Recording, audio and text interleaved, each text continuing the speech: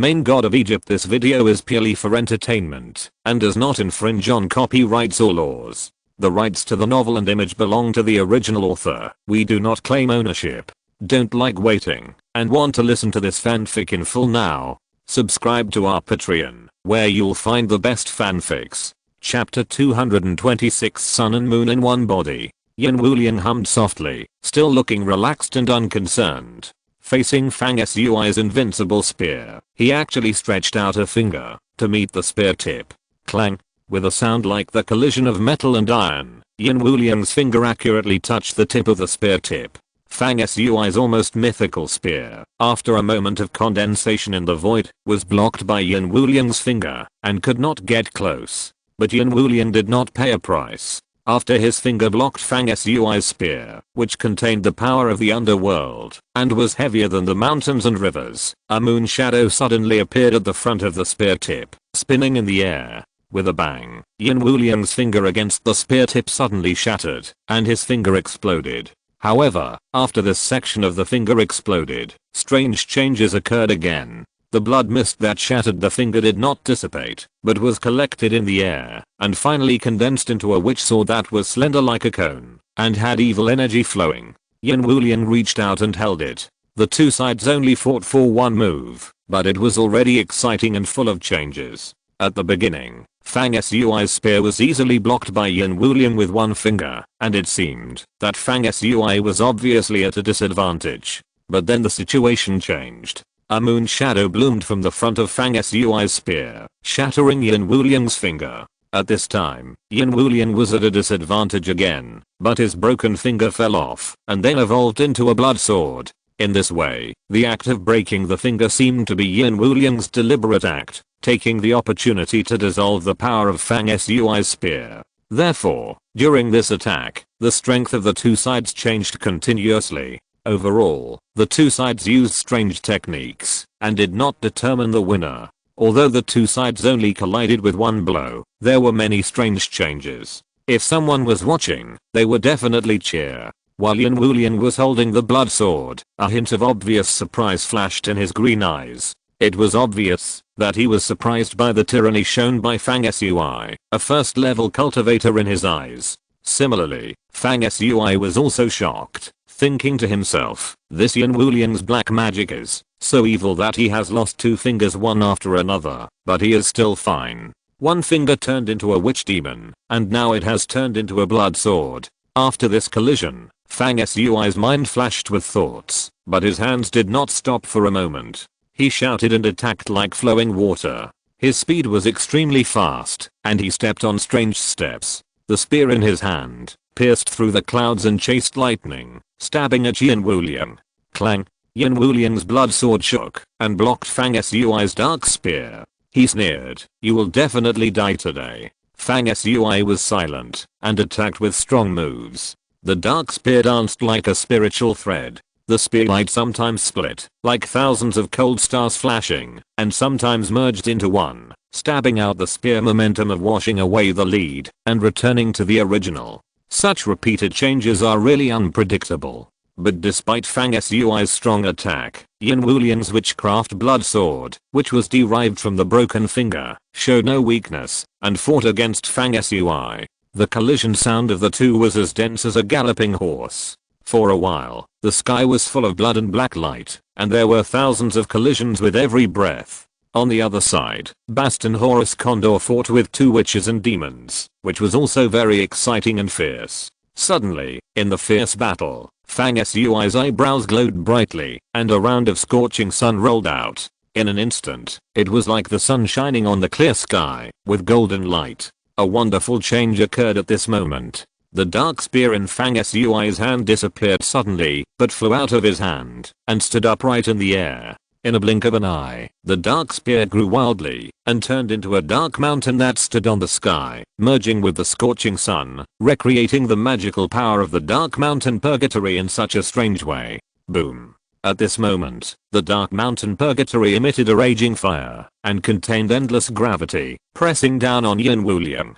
Even the void made a deafening sound under this endless fire and gravity, as if it was about to be crushed. Yin Wuliang's face changed drastically, and a green light blazed between his eyebrows. The phantom of the ancient demon rushed out from his eyebrows again, and raised his hands to lift up the downward pressure of the dark mountain purgatory. Boom. A huge explosion sounded like the earth shaking. The phantom of the ancient demon and the dark mountain purgatory clashed with each other, evenly matched, and their auras collided, and both exploded. The building where the two fought was instantly destroyed by the power of the explosion. The walls cracked, and the heavy aura of destruction surged and spread. Fang Sui and Yin Wuliang both flew back, and vomited blood together. After this attack, the two still couldn't tell the winner. However, Yin Wuliang had repeatedly urged the ancient demon phantoms to appear in a short period of time, and his face was no longer bloody. He was as pale as a dead person, and his blood and ki were greatly depleted. He had never expected that Fang Sui could fight him to such an evenly matched level. A trace of surprise finally appeared in his dark green strange eyes. Fang Sui became more and more courageous. After spitting out a mouthful of blood, he immediately rushed forward and attacked Yin Wuliang with great momentum. The two fought again. This time Fang Sui's moves were greatly changed. Every move he made had a clear trajectory and was not fancy at all. However, every time he struck, it contained boundless gravity, mobilizing the vast power of the earth and mountains, and it was magnificent and grand, and it was blasted out with a deafening sound. Every time Yin Wuliang took a blow, it was necessary to consume a lot of energy. This move was obviously intentional by Fang Sui, with the purpose of using his own strengths to deal with Yin Wuliang's weakness, who was obviously weak due to the loss of blood and energy after repeatedly summoning the phantoms of ancient demons. As time passed, Yin Wuliang's weakness of summoning ancient demons without any scruples became more and more obvious.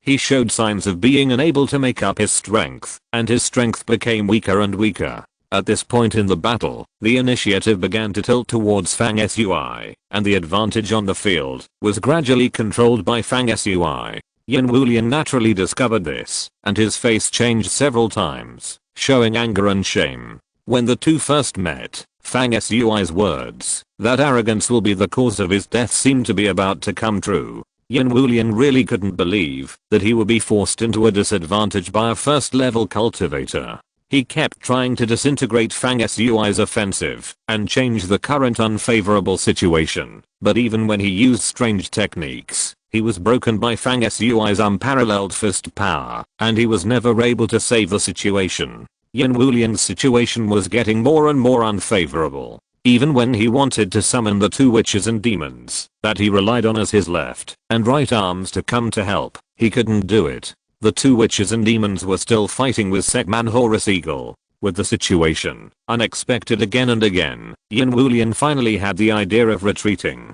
He roared, "Fang Sui, if you miss this day, I will come to kill you." After that, he shot out a green gas, which turned into an ancient witchcraft shield, and the spell flowed, blocking Fang Sui's pursuit, and he withdrew and flew away, trying to escape. "Why miss today?" Fang Sui's leisurely voice sounded. While he was speaking, a shadow of the scorching sun rolled out again at the center of his eyebrows, blooming with brilliant light that illuminated the 9 states. What was different from before was that this time, the dark moon that was moving above the land of the gods in his body also appeared at the same time as the scorching sun. A magical scene of a scorching sun and a dark moon appeared beside Fang Sui. An unprecedented scene followed. The dark moon and the scorching sun merged strangely together, and a strange thing was born in the void. It was like a strange star, half of which was a bright sun and the other half was a dark moon.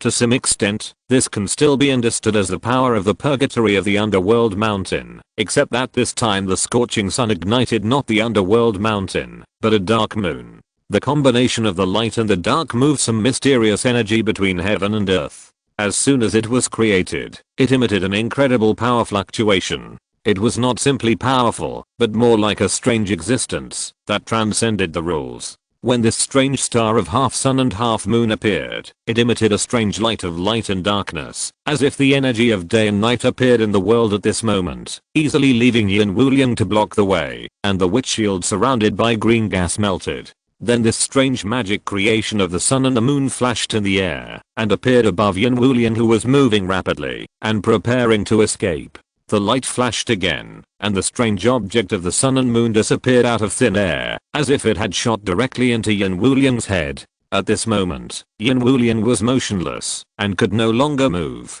Above the ruined city, the time and space channel in the sky has expanded to a very large extent, covering half of the ruined city. The evil temple that came from the depths of time and space has moved to the exit position at the edge of the channel, and is clearly presented in front of people. The entire temple is as large as a small land.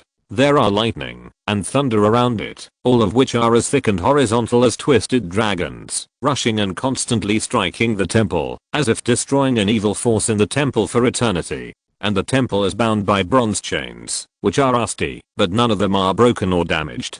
Countless symbols of time and space rules flicker in the flickering, and the atmosphere is majestic. On the ground, several people from the mythology team are looking up at the terrifying scene in the sky. Occult was dumbfounded and said, "Captain, are you sure that there is no powerful destructive force in the evil temple? This scene looks amazing. If this temple has been bound and sealed by the lock of the rules of time and space for millions of years, and has been struck by thunder and lightning, and has not been completely destroyed until now, then the evil power of this temple is really incredible." C said lightly with a relaxed look. The major forces regard the recovery of this temple as an assessment task, which in itself can explain the problem. That is, they are sure that they can control the matter within a controllable range. And even if an accident really happens, there will naturally be strong people from major forces rushing to deal with it. You don't need to worry at all. The other three thought that this was indeed the case, so they didn't say much, but they couldn't completely relax in their hearts, and they still stared at the changes in the sky with their eyes. At this time, the evil temple completely appeared from the void channel, suspended in the air for a moment, and began to slowly fall to the center of the ruined city. Thousands of cultivators on the ground held their breath and looked up at the temple. When the full view of the temple was further revealed to the people, everyone saw it and let out low gasps. I had to go out for something. This chapter is posted on schedule. I can't reply to the book review section in time. I have to wait until I get home in the evening to deal with it. Chapter 227, The True Blood of the Devil, supplementary chapter in the early morning. The countless shouts all contained the same emotion, that is, deep regret. Previously, when the temple was deep in the void passage, it had always been facing the cultivators in the ruined city at an angle, and it was from the bottom up, so the temple that everyone saw was very incomplete, only a very small part. At that time, everyone felt that the temple was huge, golden in color, and exuded a majestic atmosphere. At this moment, the temple descended from the void passage. When the distance was shortened, and the true appearance was completely revealed in front of people, looking at the temple again, it can be seen that it has been severely damaged by the endless years of exile and the lightning and thunder that surrounded it. Only a few ruins of the entire temple building remain, with broken walls, and cracked soil and rocks. It is difficult to see any intact buildings, and almost all of them have collapsed. The remains of the buildings are scattered randomly, looking extremely dilapidated, as if there is nothing valuable left. Therefore, many cultivators in the city cried out in regret when they saw it. However, even though most of the buildings have collapsed, the remaining parts alone can still show that the temple is extraordinary in momentum and structure. When it was once glorious and prosperous, it must have been huge. Suddenly, someone exclaimed, "Hey, what is in the center of the remaining buildings of the temple?" As the exclamation sounded, everyone looked together and saw a faint golden light flowing in the center of the temple complex. It was the only relatively intact thing left in the entire temple complex. In a building in the ruined city, the battle between Fang Sui and Yin Wuliang was coming to an end. When Fang Sui sacrificed the strange star derived from the weaving of the scorching sun and the dark moon, it flashed out of thin air and shot into Yin Wuliang's head. Suddenly, Yin Wuliang seemed to have his soul taken away, unable to move, and stood there fixedly. The next moment, Yin Wuliang turned his head to look at Fang Sui, and endless hatred appeared in his dark green eyes. His face was extremely hideous, and his lips moved, as if he wanted to speak. But before he could really make a sound, a light cracking sound was heard, and Yin Wuliang's forehead cracked like an eggshell, and a ray of golden light rushed out. It was the magic star with the same body as the sun and the moon, which broke through Yin Wuliang's head and reappeared. At this point, Yin Wuliang's eyes closed, his body lost its vitality, and he fell to the ground and died. The strange thing was that the strange star that broke through Yin Wuliang's head and reappeared was turning into a golden sunlight and a dark moonlight, forming attraction and restraining force, and actually pulled out a phantom with a miserable green breath from Yin Wuliang's head.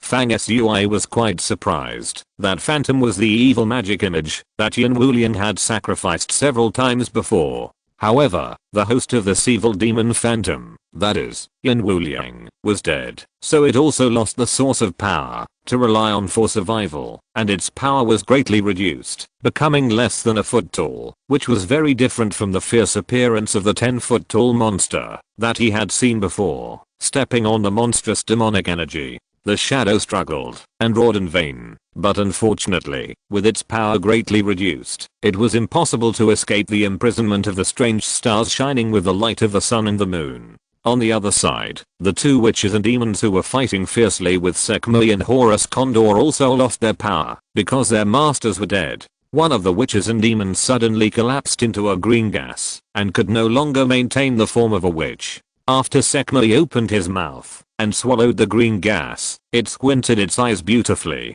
The remaining witch and demon, however, showed some strange changes. It did not lose its power and was still in the form of a witch and demon. It was ready to escape, but was entangled by the golden light of Horus Condor that was like lightning and could not escape. This scene was obviously unusual. A witch and demon created by magic not only retained its power after the caster died, but also wanted to escape. This shows that the witch and demon in front of him has thoughts and wisdom. Fang Sui frowned in surprise and shot out a golden flame to assist the Horus Eagle, attacking the witches and demons from a distance. The golden sunfire and the Horus Eagle cooperated to successfully engulf the witches and demons and burn them. In an instant, a sinister howl that seemed to come from the deepest part of the soul sounded. The witches and demons struggled in the raging flames, roaring continuously, full of unwillingness and despair. Fang Sui suddenly realized, oh. It turns out that Yin Wuliang, at the last moment, you secretly kept a trick and transferred part of your soul into the body of this witch demon, hoping to escape.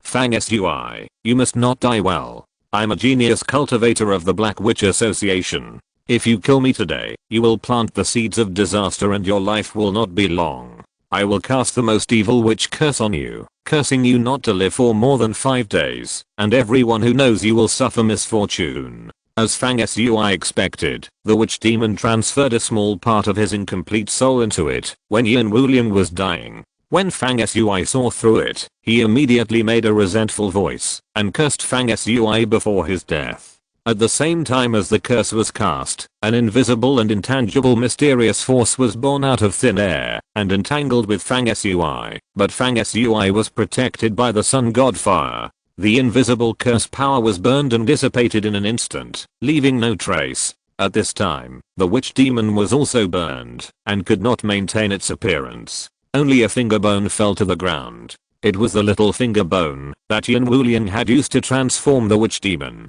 A vague and resentful face appeared on the bone, which was exactly the appearance of Yin Wuliang. After Fang Sui thought about it, he activated the power of the altar of the dead to refine and absorb this finger bone and Yin Wuliang's corpse. At this point, Yin Wuliang was truly dead, and his soul was annihilated. At this time, the shadow of the evil demon that was dragged out of Yin Wuliang's sea of consciousness had been detained in front of Fang Sui. The shadow's fierce aura dissipated, and its power weakened. It soon turned into a drop of dark green blood, floating in the air. This drop of blood rose and fell in the void, like a deep green gem crystal. Except for the color, it was somewhat similar to the blood crystal of Pharaoh Men's that Fang Sui had seen that year. Before he could continue to stare at this drop of blood, Bast, who had transformed from the lioness Sekhmet back to a cat, and the Horus Condor, rushed over together, trying to get close to this drop of blood. As soon as Fang Sui thought about it, a drop of blood fell into his palm, swirling around. The next moment, Fang Sui took back the book of summoning from Horus. Fang Sui glanced at Buster and asked, "Do you know the origin of this drop of blood?" Buster rolled his eyes in annoyance and muttered, "This is a drop of blood from an ancient true demon." That Yan Wulian was indeed an arrogant fool. He had this level of blood to suppress his sea of consciousness, but he didn't know how to use it well, and was killed by you, the Lord. Well, can you absorb this blood for me? The so-called true demon refers to an evil cultivator whose power has reached or surpassed the 7th level. Only after the death of a cultivator of this level, the remaining blood can remain for a long time and finally turn into blood crystals, becoming an extremely precious energy crystal. Fang Sui asked again, "What benefits can you or Horus get from absorbing this drop of blood?" Buster said without thinking, "It can increase your strength. You and I have a soul connection. Usually, you will advance only when I advance. In other words, after you use this drop of blood, the increase in strength is limited. It is impossible to break through to the next stage, right?" Fang Sui said. When Buster heard this, he knew that Fang Sui would not let him absorb this drop of blood, so he looked dejected, and even his small and slightly pointed cat ears drooped down. Fang Sui's hand flashed with a faint light, and this drop of blood was also drawn into the altar of the dead, but he did not use his power to refine it. Instead, it was suspended above the altar and floated in the air. Then Fang Sui activated his identity nameplate and collected the nameplate left by Yan Wulian after his death. Once this nameplate was refined, the contents in it were also taken over by Fang Sui. They were all materials related to black witchcraft, all kinds of strange things. Of course, there were also many energy crystals. At the same moment, when Fang Sui activated the nameplate to swallow up Yan Wulian's nameplate, the cultivators of all the major forces in the City of Ruins all received another notice. Yan Wulian, a 2nd level cultivator of the Black Wizard Association, was killed by Fang Sui of the Hunting Alliance of the Civilizations of the Heavens. As soon as this news came out, although it was at the time when the evil temple was born and everyone was paying full attention, it still caused a lot of discussion among the cultivators. This Fang Sui killed another 2nd level cultivator. Once may be a coincidence, but twice is definitely a strength. He killed 2 2nd level cultivators and defeated 3 masters of the myth team. It is said that Yan Wulian is very powerful and is a rare genius in the entire Black Wizard Association. It is surprising that he was killed by Fang Sui, a 1st level cultivator. In the City of Ruins, under the shadow of a building, Xiahou Du stood there like a ghost, with a deep sense of confusion and surprise in his eyes. He murmured to himself, "How is it possible that Yan Wulian would be killed by Fang Sui in return? Is he so tyrannical?" Fang Sui killed the 2nd level Yan Wulian. Wuling, who was also in the ruins of the city, was whispering in grey and white clothes. Behind her, the sinister young man Suolish stood quietly, like a personal bodyguard. When he saw the news, a gloomy light flashed in his eyes. Fang Sui finished cleaning the battlefield and prepared to go to see the situation of the battle between Yu King and Lei Yan. However, before he could make a move, a Mirador appeared in front of him, and Yu King walked out first, panting. She glanced at Fang Sui unhappily and said, "I had the upper hand originally, but you suddenly killed Yan Wulian." When Lei Yan found out the news reported on the nameplate, he was frightened. He was afraid that after you killed Yan Wulian, he would come to help me, so he immediately used a life-saving technique to escape. But he paid a heavy price and was seriously injured. He said to Fang Sui with great interest, "How could you kill Yan Wulian? This is too unexpected. I thought you could at most draw with Yan Wulian." Fang Sui said calmly, "Yan Wulian looked down on me. He had also urged the emergence of many evil demon phantoms before, and his blood and energy were depleted. It was difficult for him to fight for a long time. I just took advantage of him. After that, he said, let's go out and take a look. Something strange seems to be happening in the ruined city. After I killed Yan Wulian, I checked the nameplate and found several notices. The first one said that Sea of your Pantheon opened the door to the ancient space-time road, making a temple that had been exiled for thousands of years come into the world. I don't know what's going on." The two walked out while talking to each other. The next chapter will be around 6 o'clock in the evening.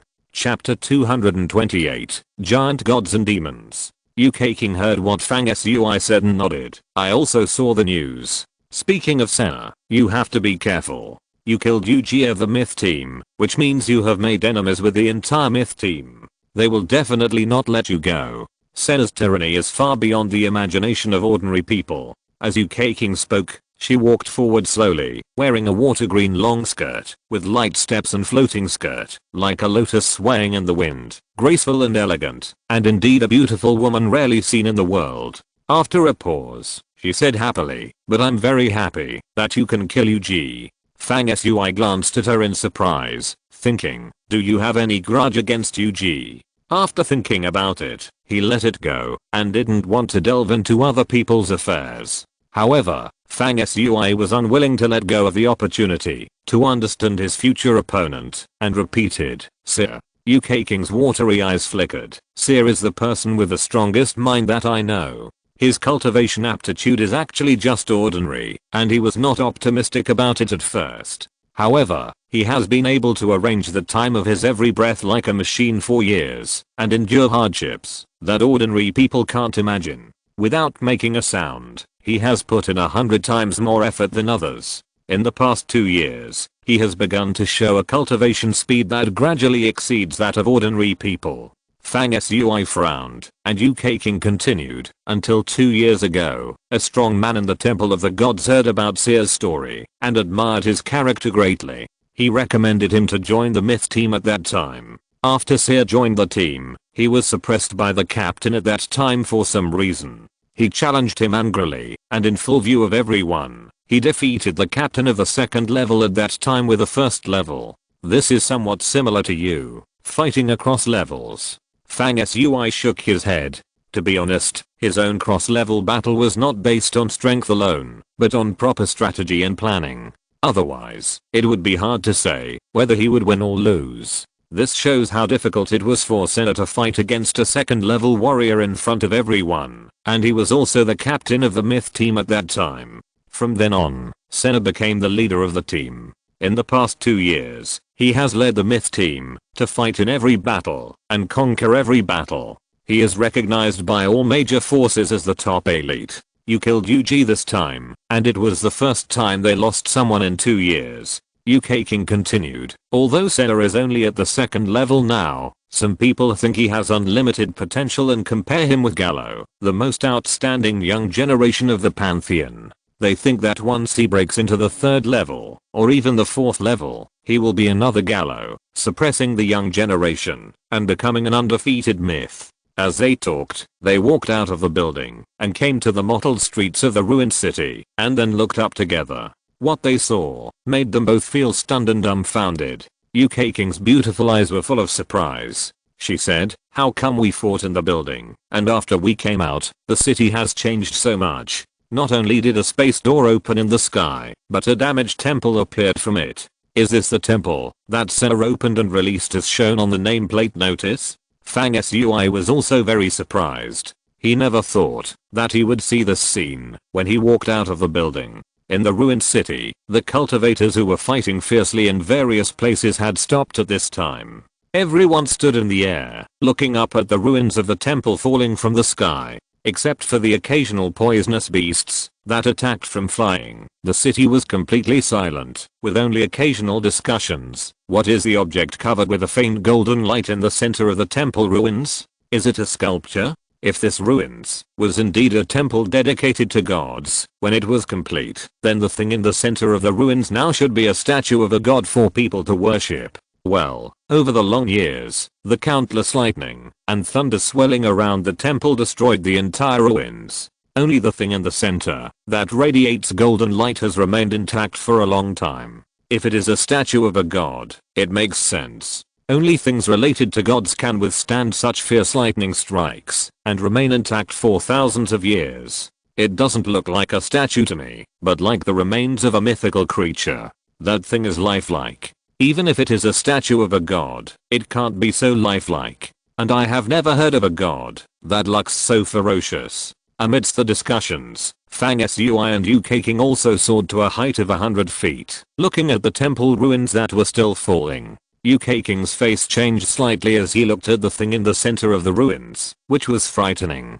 Fang Sui was even more shocked and felt that the appearance of the sculpture-shaped thing was somewhat familiar. Most importantly, at this moment, he also felt that the mysterious golden line on the chest of his armor, whose origin was unknown, seemed to have unusual fluctuations. Fang Sui's eyes were full of light, and his pupils turned dark gold in an instant, as majestic and cold as a god. Under his gaze, in the center of the temple ruins stood a giant object that was as tall as a peak, several thousand feet high, shaped like a sculpture, and the whole body was like cast in gold, shining with golden light, and covered with scales. This thing looks a bit like a golden dragon or a giant snake. The 1,000-foot tall body is only the part above its high neck. The part that spreads on the ground is endless and almost endless.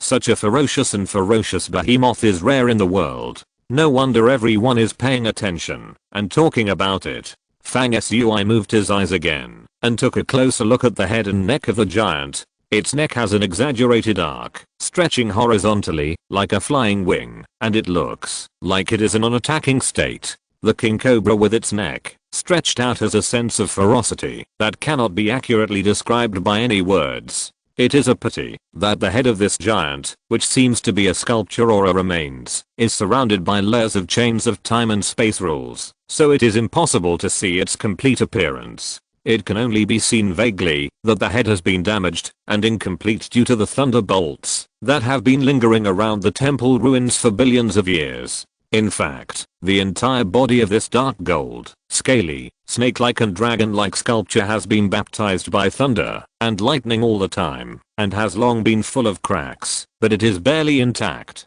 A golden sculpture of a god that looks a bit like a cobra. Fang Sui's heart moved slightly. Clang. While Fang Sui was thinking, a loud noise that shook the sky came from the direction where the temple fell. It was the time and space chains that bound the ruins of the temple. Suddenly, they shook straight and were trembling. The ruins of the temple did not land on the ground of the ruined city in the end, but were suspended by chains 100 feet above the ground, suspended in the air, and constantly vibrating and shaking. There are 5 chains that bind the ruined city, 4 of which are hung at the 4 corners, and the remaining one is tied to the head and neck of the central god sculpture layer by layer. The 5 chains were bronze in color, ancient in breadth, and surprisingly thick.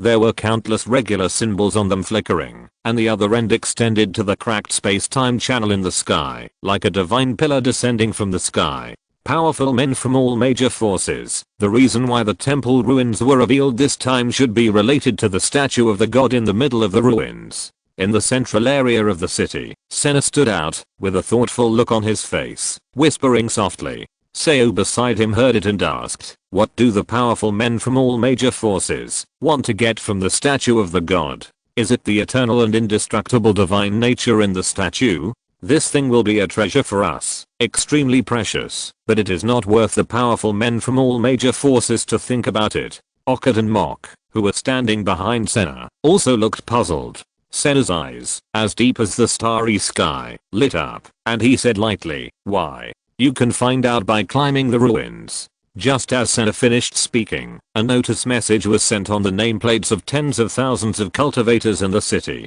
From now on, you can climb the ruins of the evil temple and search for things that will never be damaged. All the gains belong to you. Please note that those who have not obtained the scroll of life cannot climb the ruins without permission. There is a poisonous curse that permeates there, which will never dissipate. You must offer the scroll of life before you can set foot there. While the message was still being displayed, some people who reacted quickly had already begun to move towards the center of the city. Then the crowd suddenly became chaotic, and the peace was quickly broken. All the cultivators rushed to the ruins of the temple in the air. However, at this time, there was another unexpected major change, which appeared without any signs. In the void not far from the ruins of the evil temple, a void channel suddenly appeared again, which quickly expanded and was completed. The next moment, the new void passage was filled with spatial fluctuations, and strange lights were flowing. Soon, a teleportation array was formed, and then dark and illusory shadows rushed out from it, and pounced on the cultivators in the city.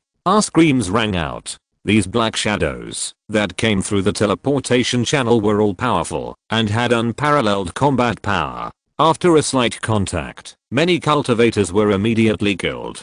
In an instant, the bodies of cultivators of various races fell from the sky, and blood was scattered like rain. The scene was horrible. A waning moon above the desolate star was cold and bright. Above the vast sky, there were few stars. At this moment, everything in this world seemed to be covered with blood, reflecting the tragic battle taking place above the ruined city. Fang Sui and UK King were far away from the central area and had not been attacked yet. The two looked at each other with a look of surprise and shock. It was because they had all seen that the shadow that swooped out of the transmission channel that opened out of thin air and attacked and killed the cultivators of various races was actually the notorious shadow creature. In the main hall of the Liangshan Tower in the Rock Universe, there was also some commotion at this time. Many strong men from the Alliance of All Heavens suddenly stood up and prepared to go to the deserted planet for rescue.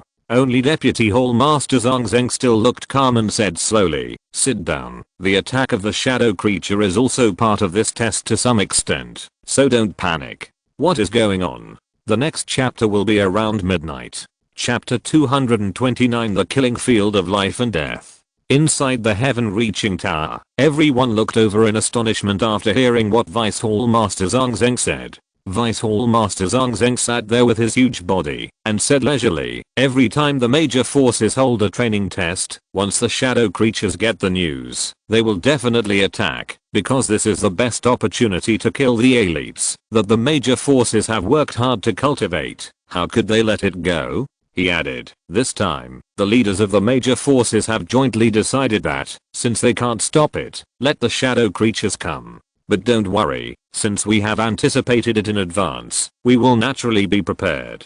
We have set up a formation pattern to lock the void, covering and protecting the area of the City of Ruins. The function of the formation pattern is to communicate the rules of space and only allow creatures below the second level to enter and exit." Someone asked, "Does the Vice Hall Master mean that when the shadow creatures raid the City of Ruins this time, there will be no powerful shadows above the second level, and the number will also be controlled?" Well, that's the case, if nothing unexpected happens. My other meaning is that, since the attacking shadow creatures, or their subordinate races, are at the same level as the people from the major forces participating in the test, let them come. If our people are killed by shadow creatures at the same level, it means that they are not worth training and are not good talents. There is nothing to regret about their death. Deputy Hall Master Zhang Zheng looked calm, but his words were indeed cruel and indifferent to life. Hearing this, the rest of the people in the hall looked at each other and then sat down again. Someone thought for a moment and asked, "So, the attack of the shadow creatures this time is under the control of the top leaders of the major forces?" Deputy Hall Master Zhang Zheng narrowed his eyes, and his eyes showed a calm and unfathomable light of wisdom like the deep sea. He shook his head and said, "How can the world be under control? It is not easy to be able to roughly control the situation, let alone competing with a powerful race like the shadow creatures. How can we be under control? We are calculating the shadow creatures and using them to eliminate the weak, leaving the real elite, making this test a real life and death trial field of blood and fire. How do we know that they will not take advantage of our loopholes and do things beyond our control?" After a pause, he slowly said, "However, from a macro perspective, accidents are actually an integral part of everything. So even if there are slight accidents, it is not unacceptable." Someone showed some worry in his eyes. "What if?" Zhang Zheng's eyes turned. "Are you worried that, if the shadow creatures break our protective array and send shadow creatures above the second level into the City of Ruins, then the cultivators of the major forces will probably be slaughtered?" Most of the people in the hall nodded, and several people spoke in turn. "Similar situations have occurred in previous battles with shadow creatures. We thought our calculations were very precise, but in fact, the shadow creatures always found a way to break through our arrangements, causing our losses to far exceed our prior expectations. Over the years, in our battles with the shadow creatures, most of the time, we have been at a disadvantage. This time, is it too dangerous? There are a few really good seedlings. If something really goes wrong, for example, as long as a third level shadow appears, the people in the City of Ruins will most likely end up being wiped out. Well, shadow creatures are almost invincible at the same level, and few can be their opponents. If a third level shadow comes that surpasses all the people in the City of Ruins, then if we are a little late in rescuing them, we may be too late. These people expressed their concerns, but only the Deputy Hall Master Zhang Zheng remained calm and did not explain. Just as everyone was discussing, they suddenly heard soft footsteps coming from outside the hall, and then saw Ji Yao, wearing a light blue dress with white floral patterns, walking in from outside the hall. Everyone kept silent. Deputy Hall Master Zhang Zheng showed a kind look and said, Ji Yao, have your injuries gotten better? Ji Yao was extremely beautiful, with eyes as clear as a quiet lake. She swept across the countless array patterns in the hall, and said softly with her cherry lips, my injuries are not serious, but they are a bit troublesome. It's hard to recover quickly, and it will take a while. She asked without hesitation, in which picture can you see Fang Sui? Someone quickly pointed out the array pattern picture, where Fang Sui was. Ji Yao and everyone else looked over. In the picture, Fang Sui and Zhu Keqing had already started to move towards the central area of the ruined city. In the teleportation array in the central area, the shadow creatures and their subordinate races continued to emerge, showing a trend of invading the entire ruined city. Many cultivators in the city immediately turned horrified and retreated after realizing that the shadow creatures were attacking. Some shouted at the array nameplate, announcing that they would give up the assessment and hope to withdraw from the assessment and teleport away. However, the teleportation array sealed in the nameplate seemed to have lost its effectiveness, and there was no movement at all. Of course, more cultivators showed extraordinary bravery and fought with the shadow creatures at the risk of their lives. But with the shadow creatures using their racial skills, changing from real to fake, and attacking in a mysterious way, few people could be their opponents. More and more cultivators fell from the sky and were killed. However, some people were not opponents of the shadow creatures, and naturally there were also those who were not weaker than the shadow creatures. There were also several people who looked down on the crowd. When they faced the shadow creatures, they were not only not weak at all, but also able to defeat or even kill the shadow creatures. The most valuable thing was that these people still maintained their established goals when the shadow creatures attacked, and they were moving forward to the temple ruins in the central area unswervingly.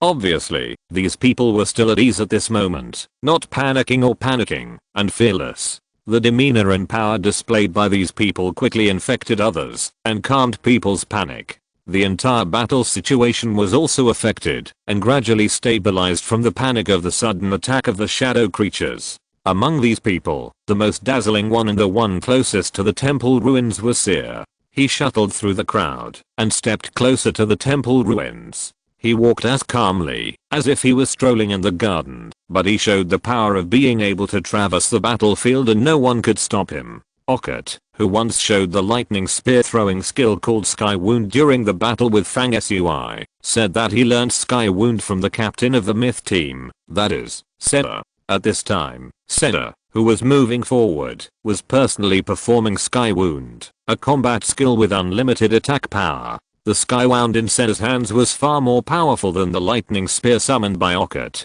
Every time Seda took a step forward, he would point forward. With his gesture, a tall phantom of a god would appear in the sky. Boom. This phantom of the god cast a lightning in the sky. In an instant, the lightning crossed the sky, as if tearing a huge scar on the sky wall. Summoning the phantom of the ancient god, casting mythical lightning in the sky, showing the power of tearing the sky and piercing the earth. This is the real god demon level combat skill inherited by the Temple of the Gods, which is Sky Wound. And every time the gods in the sky cast a lightning, there would be a shadow creature that blocks his progress, or its subordinate races would be annihilated into ashes, without exception. Although these dead shadow creatures were one level lower than the second level C, the shadow creatures were so powerful that they could be killed with one blow. This was still enough to make people dumbfounded and incredible. C was like a god who controlled thunder, wielding it freely and moving forward along the way. No opponent could stop him for a moment. Such a strong force was really eye-catching. In the whole field, there were only a few elites of the major forces who could compare with C, but there were still a few people, all of whom were well-known young strongmen, and each showed awe-inspiring magical powers. For example, a creature of the Flame Demon clan with flames all around, and 4 wings on its back. He is a young and powerful man from the Abyss Purgatory. Another example is a young leader of the Eastern Fairy Palace, but she is a woman with a charming and slender figure, a fiery red dress, and a fairy sword, which is also invincible. There are 6 or 7 similar people, and they are all moving forward without hindrance, not inferior to Sinner. However, what shocked the people inside and outside the venue even more was the other few people. It's not that these people are stronger than Sinner and others, but their performance is also amazing. It's just that they are actually first level bodies, moving freely among the shadow creatures, and are also approaching the temple ruins in the central area of the city. One of these people is a girl in grey and white clothes, of course, Wu Ling. The way she moves forward is really violent, not like a delicate girl at all, but like a wild and domineering beast. Whenever someone blocked her way, Wu Ling didn't distinguish between friend and foe. Her moves were simple. She would punch straight every time without any tricks. It was extremely monotonous. Even the angle of each punch was exactly the same. But such a simple punch was extremely effective. Every time she punched, someone's head would be smashed. There was no way to dodge, and the shadow creatures were no exception. The punch was extremely simple and mysterious. There was a kind of great way that was flawless, and the simplicity contained the profound truth. Another first level cultivator who attracted everyone's attention and was heading towards the ruins of the temple was Fang Sui. In contrast to Wu Ling's simplicity, Fang Sui's divine spear was ever changing. Complexity was more brilliant than fireworks, and it was like stars hanging high in the sky, beautiful and magnificent, with thousands of spear points. When the spear is simple, it is as simple and easy as Wu Ling. A light thrust of the spear is like a heavy mountain pushing across, crushing the void, and killing the person who blocks the way. If there is a shadow creature blocking the way, the scene of Fang Sui's spear tip is even more mysterious, which makes people remember it deeply. His spear tip will pick up a dark moon and a scorching sun, and the two will rotate together, like the rotation of day and night, showing an indescribable power fluctuation that transcends the constraints of rules, and kill the shadow creatures with an unpredictable force. The above mentioned first and second level outstanding people moved forward unhindered, and finally killed their way out and successfully reached the edge of the temple ruins. At this moment, the situation in the ruined city changed again. In the teleportation array, second level shadow creatures began to appear, and they quickly hunted down the cultivators of various forces with an invincible ferocity. The ruined city has truly become a killing trial field of life and death, and lives are dying every moment. The moment Fang Sui stepped onto the edge of the temple ruins, something miraculous happened again. The next chapter will be back to normal, tomorrow afternoon at 5 or 6. Happy reading. If you're listening to this novel on a channel other than Fanfic World, it means they downloaded and uploaded it without effort. We cordially invite you to visit our channel, Mundo Fanfic Novelos. There you'll find the original version of this story and you can explore many other novels of various genres. We're waiting for you to immerse yourself in a world of incredible novels. Chapter 230, The accident arrives as expected. Fang Sui's heart was slightly shaken, sensing the mysterious golden thread in the armor, which was actually moving on its own, turning into a living thing, and swam into the Book of the Dead in the dark moon in his body, and disappeared. This was really strange enough. Fang Sui was stunned for a moment, and then looked at the center of the ruins thoughtfully. In the center of the ruins, a golden giant, that looked like a statue of a god stood tall and majestic. Is there any connection between the abnormality of the golden thread in the body and the golden sculpture that looked like a snake god in the center of the ruins? As Fang Sui's thoughts turned in his mind, the situation around him became more and more tense. On the transmission platform built by the Shadow Clan, second level shadows continued to appear. In the scope of the ruined city, screams of imminent death rang out one after another. After all, there were too few people who could match the second level shadows. The cultivators of various forces suffered heavy casualties. Fang Sui also frowned secretly. The second level shadows were so powerful that even he was not sure how to deal with them. Suddenly, a delicate shout came from beside him. Fang Sui glanced and saw Yu Keqing, who was a few feet away and had also successfully climbed to the temple ruins. She was fighting a first level shadow creature. A little further away, after the second level shadow came out of the teleportation platform, some of them had begun to approach the temple ruins. While climbing the temple ruins, Fang Sui also sensed an ancient and distant evil aura, invisible and intangible, difficult to see with the naked eye, but scattered in every inch of the void. Fang Sui frowned secretly, and a green light flashed in his hand. He offered a scroll of life, and hung it above his head. The green light as bright as water sprinkled down, full of the fluctuations of life, like a layer of shield, protecting him in it. On the contrary, the shadow creature was not afraid of the evil power that permeated the ruins. Without the protection of the scroll of life, it could still move within the scope of the temple ruins. Fang Sui hung the scroll on his head and began to move towards the center of the ruins. The area of the ruins is huge, just like a small city. The ground is uneven, with collapsed and damaged buildings, huge rocks and broken walls scattered and interlaced, extremely dilapidated. Looking up in the ruins, directly above is the crack of the time and space passage, like a magic cave, deep and bottomless, and breathtaking. Hey, what do you think of the sudden attack of the Shadow Clan? After Yu-Kei King forced back the Shadow Clan that was fighting with him, he rushed up from behind, kept a distance of several feet from Fang Sui, and moved forward side by side. Fang Sui's body was full of dark energy, and his powerful eyes swept left and right. The dark spear in his hand was like a living thing, changing from time to time, sometimes long, sometimes short, sometimes visible, sometimes invisible. He said, the appearance of the Shadow Clan is naturally to take advantage of the opportunity of the cultivators under the command of the major forces to gather in one place, to launch sneak attacks and killings, and weaken the reserve forces of the major forces. What can I think about this? Yu-Kei King said angrily. What I mean is, how do you think the major forces will deal with it, and when will someone come to rescue? Fang Sui said lightly. What we need to do is to still treat all this as a test and do our own thing. When the time comes, the people from the major forces will come. Yu-Kei King snorted in dissatisfaction and said, it's the same as saying nothing. Hey, look, Sarah and others who arrived at the ruins before us have arrived at the central area and are observing the golden forged, snake-like and dragon-like god sculpture. Fang Sui had already seen that in the central position of the ruins in front of him, under the huge golden snake god sculpture, Sida, the red-clothed woman from the Dancing Temple, and even Wuling, Shabudu and more than a dozen people who had arrived at the ruins before Fang Sui were gathered there. The golden snake god sculpture looked majestic and terrifying, but in fact it was already dilapidated, with cracks everywhere. A vast aura of oppression had almost disappeared after a long period of baptism. Its head was still bearing the silent strikes of lightning and thunder. At this time, C and others were walking back and forth under the sculpture, checking and even touching the snake god sculpture.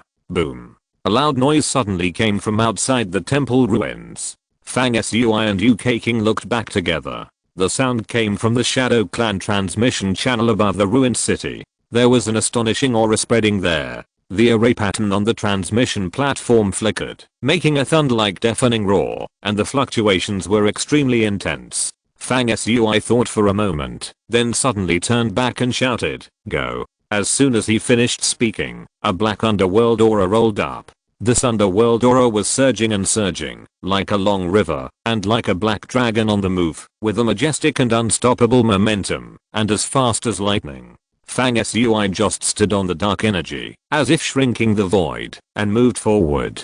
Several shadow creatures appeared one after another to block the way, but they were all instantly pushed away by the power of the dark energy. It approached the snake god sculpture in the center with great speed. Yu-Kei King was very tired at first, but then he suddenly had an idea, and jumped into the air, and landed on the dark energy. Fang Sui smiled, and did not refuse. He urged the dark energy to create a wave, and Yu-Kei King was able to stand on the dark energy not far from him. What's wrong with you? You actually used the original power of Taoism to drive this wave of magic power to hurry on. Yu-Kei King said in surprise. Fang Sui said solemnly, the transmission platform of the shadow creatures is fluctuating abnormally. I guess there may be a powerful shadow creature beyond imagination. Yu-Kei King was slightly surprised when he heard this, and turned his head to look in the direction of the transmission platform again. As if to confirm what Fang Sui said, at the location of the Shadow Clan transmission platform, there was indeed a hazy figure that turned from virtual to real and appeared during the transmission. The shadow creature has not yet completed the transmission, but a breath has been sent out in advance, which makes people panic and fear. The strength of its breath seems to have exceeded the level of the second order. After a breath of time, the shadow tribe on the transmission platform completed the transmission and really arrived above the ruined city. It was a humanoid shadow tribe with an uncertain body and an unclear appearance. At the moment this shadow creature appeared, the array pattern screen of the major forces monitoring the ruined city seemed to be cut off instantly by an inexplicable force. All the pictures disappeared at the same time. From this moment on, the major forces will completely lose contact with the ruined city for a period of time. A low sigh sounded in the Rock Universe Tower. An accident finally happened. The ruined city, the range of the temple ruins. Fang Sui's face was solemn, and he accelerated the activation of the dark energy under his feet. UK King's pretty face changed color and said, "Is this a third order shadow creature? Its aura is unfathomable, far superior to mine." Fang Sui said solemnly, "Even if it's not third order, it must be at the peak of second order. In short, no one in the current ruined city can be a match for this shadow creature. Our only way now is to work together with others, to hold on until the major forces send people to help." UK King stabilized her emotions and said, "You are rushing to the center of the ruins and joining forces with Seda and others?" Fang Sui said, "Well, the elite of the major forces gather there. If they can be concentrated, they will be the most powerful force. Otherwise, we will be easily killed one by the shadow creature." UK King said, "But if we gather together, it will be more likely to attract attention and become the target of that powerful shadow creature." Before she finished speaking, the suspected third order shadow creature at the teleportation platform was turning its head to look at the temple ruins. Then the shadow creature sneered, and its figure disappeared in an instant, crossing 1,000 feet in the air, and landed on the edge of the temple ruins. Obviously, the shadow creature saw that the central area of the temple ruins gathered most of the outstanding figures in the ruined city, just as UK King worried, so it was ready to rush over to kill these people. At this time, Fang Sui was only a few hundred feet away from the position of Seer and others, and the shadow creature took another step at this time, approaching not far behind Fang Sui and UK King. Seer and others under the golden snake god sculpture naturally also noticed the changes here and gathered in front of the statue, looking in the direction of Fang Sui and the shadow creature. These people are all outstanding people and naturally have good intelligence. After seeing the situation clearly, someone immediately proposed, "Now is the time to unite and fight the shadow creatures with all our strength. We will fight the shadow creatures from a distance and help the two people come over." Several of these people nodded in agreement and quickly used their magical powers to attack the shadow tribe approaching Fang Sui and UK King from a distance. Among the group of people, Shabudu, who was dressed in a green robe, was also there. He looked at Fang Sui who was approaching, and a strange color flashed across his face. Suddenly, Fang Sui, who was moving forward quickly, suddenly felt a heavy mountain-like pressure coming towards him, surging and spreading, blocking the way ahead. This force was very obscure and had no attacking ability, but it blocked him in front of him like a wall. At this moment, when the shadow creature was about to arrive, the person who secretly sent out this force to block the road had a vicious intention. Fang Sui did not have time to see who among the people standing under the snake god statue had done such a vicious and insidious thing, and said to UK King, "You go first." UK King did not dare to delay, and immediately jumped up and moved forward quickly. Fang Sui shouted violently, and the power in his body flowed, and the divine land rushed out with a bang, with unparalleled strength. Boom. With a loud noise, the dark power blocking the road in front of him was smashed by the divine land. But Fang Sui's figure was slightly affected after all, and he was delayed for a moment. At this moment, the shadow creature behind him flashed and disappeared into thin air, and all the attacks that attacked him through the air were in vain. The shadow creature took advantage of Fang Sui's slight delay and caught up with him. Bang! Fang Sui turned back like a whirlwind and used all his strength to exert a force woven by the scorching sun and the dark moon, colliding with the shadow creature.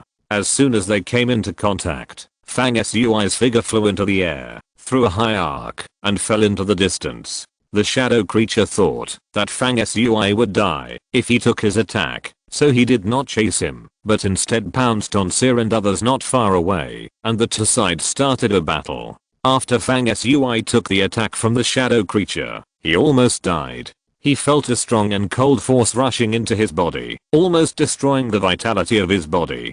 Fortunately, the power of the scorching sun immediately circulated in his body, gradually dispersing the force that invaded his body. So although Fang Sui's injuries were not light, they were not fatal. After landing, he was in a hurry, choking on blood, and a strange look appeared on his face. It was not because of the injury, but because the golden thread that had entered the Book of the Dead before he appeared on the chest of the armor, and once again transmitted a strange wave. Fang Sui turned his head and looked. He was now very close to the golden snake god sculpture, within reach. At this time, the golden thread on the chest of his armor was glowing, and it also emitted an unprecedented hazy thought, as if urging Fang Sui to touch the golden snake god sculpture.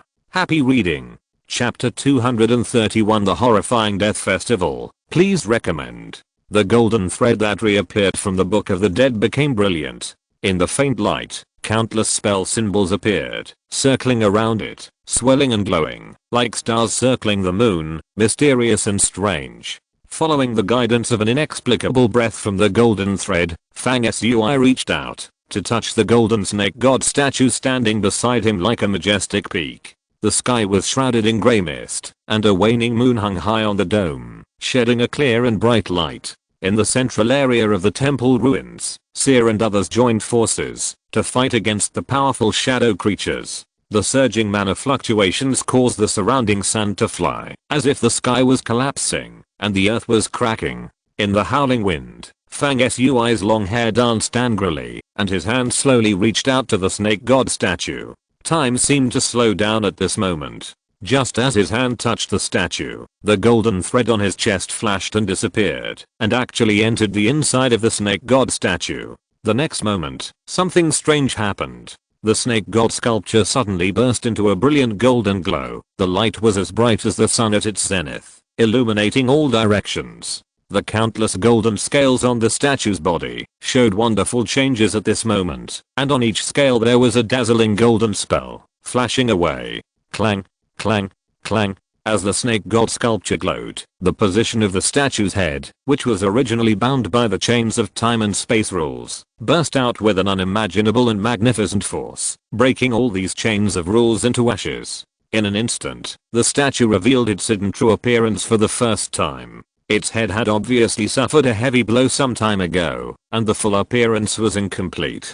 More than half of the position was destroyed and incomplete, and only a small part remained, but it looked even more hideous. It can be vaguely seen that it was a somewhat flat head with exaggerated and unruly curves. Although it was severely damaged, it still had a shocking and ferocious power. The exposed head was still somewhat similar to the appearance of the Ice Snake King, except that the lines were colder and harder, and it was thousands of times larger. When Fang Sui's mind flashed through his mind, the battle between the shadow creatures and Sea and others not far in front of him was temporarily stopped because of the amazing changes in the light of the snake god sculpture. The people on both sides of the enemy aimed at the snake god statue with light flowing all over its body, and Fang Sui, through the spiritual connection with the golden line, also saw the scenes it experienced after entering the snake god sculpture. After the golden line entered the snake god sculpture, it went straight up and finally entered the head of the sculpture. In the head of the statue, there was a space of about 10 feet in size. What was special was that it was filled with a golden gas. The golden line was in the center of the gas at this moment. After it appeared, the surrounding gas was violently rhythmic, gathering layer by layer, and approaching the golden line like a river entering the sea, and was finally absorbed by it. The scene Fang Sui saw disappeared at this point. The last scene was that the golden thread was wrapped in a golden aura, forming a light golden chaotic gas mass. At the same time, Fang Sui finally figured out what this giant object that looked like a snake god sculpture was. Through the golden thread, Fang Sui sensed a faint blood power inside it, which was definitely not possessed by any sculpture. It was something like a snake's laugh. In other words, this snake god sculpture-like thing was a relic of a certain creature that had shed its skin. This shocked Fang Sui's heart. How powerful did he need to be able to shed a skin and be immortal for thousands of years, inherit the destruction of the thunder and the bondage of the rule chain without being erased? Boom. At this moment, the golden light that shone brightly throughout the snake god's slough reached its peak, but unfortunately it only lasted for a moment, and the light of the slough began to weaken. In the end, the entire huge snake slough suddenly exploded and shattered, turning into ashes, and disappeared without a trace in a breath, as if it had never existed. It was really strange that such a huge creature disappeared without leaving any trace. Everyone who saw this scene was stunned. Only Fang Sui knew that all this was related to the golden thread absorbing the residual golden gas in the snake's head. That should be the original body of the snake-like object. The original breath left in the remains was absorbed by the golden thread, and the snake lost the support of the original breath, which led to its complete collapse and disappearance. When the snake disappeared, the golden thread returned to Fang Sui's body and directly entered the Book of Summoning. At the same moment, the entire temple ruin seemed to have lost some kind of power to maintain its existence, and began to crack and break. Suddenly, the space-time chains that suspended the four corners of the temple ruins broke at this moment. The temple ruins lost the ability to float in the air, and fell into the ruins of the city below, crushing a large area of buildings. The entire ruins shook violently, as if the day of destruction had arrived. Countless cultivators exclaimed continuously. Then, in this dusty atmosphere, the surrounding killing battle started again. The shadow creature that was teleported and suspected to have reached the third level resumed the battle with Seer and others. In just a moment, several people were attacked by it, as if it was teleporting through the void, and died one after another. At this time, Fang Sui rushed out from the flying dust and joined the battle again. The shadow creature was obviously a little surprised that Fang Sui was not dead. He opened his mouth lightly and approached like a ghost, confronting Fang Sui. Fang Sui's face was solemn, and he responded with all his strength. He used his fists to perform mysterious offensive and defensive moves. One of his fists was as fast as lightning, and the other was as slow as an old turtle. These two fists of different speeds were not only opposite in speed, but also varied. They also urged the power of the sun and the moon respectively, which was really strange and powerful. Anyone with a weaker cultivation would be sad to vomit blood just by seeing such fast and slow fists. However, even though Fang Sui showed such a mysterious method, he was still suppressed by the shadow creature's ability to change from real to fake, and its power level far higher than Fang Sui. In a few moves, Fang Sui was injured again. Then someone else caught up, and Fang Sui temporarily retreated to catch his breath. He concentrated his mind and looked around, and immediately frowned. It should be noted that before he participated in this death game, he was attacked by a shadow creature in Gao's small building. The injury had not healed, and this time he was injured again, which was really aggravating the injury. In a short period of time, he almost lost the strength to fight again. Fang Sui stood there with a thoughtful expression. His eyes kept changing, and his eyes stared at the fierce battlefield. His eyes never blinked. At this moment, a green figure flashed out from the two sides of the battle. When others restrained the powerful shadow creature, this person fled away in a blink of an eye. This figure was Shawudu. He successfully escaped and disappeared in the high and low buildings of the ruined city. Fang Sui sneered and thought to himself, when I came here earlier, it was this guy who sent out a dark force to stop me from approaching, forcing me to fight with the shadow creature. If I miss this opportunity, I must kill him today.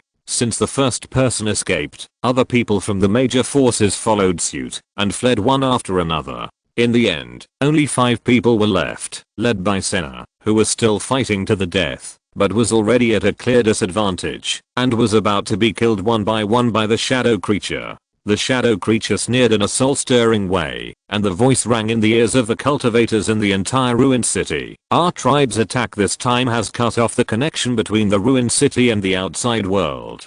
The reinforcement you are hoping for will never appear in a short time. Today, everyone will die. It would be wise for you to give up resistance as soon as possible. The words of the shadow creature obviously dealt a heavy blow to the cultivators of the major forces around who were expecting reinforcement. After hearing this, many people became agitated and looked uneasy. Fang Sui took a deep breath, and his face gradually showed a trace of determination. Bast, who was sitting on his shoulder, remained silent. At this moment, his cat's eyes moved slightly, as if he saw through Fang Sui's thoughts, and asked in horror, "Is the Lord going to perform a death sacrifice on the altar of the dead?" Fang Sui said firmly, "Except for the death sacrifice, the current situation is a dead end with no solution. Only the death sacrifice, if successful, can give us a glimmer of hope." A faint light shone in Bast's dark eyes, and he fell silent. Fang Sui did not hesitate after he finished speaking, and his thoughts were transmitted in his mind. Suddenly, above the divine land in his body, in the dark moon, the Book of the Dead appeared, and the Book of Summoning was differentiated from it, and the altar of the dead appeared on it. The death sacrifice mentioned by Fang Sui and Bast is the most dangerous way of sacrificing to the altar of the dead. It uses one's own vitality as a sacrifice to activate the altar in exchange for the emergence of powerful underworld creatures that have surpassed their own stage to help. This kind of sacrifice should never be used unless it is a last resort. Once the sacrifice begins, it will not stop unless the opponent is killed. It will continue to extract Fang Sui's blood and vitality until he dies. Of course, if the summoned underworld creature is strong enough to quickly solve the opponent, the sacrifice will end, and Fang Sui can keep his life. Fang Sui decided to hold a death sacrifice, of course not because he was a bodhisattva and wanted to save everyone, but because the current situation has reached a life and death juncture. If there is no way to break the situation, including himself, will be slaughtered by the shadow creatures in a blink of an eye. Therefore, once Fang Sui made a decision, he did not hesitate, and immediately activated the death sacrifice. He looked solemn, and murmured a sacrificial prayer in his mouth. At the same moment, Bast also transformed into a wise girl, entered his body, appeared on the land of the gods, and chanted a scripture to the altar of the dead manifested by the Book of Summoning. The voice of the girl's wisdom body matched Fang Sui's voice, one high and one low, and they jointly produced a mysterious wave, which was sent into the underworld through the Book of Summoning, as if communicating with an unknown underworld god.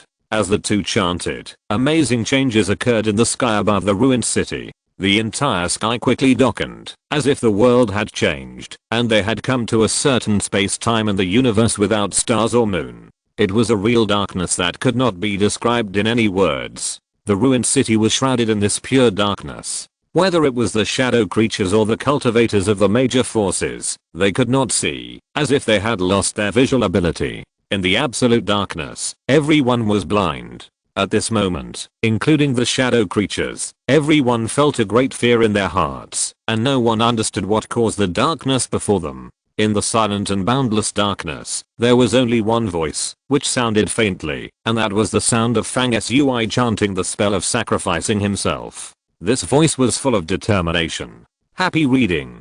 Chapter 232 Meow and Woof subscribe. Deep darkness enveloped the ruined city. After the initial shock, many people cried out in panic. Someone said in panic, "Is this desolate planet going to be destroyed? All the light between heaven and earth has been lost." I urged my magic power to infuse my eyes, but I couldn't see more than 10 feet away. It seems that there is a voice chanting mysterious scriptures. Soon, the hesitation and shouting disappeared. In the gloomy darkness, everyone pricked up their ears and listened nervously to the chanting that had been sounding since the darkness fell. As the initiator of the darkness, Fang Sui was the only person in the audience who could see normally. His eyes were like the sun, and he could see everything in the darkness with a shining light. At this time, extremely terrifying changes were happening in his body. With the chanting of the sacrificial scriptures, the vitality in Fang Sui's body was rapidly exhausted, and all vitality was extracted by the altar of the dead. His body quickly became thin and grey, and the luster disappeared. He was as terrifying as a living mummy. Even the blazing sun in Fang Sui's sea of consciousness was greatly weakened, as if it was about to go out. The moon in his lower abdomen was also dim, and finally turned into a dead star, and the dim light completely disappeared. The divine land in his body was also shrouded in boundless darkness. Only the altar of the dead, which absorbed the vitality of Fang Sui's body as the power of sacrifice, was emitting a faint light, becoming the only light in his inner world. Soon, a space door appeared above the altar of the dead. Behind the door was also dark and gloomy, as if it was connected to the deepest part of the universe, deep and boundless.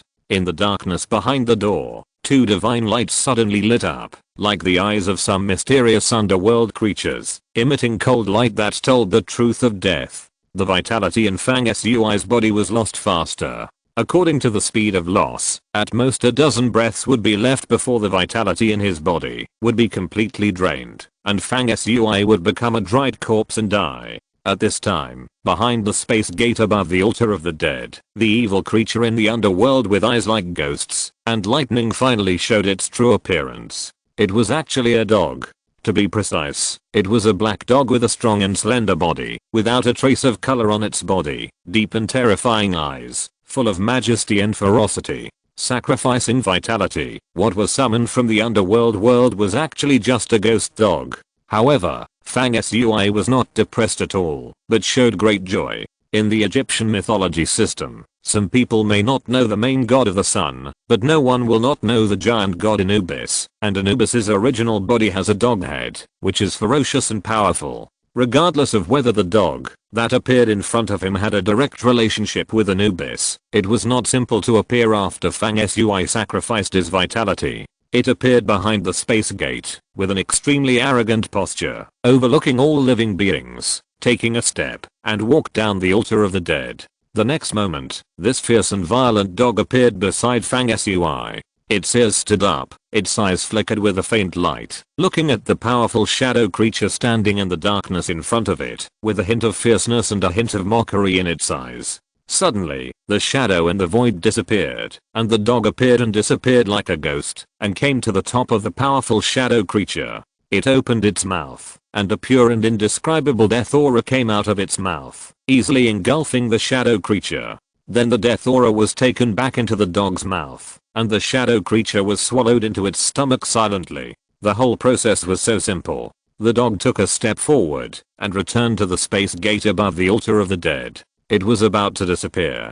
Before leaving, it seemed to remember something, and gently wagged its tail at Fang Sui. Woof. Meow. The dog and the cat cried out. Then the dog disappeared, and the cat returned to Fang Sui's shoulder, and the sacrifice was over. The darkness that enveloped the ruined city also began to disappear, and a waning moon reappeared in the sky, revealing a fairy-like appearance like the sun breaking through the clouds, and the light shone on the earth, as clear as water, bright and crystal. In the ruined city, everyone looked confused, completely unable to understand what had happened during the previous moment of darkness. When the world turned from darkness to light, a series of changes were also taking place in Fang Sui. First, after the death sacrifice, the Sea of Consciousness, Jiaoyang, and the Divine Land, Yaoyu, which had been exhausted to the point of almost extinguishing the light and fire power in his body, were showing abnormalities at the same time. Inside the Jiaoyang, a golden symbol appeared, as bright as a miniature sun. This sun symbol was the Sun Golden Sutra, which had been hidden deep in the Jiaoyang, and had not been moving for a long time. At this moment, it sensed that Fang Sui's life force was exhausted, so it vibrated, and sent out a golden symbol. This symbol, like a fire, turned into a flaming thunderbolt as soon as it appeared, and with a crack, it struck the Jiaoyang and the Sea of Consciousness. Suddenly, the divine fire on the Jiaoyang reignited, quickly flourishing, emitting a monstrous firepower, brilliant and blazing. Then a surging firelight separated from the Jiaoyang, and rolled and flowed in the thousands of acupoints around Fang Sui's body. Fang Sui's already dead meridians and acupoints seemed to have gained new life. In the burning of the Jiaoyang fire, there was a faint sign of recovery. At the same time, the Divine Land in Fang Sui's body was also breeding wonderful changes. Similarly, the Book of the Dead Souls hidden in the Yaoyu also sent out a real machine symbol, and the Yaoyu, which had already lost its light and turned into a dead star, rekindled its glimmer. After that, a powerful dark power flowed out from the Divine Land. After the Jiaoyang fire power returned to the Sea of Consciousness, it circulated in Fang Sui's body, warming his withered meridians. The changes did not stop there. In Fang Sui's hand, in the identity plate in the form of a ring, a large amount of energy crystals obtained after killing Yan Wuliang and Yu Ji not long ago were shattered into ashes one by one. The energy in them was extracted by the Jiaoyang and Yahoo in Fang Sui's body and then transformed into the power of vitality and poured into his body. This is a huge amount of energy. After flowing into Fang Sui's body, his body, which was withered and almost decayed and dead due to the sacrifice, was quickly nourished and expanded like an inflatable and restored to the appearance of a normal person. Of course, the destructive power of death sacrifice is by no means so easy to eliminate. Even if the Jiaoyang and Yahoo in Fang Sui's body were both rekindled and a large amount of energy crystals were extracted to replenish the consumption, he only recovered from the appearance. In fact, the loss in his body is still very serious, and he is only a hair's breadth away from death. It takes a long time to recover. The wonderful changes in Fang Sui's body are complicated to say, but in fact they are all completed in the short time when the world turns from dark to bright. When the darkness of the ruined city completely faded away and the waning moon reappeared in the sky, Fang Sui, at least on the surface, had returned to his normal appearance, except that his face was unnaturally pale. At the moment, when the sky and the earth became bright again, Fang Sui realized that someone was looking at him. He turned his head and saw Se's extremely deep eyes, flashing with torch-like divine light, looking at him. Previously, the sky and the earth suddenly became dark, and no one knew the reason, but Senna, who was not far from Fang Sui, vaguely sensed the sound of scriptures being chanted in the darkness, which seemed to come from the direction of Fang Sui, and the last meow and woof, which people a little further away could not hear, but Senna could faintly hear. So when the darkness disappeared, Senna's eyes swept around, first looking at Fang Sui, then looking at the cat on his shoulder, with deep doubts in his eyes. Suddenly, someone exclaimed, "Look! The powerful shadow creature disappeared inexplicably." Huh. It's true. The previous darkness was most likely a spell deliberately cast by someone to kill the powerful shadow creature. My god, who is so powerful that he can kill that shadow creature? I don't know. Discussions were heard one after another around. Someone analyzed, the strongest among our major forces present here are undoubtedly C and a few others. If there is anyone who can summon the darkness that covers the world, it should be one of them. That's right. It is said that in the pantheon of the gods, there is a god of darkness. If you can communicate with him, you can summon darkness to descend on the world. This is very similar to the previous scene. With this analysis, the darkness that just descended should be C's incredible magical power. So C's magical power is invincible, and he killed the shadow creature. That's unlikely. Although C is strong, he may not be able to kill the shadow creature before. But if it wasn't C, it would be even more impossible for others. As the discussions rang out, C's eyes flashed, and suddenly he said in a voice that shook the whole audience, "When the darkness enveloped the world before, there was obviously a fluctuation of the rule of death. I practice the thunder magic that controls the power of the starry sky. Therefore, the previous darkness was not caused by me, and the shadow creature was not killed by me. You don't have to guess anymore." This Senna was honest and frank, admitting that it was not his doing. At this time, someone suddenly realized that after the sky and the earth became bright again, the shadow creatures did not continue to attack. "Look, everyone, the shadow creatures are retreating." Everyone rushed to pay attention. The attacking shadow creatures had indeed all retreated to the location of the teleportation platform that broke through the air. The space transmission channel they opened was slowly closing, and it was obvious that they were going to end this attack and retreat. Another voice said ecstatically, "Reinforcement from major forces are coming, so the shadow creatures are beginning to retreat. Everyone check. My nameplate array pattern has just been restored, and I can get in touch with the outside world again." Shortly after this voice fell, many places in the ruined city lit up one after another with array pattern transmission lights, and cultivators from major forces began to appear. Sure enough, reinforcement have arrived. Fang Sui stood calmly in his original place and suddenly heard a pleasant voice beside him. "The previous darkness of the world was caused by your use of magical powers, so the vitality in your body was consumed so much. Thank you for your support." Chapter 233 Ranked First Subscribe. Fang Sui looked back Gao was standing not far away, wearing a light blue dress, with a graceful and gentle figure, black and bright eyes, and a calm expression. Fang Sui was a little surprised and said, "Why are you here?" The wind blew, and Gao's long hair fluttered. She stretched out her hand to gather her hair behind her crystal-like ears, glanced at Fang Sui, and asked softly, "Can't you come and see?" Fang Sui smiled and said, "Come to protect me?" Gao also smiled and said, "My injuries haven't healed yet, and I still want you to protect me. You haven't answered my question yet. Why is the vitality in your body so severely depleted?" On Fang Sui's shoulder, Buster saw Gao, jumped up, left Fang Sui, and jumped into Gao's arms. Gao stroked the soft and smooth long hair on his back. Buster looked like he was enjoying it, and gently squinted his cat eyes. The guy then said, "The vitality in his body is depleted, which is the price of the death sacrifice with this divine cat, to kill the shadow creature." Gao looked at Fang Sui quietly, thought for a while, and then said, "Then let's go back."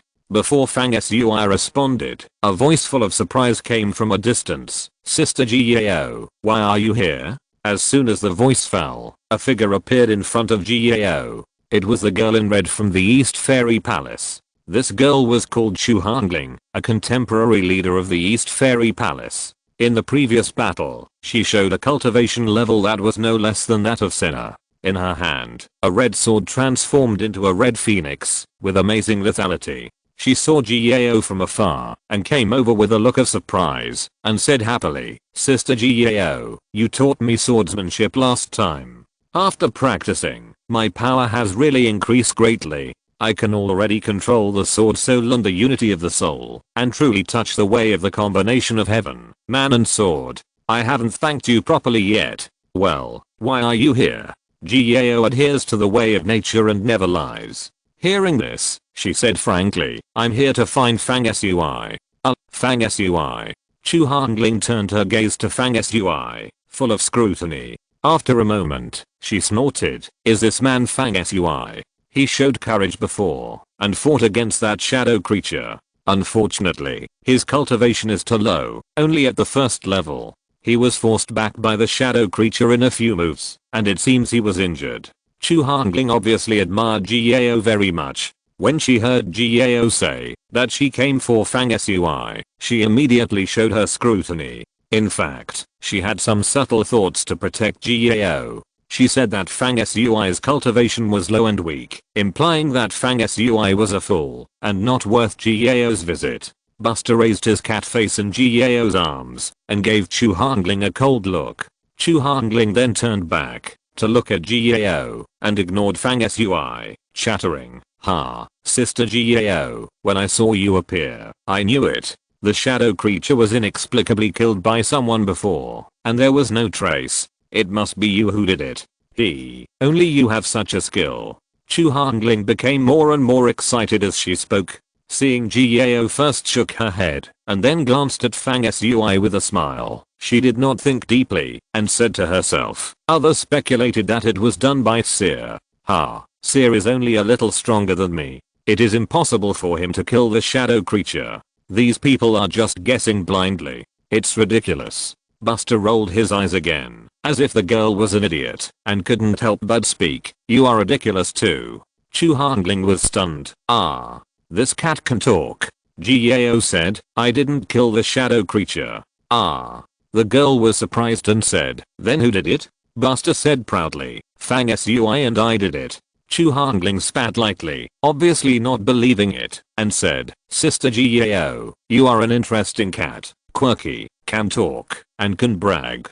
Fang Sui frowned. This girl's cultivation is not bad, and she must have a very high talent for cultivation, but she seems to be a little stupid. At this time, several people around were surprised to see the beautiful Gao suddenly appear beside Fang Sui. Gao's origin is only known to the top people, and few young people know it. Except for Chu Hangling, no one around knows Gao. UK King was also nearby. At this time, only she and Saya looked surprised and thoughtful, as if they had some guesses about Gao's identity. Saya thought about it and walked over, wanting to say hello, and confirm Gao's origin. Others also came over. A woman like Gao, who possessed the spirit of heaven and earth, would be wanted to get to know by those who were conceited.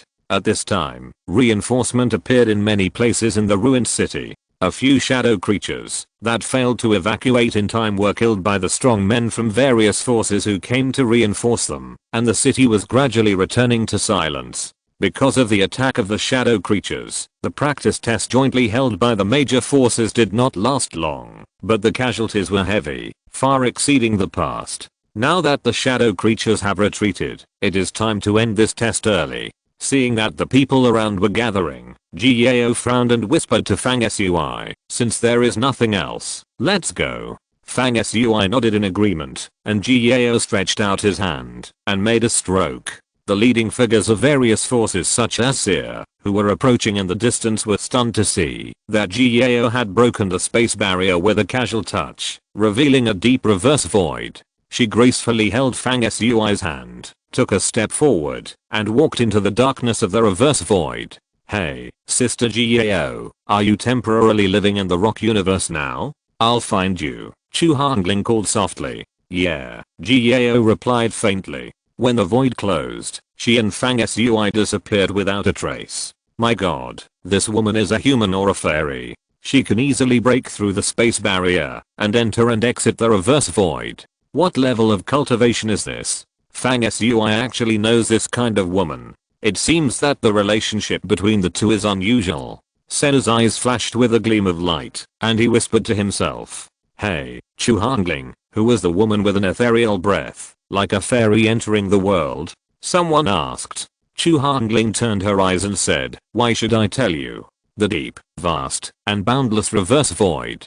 This was the first time Fang Sui entered directly in the flesh. Gao, who was beside him, had an ancient and peaceful sword light at his feet, emitting a warm light, protecting the two of them, and moving forward calmly in the void. All he could see was endless darkness, and behind the darkness was a deeper darkness, which seemed to be eternal and endless. The reverse void looked peaceful and tranquil, similar to the normal outer space, but Fang Sui knew that this was just an appearance. In fact, the reverse void was very dangerous. The rules of time and space existed here in a way that ordinary people could not understand, overlapping and intertwining. In the reverse void, even something as simple as identifying the direction requires a deep understanding of the rules. Otherwise it is easy to get lost in the endless darkness and die. Fang Sui extended his thoughts and sensed the fluctuations in the reverse void. The surrounding atmosphere was like being in the deep sea, with great pressure and undercurrents in space everywhere.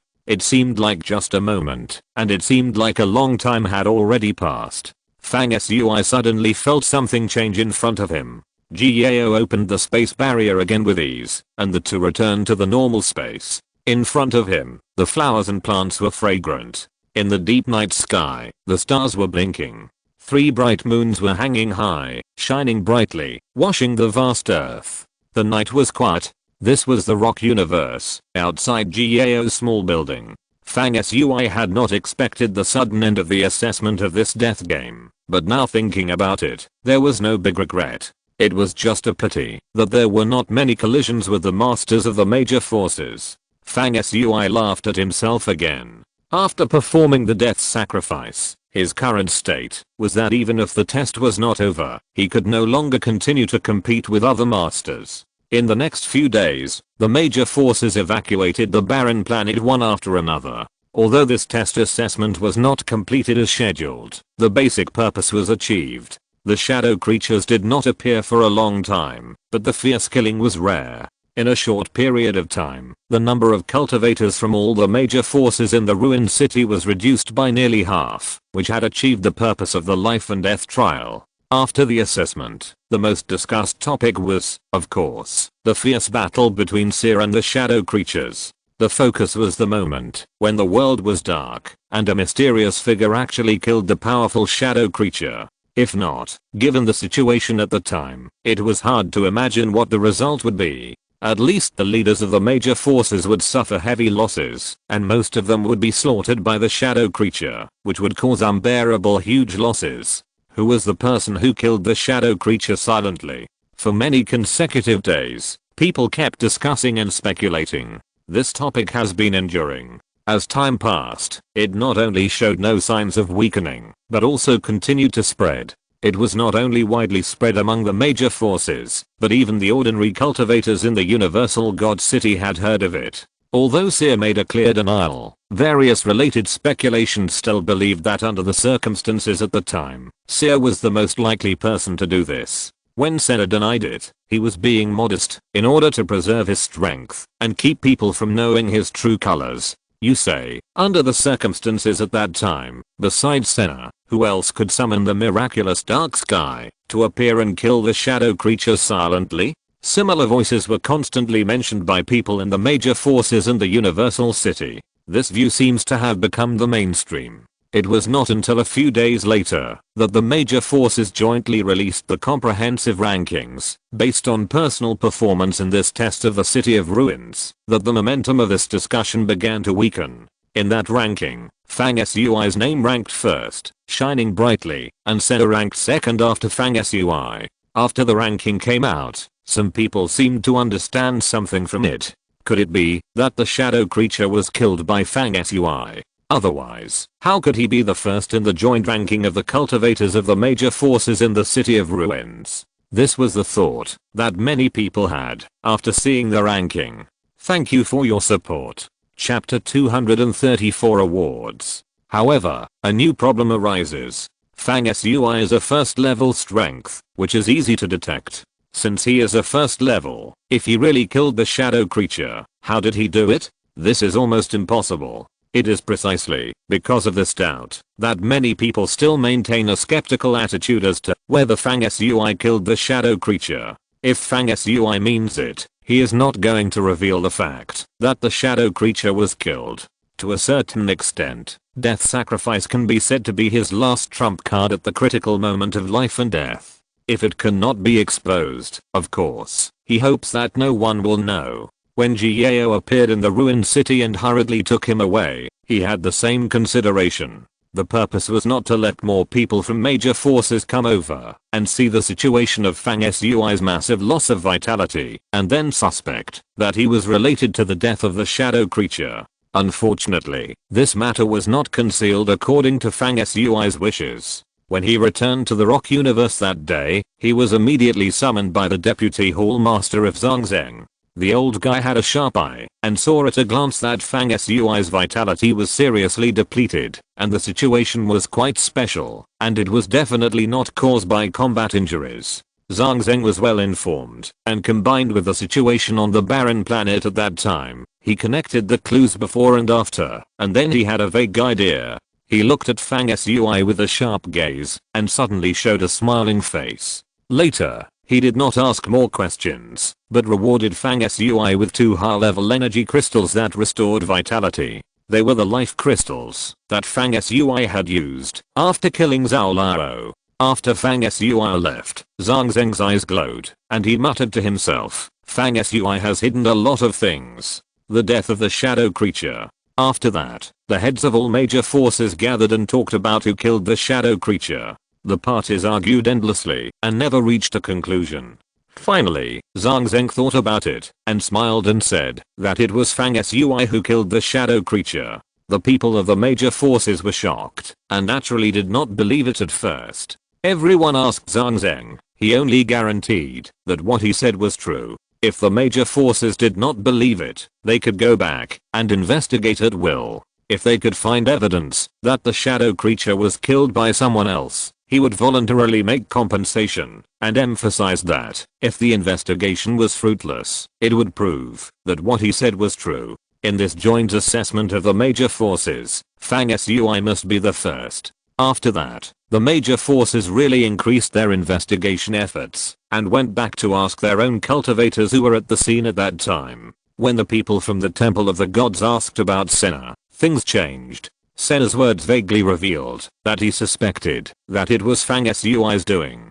This made the investigators of the Temple of the Gods look at each other in astonishment. In the end, of course, the major forces could not find out who killed the shadow creature. In the absence of other evidence, and with Zhangzheng's guarantee, the major forces jointly released Fang Sui's first assessment ranking. Of course, this first place is very watery in the eyes of many people. No matter what, it is a fantasy for Fang Sui, who is at the first level, to kill a shadow creature that is almost at the third level. It was because of this suspicion that, although Fang Sui was announced as the first, the discussion and debate about him did not stop, and many voices were full of doubts about his strength. Fang Sui seemed to have been put on the fire again by Vice Hall Master Zhang Zheng, intentionally or unintentionally, and became the center of everyone's attention. Of course, the reason why Vice Hall Master Zhang Zheng insisted on pushing Fang Sui to the first place was not just to roast him, but more importantly, the first place in the test and assessment jointly held by major forces involved a very precious reward. Zhang Zheng pushed Fang Sui to the first place, of course, with the intention of tempering him, but the most important thing was to let Fang Sui get this assessment reward. On this day, Fang Sui was called to the Liangshan Tower by Zhang Zheng again. The old guy laughed as soon as he saw Fang Sui, which made Fang Sui feel puzzled. Then he saw Zhang Zheng spread his hands and put a fist-sized energy crystal on the apricot yellow ancient wood grain table in front of him, saying, "This is your reward for the first place in this exam." Fang Sui hummed and looked at the energy crystal. The scene in the energy crystal immediately aroused Fang Sui's interest. The crystal seemed to contain a chaotic world, with endless mists floating and dancing.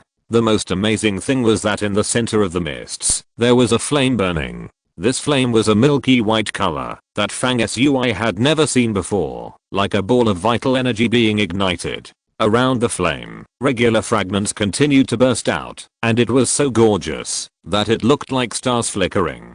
Zhang Zheng smiled and said, "How is it?"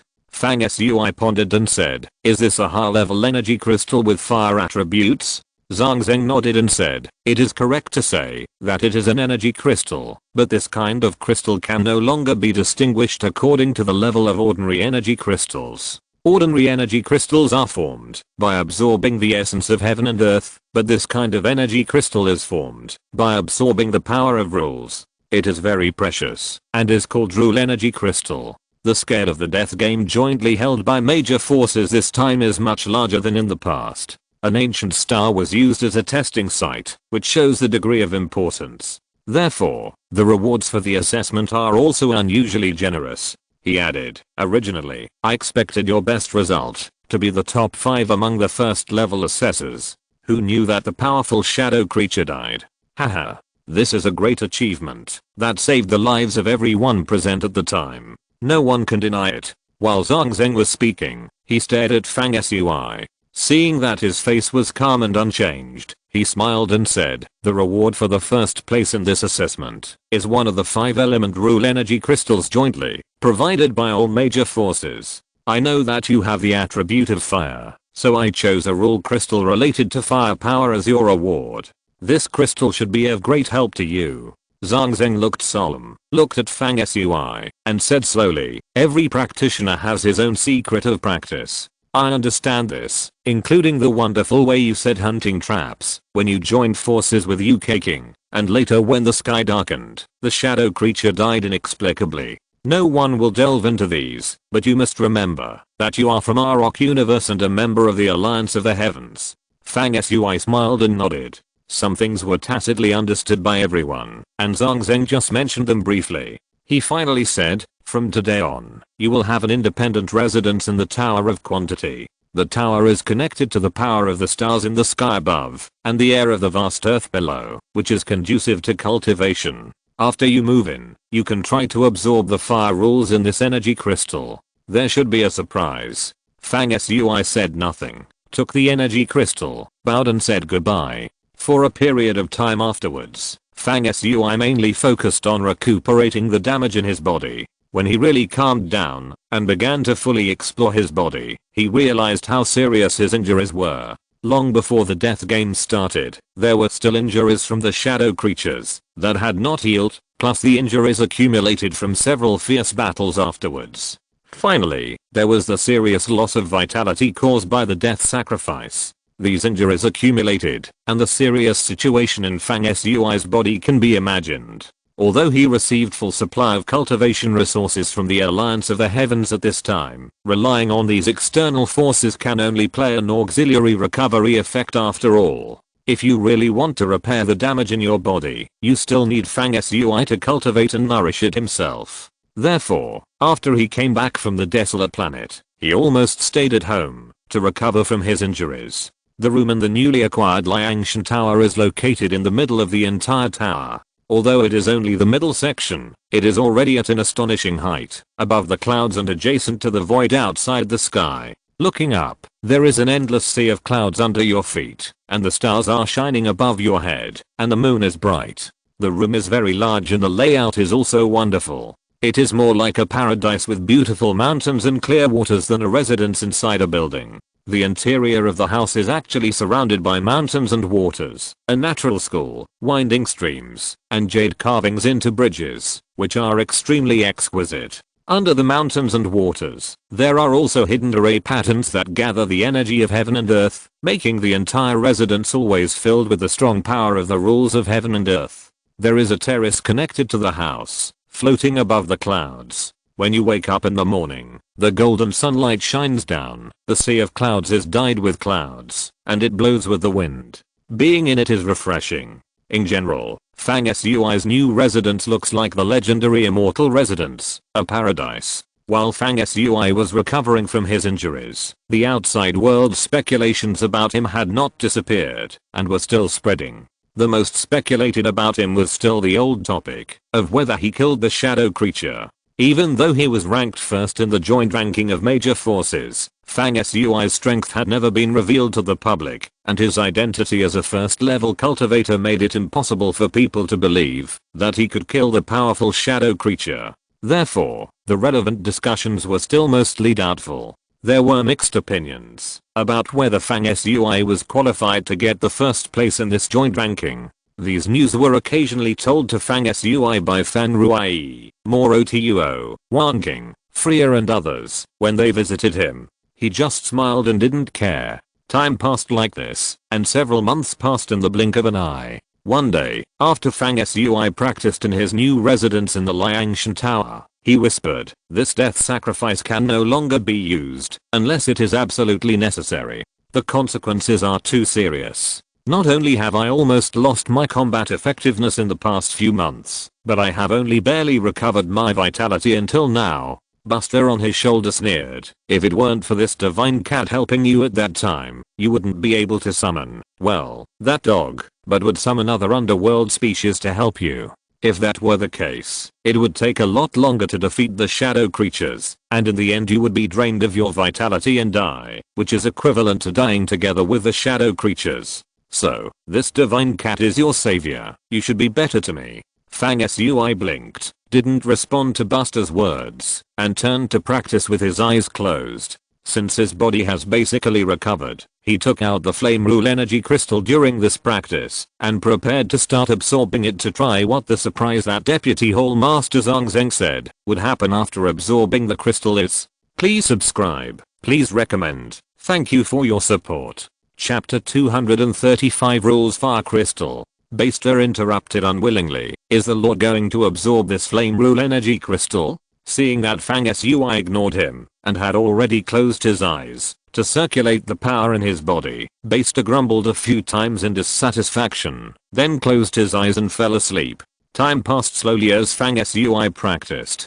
Gradually, his body seemed to have turned into a clear glass world. Everything was illuminated by the bright light of the sun, golden and bright. When the scorching golden light gradually weakened, darkness came again, and the majestic underworld flowed. Between the light and the dark, it was as if day and night were born in Fang Sui's body, matching the most ancient initial key between heaven and earth, and invisibly increasing his strength. Time continued to pass. Fang Sui's body was suspended in the air on its own, with a solemn appearance. After circulating the power in his body for many cycles, he began to try to absorb the Flame Rule Energy Crystal in his hand. When he probed his consciousness into the energy crystal, he felt as if he had entered a chaotic world. Everything around him was white, and the vitality was like the sea. At the core of this chaotic world, a white fire of vitality was burning, and countless rule fragments were flying around it. Fang Sui's divine thoughts continued to extend.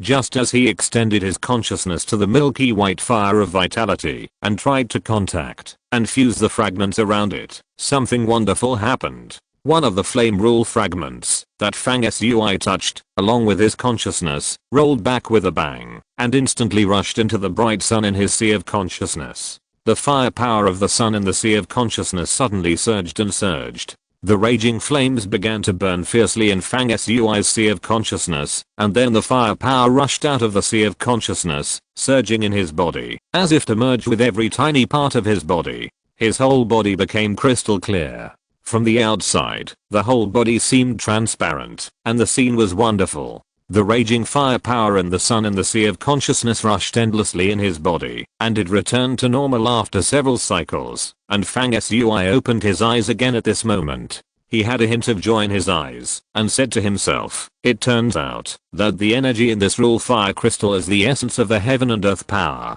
It can be easily absorbed into the body with a slight contact, nourishing the growth of the scorching sun fire in the sea of consciousness, which is very beneficial to cultivation. Absorbing the rule fragments in a piece of fire crystal can be equivalent to practicing for more than 10 months. It seems that after some preparation, I can try to impact the second level as soon as possible. The days pass quickly for a period of time afterwards. The seasons of the ancient source star, where the rock universe is located, change from spring and summer to autumn and winter. The temperature drops again, and the earth is wrapped in a piece of white snow, silver and pure. Everything on the ground is covered with a layer of soft white, and the towering ancient trees are covered with thick snow. From a distance, they look like small hills hanging in the air. It is the season when the mountains and trees are white in the sky, and the green bamboos turn into jade branches. Looking down at the vast land of the ancient source star from the Liangshan Tower, there is a special beauty.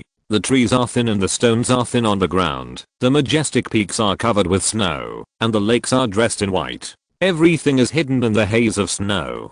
Calculating the time, Fang Sui had been away from the earth for more than 3 years. One day, after practicing, he walked out of his residence. Jiao's retreat in the Liangshan Tower was adjacent to Fang Sui's residence. When he walked in, Jiao was sitting by a window frame, quietly looking at the sea of clouds outside. The hem of her light yellow skirt, as pure as a flower, was above her ankles.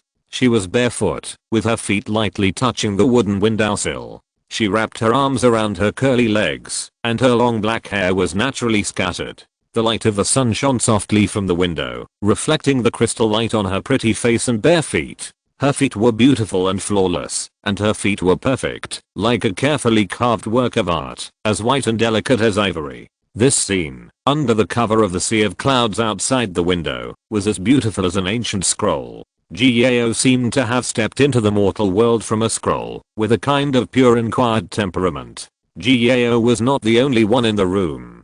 Chu Hongling, dressed in red, stood quietly behind Jiao. Seeing Fang Sui enter and exit Jiao's room without knocking, Chu Hongling's eyes flashed with surprise. When Fang Sui came in, he stared at Jiao without blinking. She immediately said angrily, "Sister Jiao, Fang Sui stared at you after he came in. His eyes were wanton. He even looked at your feet. That's really dirty." Jiao's expression was calm and her posture was still motionless. But she said in a soft voice, "Well, he is always like this." Chu Hongling never expected Jiao to answer like this. She seemed not to care about Fang Sui looking at her. After hearing this, she stood there in shock. Looking at Fang Sui again, Chu Hongling saw that he actually winked at her teasingly. She was furious and said, "First you were staring at Sister Jiao, and now you are behaving frivolously. You are so shameless." Fang Sui said calmly, "You were not staring at me. How did you know I was staring at Jiao?" Chu Hongling's face flushed, and she scolded, "Shameless." Fang Sui was surprised and said, "What's shameful about this? Jiao is born beautiful, and everyone loves beauty. I don't hide my feelings. Seeing Jiao's beautiful feet, I naturally have to stare at them enough." This time even Jiao couldn't bear it. Her pretty face was stained with a blush. She turned her head and glanced at him and said angrily, "Fang Sui, you just recovered from your injury. Do you want to suck me?" Fang Sui came to Gao with a playful grin and saw Buster lying on the other side of Gao. He smiled in his heart. When he woke up from his practice, he didn't see this guy, so he sensed that it was with Gao. Seeing Fang Sui coming over, Buster glanced at him with sleepy eyes, then curled up again, turned into a fluffy ball, and fell asleep again. When Fang Sui came over, Gao lowered her long and soft legs from the curled position, giving up the windowsill beside her, and then put her feet together and swayed lightly, obviously wanting Fang Sui to sit next to her.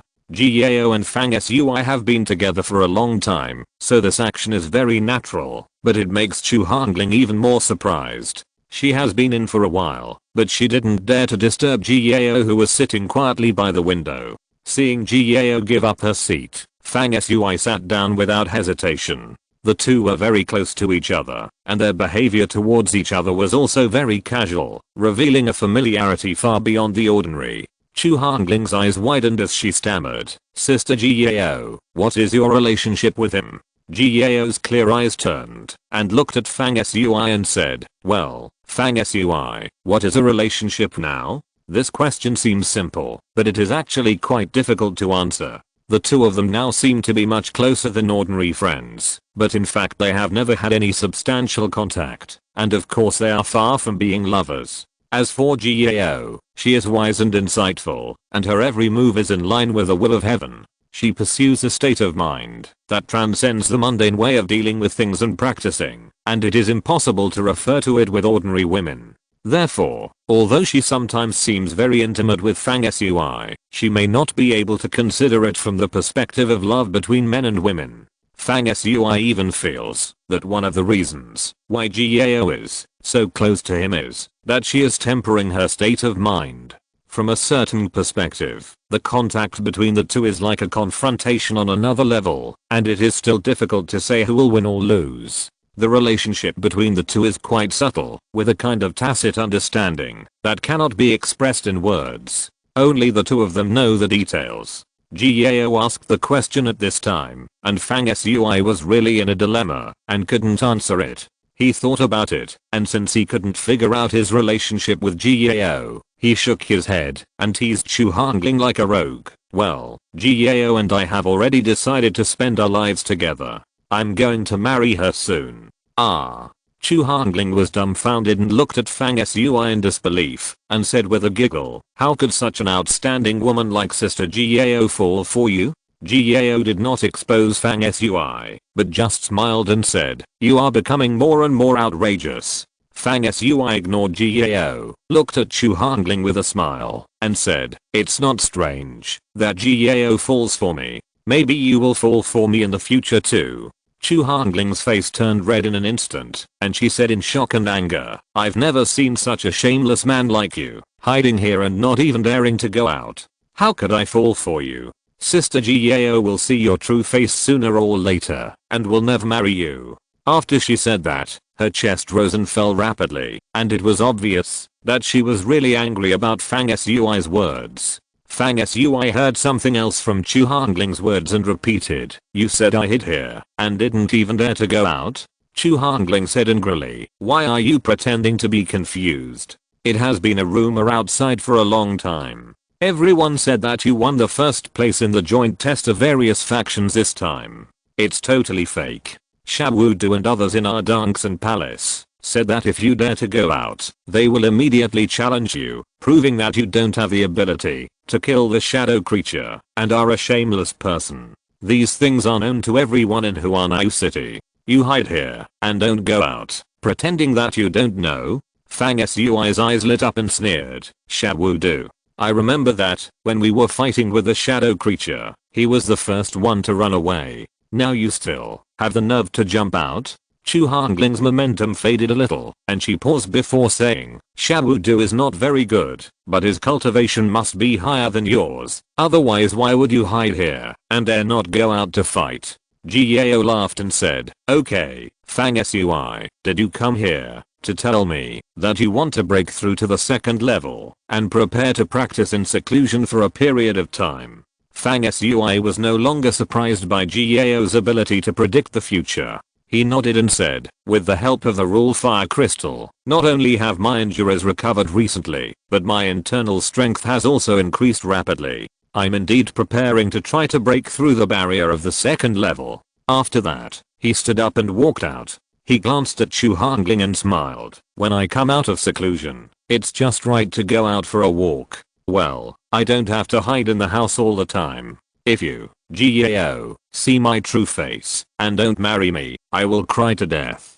Chu Hongling's cold snort came from behind him. Fang Sui secretly felt funny. When he returned to his residence, he sat cross-legged and entered into practice again after a while. In his hand appeared the rule fire crystal with a milky white flame that was always burning. This time, Fang Sui was ready to absorb the fire crystal in one fell swoop and use it to help break through the bottleneck of the second level. Please subscribe. Thank you for your support. Chapter 236, Impacting the Bottleneck Mountain. There were white clouds outside the window, and snow was falling on the ancient origin star. The quiet room, where Fang Sui practiced, was peaceful and silent. In his body, the scorching sunfire power and the dark energy intertwined and flowed, like the Yangtze River, rushing endlessly. A breakthrough in a great realm is the most important thing for every cultivator, and it requires great caution. Therefore, Fang Sui was not in a hurry to absorb the rule fire crystal in his hand, but constantly circulated the power around his body in his body to adjust his state. Including the level of consciousness, he was also making an adjustment to return the mind to emptiness, like chaos without a single thought, matching the key of heaven and earth. Time passed slowly as he prepared for the breakthrough. Suddenly, Fang Sui opened his eyes, but was disturbed by the telepathy of Buster, and had to stop practicing temporarily. As soon as he opened his eyes, he saw the cat standing not far in front of him, and asked curiously, "You were staying well at Gao's place, why did you come back?" Buster shrugged his ears, glanced at the cat's mouth, and said disdainfully, "TSK, after you left, that Chu Hongling kept saying in front of Miss Gao that you were a fool. Not only are you weak, but you are also timid and despicable. I couldn't stand it, so I came back." Fang Sui blinked. "Just for this? As for waking me up with telepathy?" Buster obviously disagreed with Fang Sui's statement, and retorted, "Isn't this serious? Even for the gods, finding a mating partner is a big deal. I think Miss Gao and you are a good match, and we can't let anyone ruin it, so I woke you up. Isn't this a big deal? It's hard to find a mating partner as suitable as Miss Gao." Buster's words were too fierce. Even with Fang Sui's thick skin, he blushed a little after hearing it. Mating partner. This is completely the tone and way of thinking of an animal. This guy really deserves to have a cat head. Buster was talking happily, and then a soft voice came through the space barrier and sounded in Fang Sui and Buster's ears at the same time. "Buster, if you keep talking nonsense, I will exile you to the depths of the anti-space." It was Gao's voice that broke through the air, with a hint of anger and a hint of shyness. Fang Sui was slightly surprised. "You must know that every residence in the Liangshan Tower is equipped with array pattern prohibitions. Even if the next door is turned upside down, and thunder and lightning are flashing, the next door can't hear any sound." At this time, Gao can hear what Buster said, but she can also easily transmit the sound. Although this matter is small, it is really amazing at Gao's unfathomable cultivation. Buster's appearance is really wonderful. The voice that is like a cat pouring beans from its mouth suddenly stopped, and the cat's face was full of surprise and shock. This guy obviously didn't expect that when he spoke to Fang Sui, Gao could hear it across the air. It was rare to show a strange look of panic and embarrassment. Fang Sui laughed dumbly, ignored it, and closed his eyes to practice again. Buster looked embarrassed and dared not go to Gao for a short time. When he was bored, he took out the three-eyed skull, the Ghost King bone tablet that Fang Sui obtained when he killed the Great Witch Master on Earth, and the moon key and hunting mirror that could enter and exit the Mother of Life, and examined and fiddled with them one by one. After fiddling with it for a while, Buster seemed to feel bored, so he put all the things away. After thinking for a while, the cat's eyes suddenly lit up, and he chanted in a low voice, and saw Fang Sui's summoning book appeared in front of it, and a chaotic gas ball with golden light flowed out of it, like an egg. This ball of golden gas was the golden thread in the ruined city. After absorbing the breath of the snake god's remains in the center of the temple ruins, it returned to the summoning book and became what it is now, as if it was in a state of being nurtured by the golden breath. Buster summoned this ball of golden breath, looked around, and stretched out his claws to fiddle with it a few times, seeming to be a little happy. Then, it muttered and sent the golden breath back to the book of summoning, and then the book of summoning also disappeared. Baster looked at Fang Sui who was practicing, and muttered to himself like a lunatic, if the Lord can break into the second level this time, that guy may not be able to help but come out.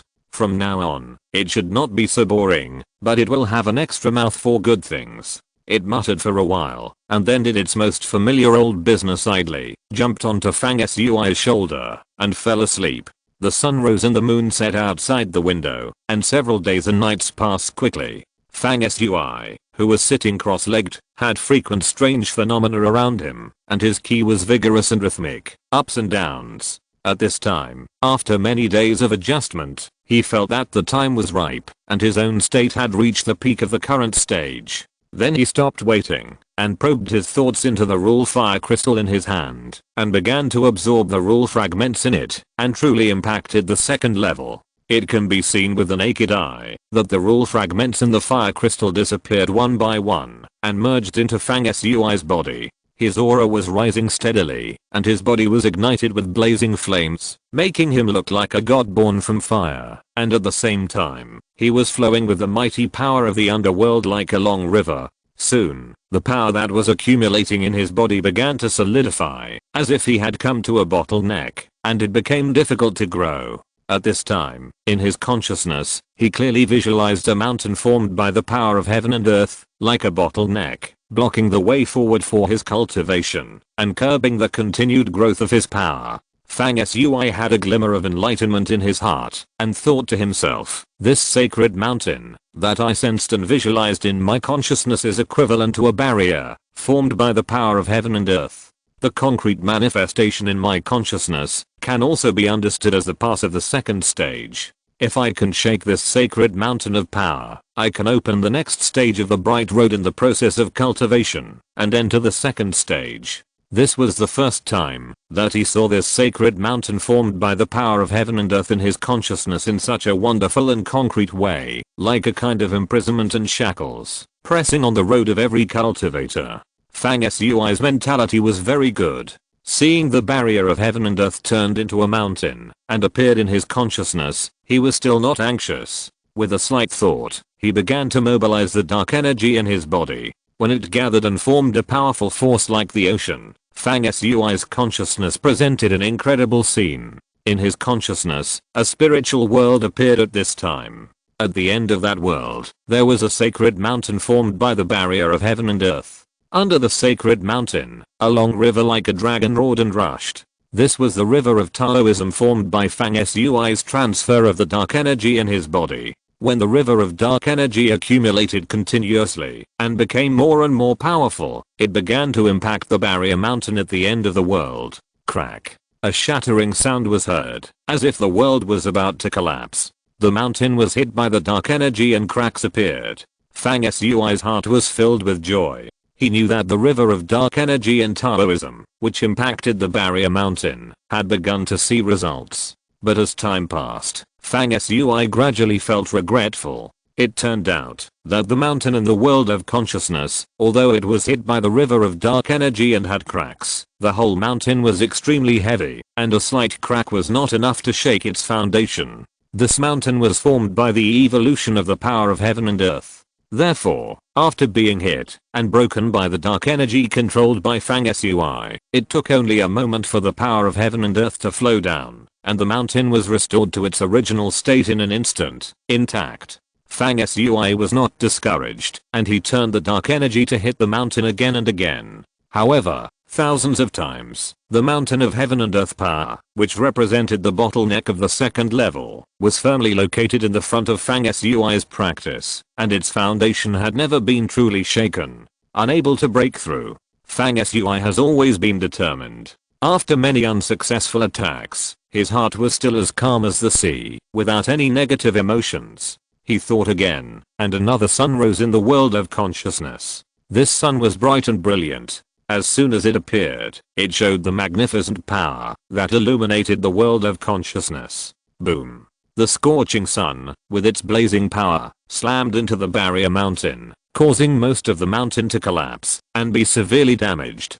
Fang Sui was overjoyed and continued to drive the scorching sun to hit the bottleneck mountain. However, Fang Sui soon discovered that a breakthrough in a great realm was obviously restricted by the rules of heaven and earth, with many obstacles and very difficult. Every time the mountain was incinerated by the scorching sun and broke, a stream of Taoist power would immediately flow out of thin air to repair it. After countless attempts, Fang Sui still could not completely shake and destroy the mountain. In the end, he simultaneously drove the scorching sun and the river of underworld energy to bombard the mountain, and the whole mountain almost shook and was about to fall. But until Fang Sui's own power was almost exhausted, he still could not break through the bottleneck mountain that blocked his advancement. Fang Sui felt a wave of weakness in his body, sighed softly, and had to admit that he had failed to impact the second level this time.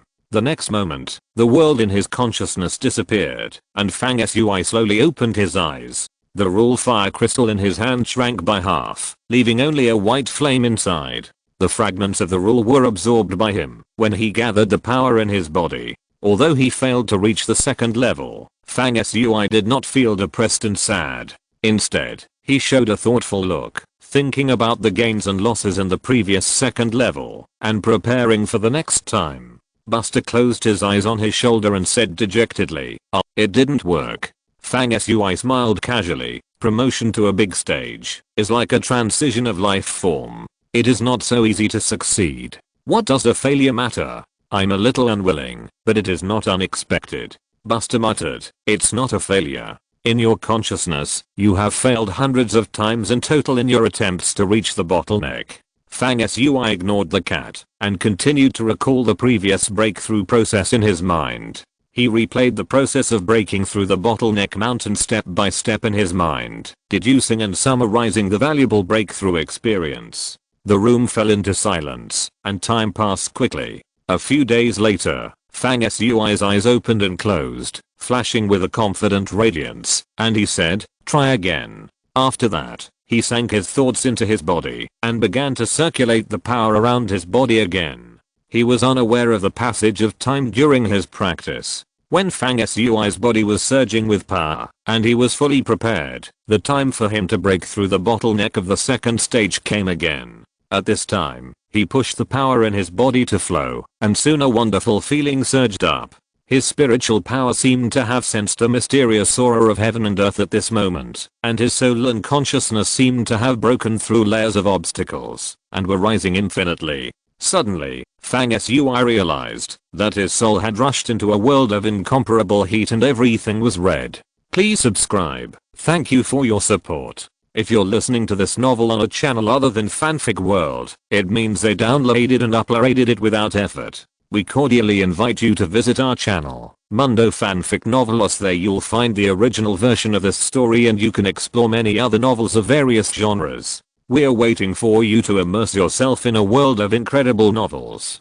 Chapter 237 Breakthrough, seeking this week's recommendation. Fang Sui's consciousness was traveling in this fiery world. Even though consciousness is an invisible thing, he still inexplicably sensed the existence of a surging flame force. Even his soul was ignited by this firepower, burned into nothingness, and then reborn in nothingness. After repeating this many times, Fang Sui discovered somewhat unexpectedly that after his soul was bathed in fire, it seemed to have been integrated and tempered by some kind of firepower, and had adapted to the raging firepower around him, and could no longer feel the heat. Fang Sui's soul, or spirit and consciousness, continued to move forward, and deepen in this world of fire. He saw all kinds of flame gods here, phoenixes, golden crows, flaming demons, fire crows, and Fusang sacred trees. These mythological things were all generated in the flames with the essence of firepower, and they were born, and died as they were born, and the cycle continued.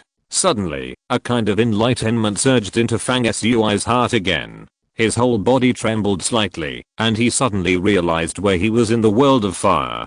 His soul and consciousness had risen infinitely before, which must be because he was able to circulate the power of the scorching sun in his body and match the true mechanism of the sun's divine fire between heaven and earth, thus entering a very mysterious level of spiritual practice, which is the legendary wandering of the universe. At the previous moment, his soul had crossed the barriers of space and distance, and came to the inside of one of the 3 scorching suns above the ancient source star. In other words, his soul was traveling in the scorching sun in a wonderful form of spiritual travel, feeling its energy.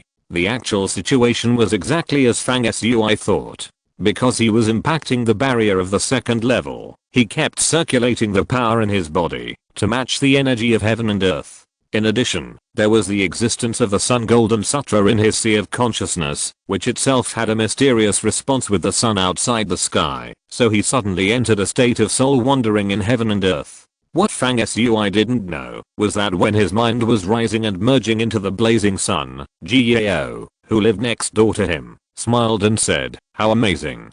Before breaking through the 2nd level, he merged his mind into the blazing sun and felt the power of the divine fire of heaven and earth. In other places in the Tower of Quantity, several people also responded to Fang Sui's spiritual power reflecting the heaven and earth. One of them was the Deputy Hall Master Zhang Zheng, who also smiled and muttered, "This kid can travel in the blazing sun and understand the true mechanism of heaven and earth before the 2nd level. This is a bit surprising." At this time, the scene Fang Sui saw in his consciousness changed again. His soul consciousness suddenly withdrew from the inside of the fiery red blazing sun. In a blink of an eye, his consciousness crossed the void, and then he felt that he had entered another fiery red flame again. In a daze, Fang Sui realized that he had come to the sky above the ancient source star, inside another of the 3 blazing suns. Time passed. Fang Sui's sea of consciousness gradually changed as he traveled to the sun and came into contact with the true meaning of fire with his consciousness. The fire power of the sun in his sea of consciousness continued to grow, burning the golden divine fire, and the whole sun became more dazzling.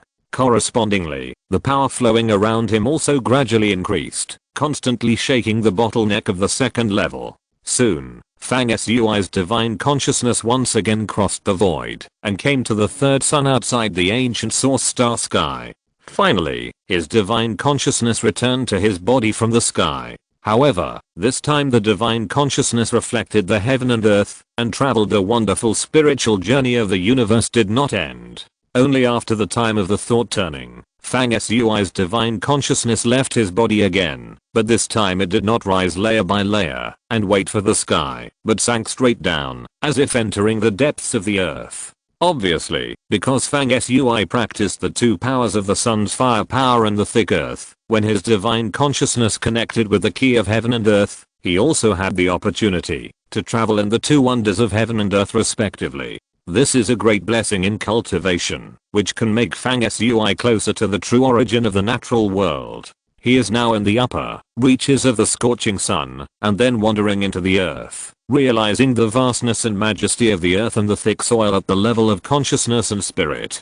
Fang Sui's descending mind and consciousness soon entered the depths of the earth, in which he saw a group of chaotic ki that seemed to have originated from the beginning of heaven and earth.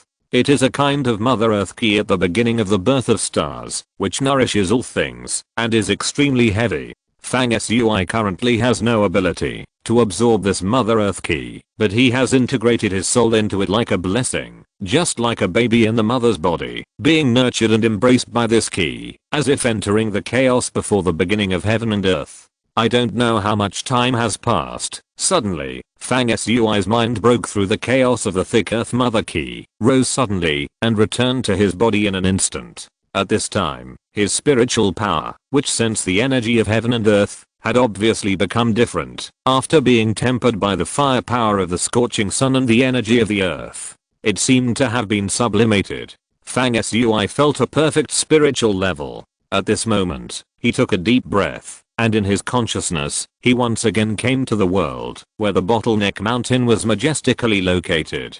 The mountain derived from the power of heaven and earth was like a wall of heaven, an almost unshakable barrier that prevented Fang Sui from entering the 2nd level. Unlike the last time, this time when he entered this world of consciousness, Fang Sui's spiritual power had greatly improved, and he turned himself into a giant. The giant manifested by spiritual power took a step and came to the bottleneck mountain that blocked the way ahead. In a thunderous roar, the giant manifested by spiritual power embraced the mountain with both hands and exerted force suddenly. In the thunderous earthquake, the mountain began to shake violently, making a crackling sound, as if it was about to break and collapse. At the same moment, Fang Sui, who had transformed into a spiritual giant, saw the sun and the moon in his eyes. The power of the dark energy and the scorching sun flowed at the same time, and an unimaginable force broke out. Amidst the rumbling sound, a scorching sun appeared in the sky of this world, and a piece of divine land appeared on the ground. Together, the two released boundless power, and blessed the spiritual giant Fang Sui. Fang Sui's power surged again, and the foundation of the sacred mountain was completely shaken. The mountain he was holding shook more violently, and with a sound of breaking, the earth of the consciousness world began to crack first. The sacred mountain was finally slowly pulled up by Fang Sui, and pulled away from the earth. This bottleneck mountain was finally broken, and it could no longer prevent Fang Sui from being promoted to the second level. The next moment, something extremely wonderful happened. After Fang Sui lifted the sacred mountain in his consciousness, it actually fell into the divine land and turned into another dark mountain. Thus, a second underworld mountain appeared on Fang Sui's divine land, and the heaven and earth in the world of consciousness completely collapsed, turning into a kind of Taoist nutrient, which was absorbed by the divine land. The entire divine land suddenly surged, and the aura was magnificent and immeasurable, and the steam was filled with the dark energy as majestic as the surging rivers and seas. At this point, Fang Sui's second level bottleneck was completely broken. He took a solid and unmatched step on the road of cultivation. Corresponding to the growth of the aura of the divine land, his sea of consciousness was also undergoing earth-shaking changes. The Sun Golden Sutra appeared with golden light all over the sky and slowly opened the second page that had never been opened. A symbol of the true mechanism of the sun jumped out of the book, and in Fang Sui's sea of consciousness, it transformed into a second round of stars, and then ignited it, giving birth to a new round of scorching sun. In his sea of consciousness, two suns coexisted.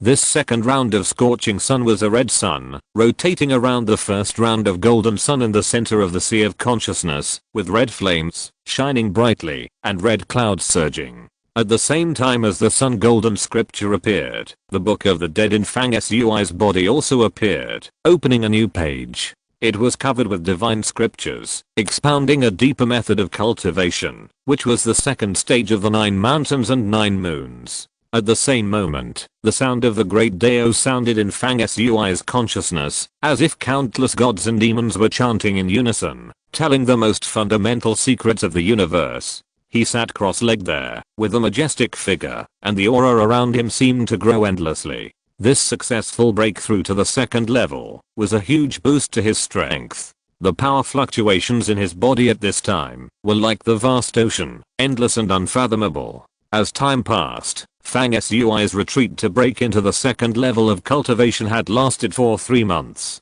It is worth mentioning that during this period, another person among the first level cultivators of the rock universe also successfully broke through to the second level. This person was Wu Ling. On the day of her breakthrough, just like when her aptitude for practicing the holy product was tested, the sky reappeared, the amazing phenomenon of the falling ceiling, which caused a great sensation among the major forces in the entire universe city. On this day, Fang Sui's practice was finally completed. His power to break into the second level has been completely stabilized. He opened his eyes again in the practice room, and in an instant, the divine light in his eyes shone outward, and there were fragments of rules reflected in his eyes. At this moment, Fang Sui seemed to be able to see through the origin of all things. Everything he saw in his eyes became richer than the limit of ordinary people's imagination, with countless colors, presenting colorfully. The composition of all things is no longer the surface phenomenon seen by ordinary people, and even the void has a sense of hierarchy that was not seen before. There is no doubt that the true origin of the world is gradually opening up in Fang Sui's eyes as his practice deepens. Finally, the divine light in his eyes weakened, and the real world composed of rule fluctuations and billions of colors disappeared in front of him, and the world returned to normal in his eyes. Fang Sui felt the changes inside and outside his body, and felt that his body was integrated with the world. With every move, he could easily draw the power of the world to his own use. He had a sense of dominance over everything, which naturally surged in his heart. He stood up from his cross-legged position, and was about to go out. Buster stretched his waist on his shoulder, jumped down, and transformed into a wise girl. With Fang Sui's breakthrough, Buster's power would of course increase, and at this time, it also emitted the fluctuation of the second order. As for other changes, they could not be seen at present. The wise girl stood in front of Fang Sui, with a huge cat head on her head, and said with a smile, "Lord, since you have been promoted to the second order, a guy should come out, please let it out." Fang Sui was surprised and said, "Who to let out? Please subscribe and support, thank you." Chapter 238 Projection is born, please recommend. The wise girl said crisply, "Wouldn't it be known if the Lord released it?" This was not a bad thing after all, so Fang Sui stopped asking and nodded. "How to release it?" Bast stretched out her hand and waved it lightly, and a black mist flowed in her hand. At the same time, she uttered syllables one after another quickly, chanting the prayer spell. In a moment, the Book of Summoning appeared in her hand. Fang Sui had long known that Bast could use the Book of Summoning, especially after she turned into a wise body. To a certain extent, she was like a priest who was in charge of communicating with the gods, and mastered many mysterious spells to communicate with the Egyptian gods. Bast held the Book of Summoning in her hand, and a copper-green altar of the dead flew out of the book. The altar manifested to several feet in size, and floated in the air. On the top platform, a small golden coffin was parked, shining brightly. The coffin was engraved with countless hieroglyphs and spells. Occasionally, it flickered, just like the stars in the sky, but what was diffused was the most gloomy breath of death in the world. The undead mummy usually sleeps in this mummy's golden coffin. Bast pointed to the altar that was suspended in the air and said, "The Lord needs to drip his blood on the altar." Fang Sui did not hesitate, and circulated the power in his body, forcing a drop of blood to drip from his fingertips. The blood he dripped out at this time was also different, crystal clear like a ruby, faintly exuding a powerful vitality. Ding! The blood fell accurately on the dent in the center of the altar, making a light sound like raindrops hitting a jade plate. At the same moment, when the blood dripped on the center of the altar, Bast, who was a girl, changed. In the past, when she turned into a girl, she always wore a black light armor. At this time, this light armor quietly turned into a dark robe. On the chest of the robe, there was a white lotus composed of countless invisible tiny spell patterns. The wise girl's dress at this time was somewhat similar to the priest robe that Fang Sui wore when he joined the ancient Egyptian priesthood, except that it was more mysterious and majestic, and the color was different. The girl's eyes also changed, and two black rays of light shone out. Between the swallowing and spitting, they were like two dark lightnings. Such eyes seemed to be able to see through the barriers of time and space, and see the secrets hidden in the depths of the universe. The girl's mouth once again rang out with a quick and rapid chanting. This time, there was an ancient breath in the sound of her chanting the spell, and it was particularly long. She had been chanting for a teacup of time without stopping. Fang Sui listened quietly beside him, and gradually became surprised. This was not only because the spell that Bast chanted was something he had never heard before, but more importantly, he was sure that the girl's body had not repeated a single sentence or even a single word in the spell she chanted until now. This was a very abnormal phenomenon. It should be noted that there is no known language that can chant continuously for a teacup of time without repeating a single word. This fully demonstrates the richness and complexity of the language that Bast was chanting at this time, which was simply incredible. Moreover, the syllables of this spell burst out, and it would also emit a special wave, carrying a certain unique power, which was affecting the operation of an unspeakable force between heaven and earth.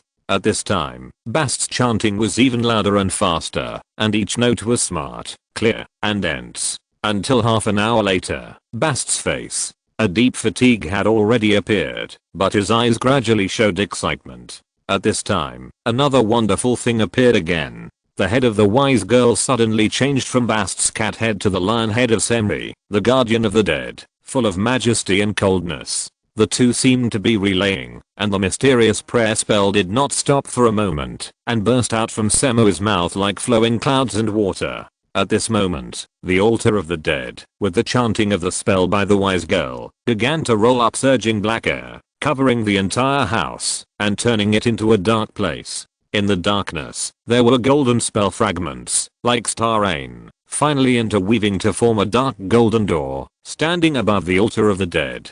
The door was square and very gorgeous, with thousands of spell patterns flashing on it. Suddenly, the voice of the wise girl stopped abruptly. The whole room fell into silence, and Semu's head turned back to Bast. His expression was a little nervous, staring at the deep darkness behind the door, that seemed to lead to the end of time and space. Fang Sui glanced at Bast and said, "You are so nervous. Could this sacrificial ritual similar to summoning fail?" Bast nodded his ferocious cat head and said, "Well, the birth of some things will be hindered by inexplicable rules of heaven and disaster power. If it fails this time, we can only wait until you, the Lord, are promoted to the 3rd level, before we can try again." Fang Sui was also a little curious what exactly the wise girl wanted to summon out of the world, which was both difficult and mysterious. Suddenly, the wise girl said, "Here it comes." Fang Sui's eyes narrowed slightly. He also saw that in the darkness behind the golden divine door above the altar, a passage with space-time fluctuations appeared.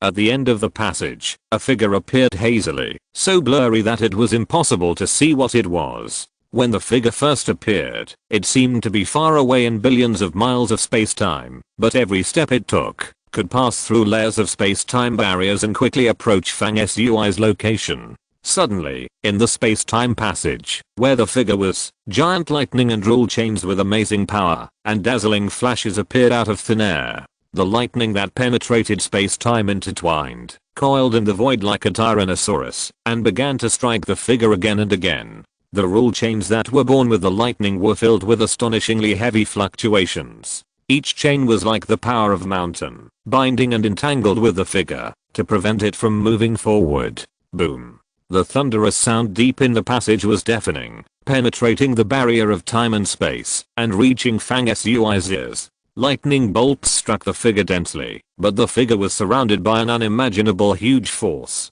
Whether it was lightning, or the chains of rules, once they approached him, they immediately decayed into ash silently and dissipated silently. The figure was like a god who held the power of death, who could command the life and death of all things. Even the power of rules could not stop it, and it was still walking step by step with great determination. It seemed as short as a blink of an eye, and it seemed that the long time of birth and death of thousands of epochs had passed. The figure crossed the other side of time and space and gradually came to the exit of the passage above the altar. At this time, a strange phenomenon appeared. When the figure appeared in the distant time and space, it was tall and majestic, with a towering base and a body like a heavy mountain. But at this time, before the figure was about to be born, it began to shrink rapidly, and the aura around it was also weakening. Buster became more nervous, looking into the passage with his cat's eyes, muttering, "Is this being rejected by the core power of a world? The divine power is dissipating."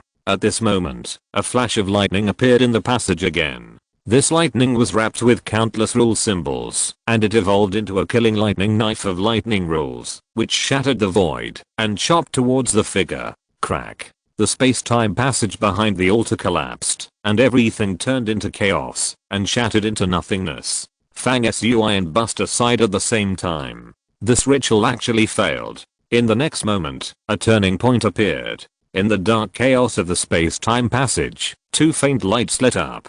This light flashed out like a meteor. In an instant, it successfully walked out of the passage door above the altar. It was actually a puppy. Fang Sui blinked his eyes, and what appeared in front of him was indeed a puppy with a dark body, agile and majestic, and a little cute. It seemed to have just been born, and its hair had the soft and fluffy feeling that is unique to puppies, but its breath was faintly ferocious. The most special thing was that its eyes were so cold that they were frightening, and it seemed that a world could be hidden in them, deep and restrained. When being stared at by such a pair of eyes, people would unconsciously have the illusion that their souls were about to fall. This dog seemed to come from hell. Has Anubis's projection dog finally been born? Fang Sui looked at the puppy with a glittering look in his eyes. Just when the puppy crossed time and space, appeared in front of Fang Sui, and descended into this world. In the sky above the rock universe, thunder suddenly sounded, and the sky suddenly darkened, like a layer of black curtain covering the sky, making everything dark and the vision amazing.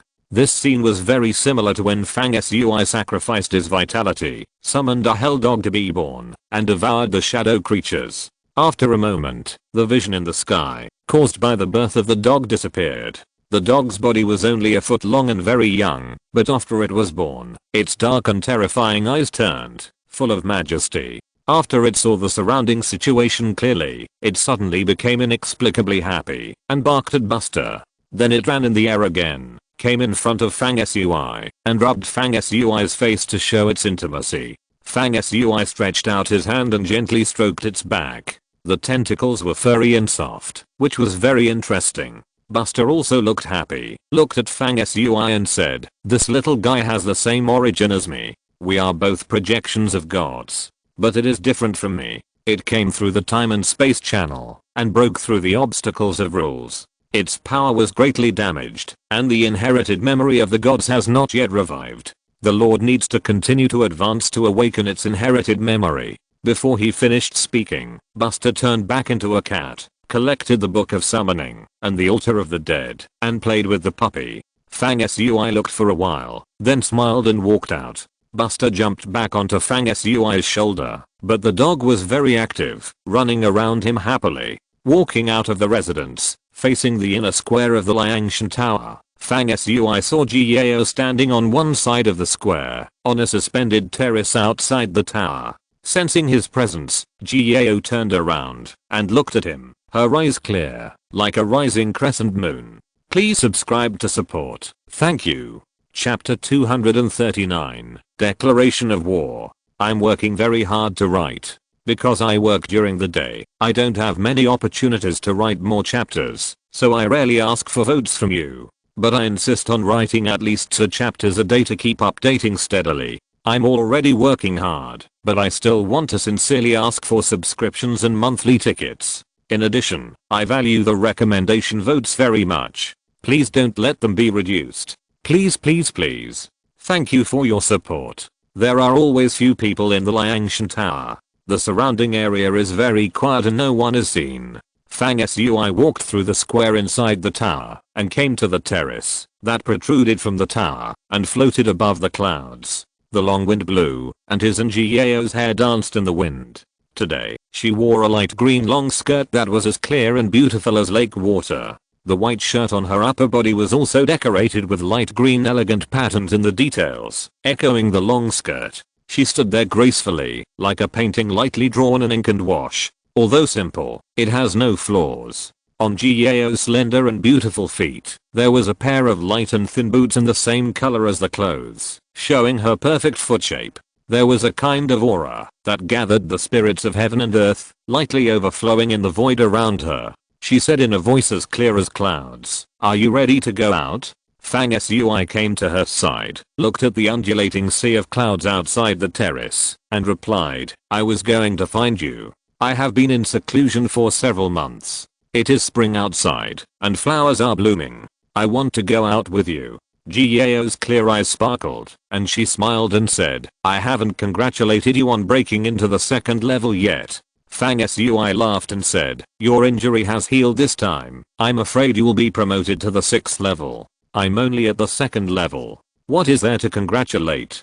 Jiao said, "I don't see you being so humble." He glanced at Buster on his shoulder again and snorted softly. Buster's face was bitter, and he raised his paws and covered his face. Jiao's fair face also flashed a touch of ruddy, obviously remembering Buster's nonsense about mating. Jiao turned her eyes slightly and looked at the projection dog of Anubis standing proudly beside Fang Sui with a solemn aura, with a surprised expression. "Other things gathered around you very unusual. This puppy not only has divinity in its body, but also exudes a fierce aura of death. What's its name? Did you summon it?" Fang Sui was no longer surprised by Gao's extraordinary eyesight and said, well, its name is Anubis, and it was just released. Woof.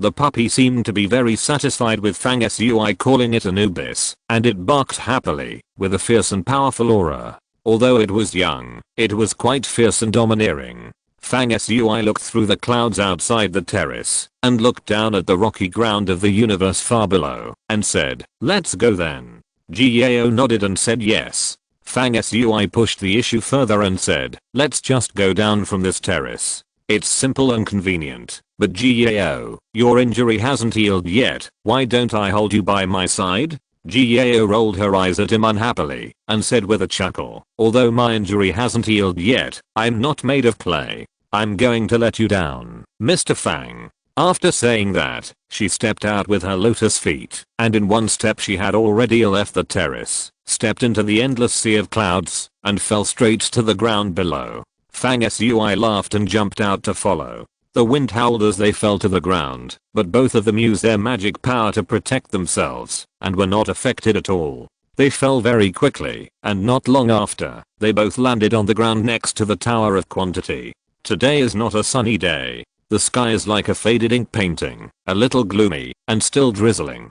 But time has entered the good season of spring, and all things have revived from the silence of winter, surging with vitality.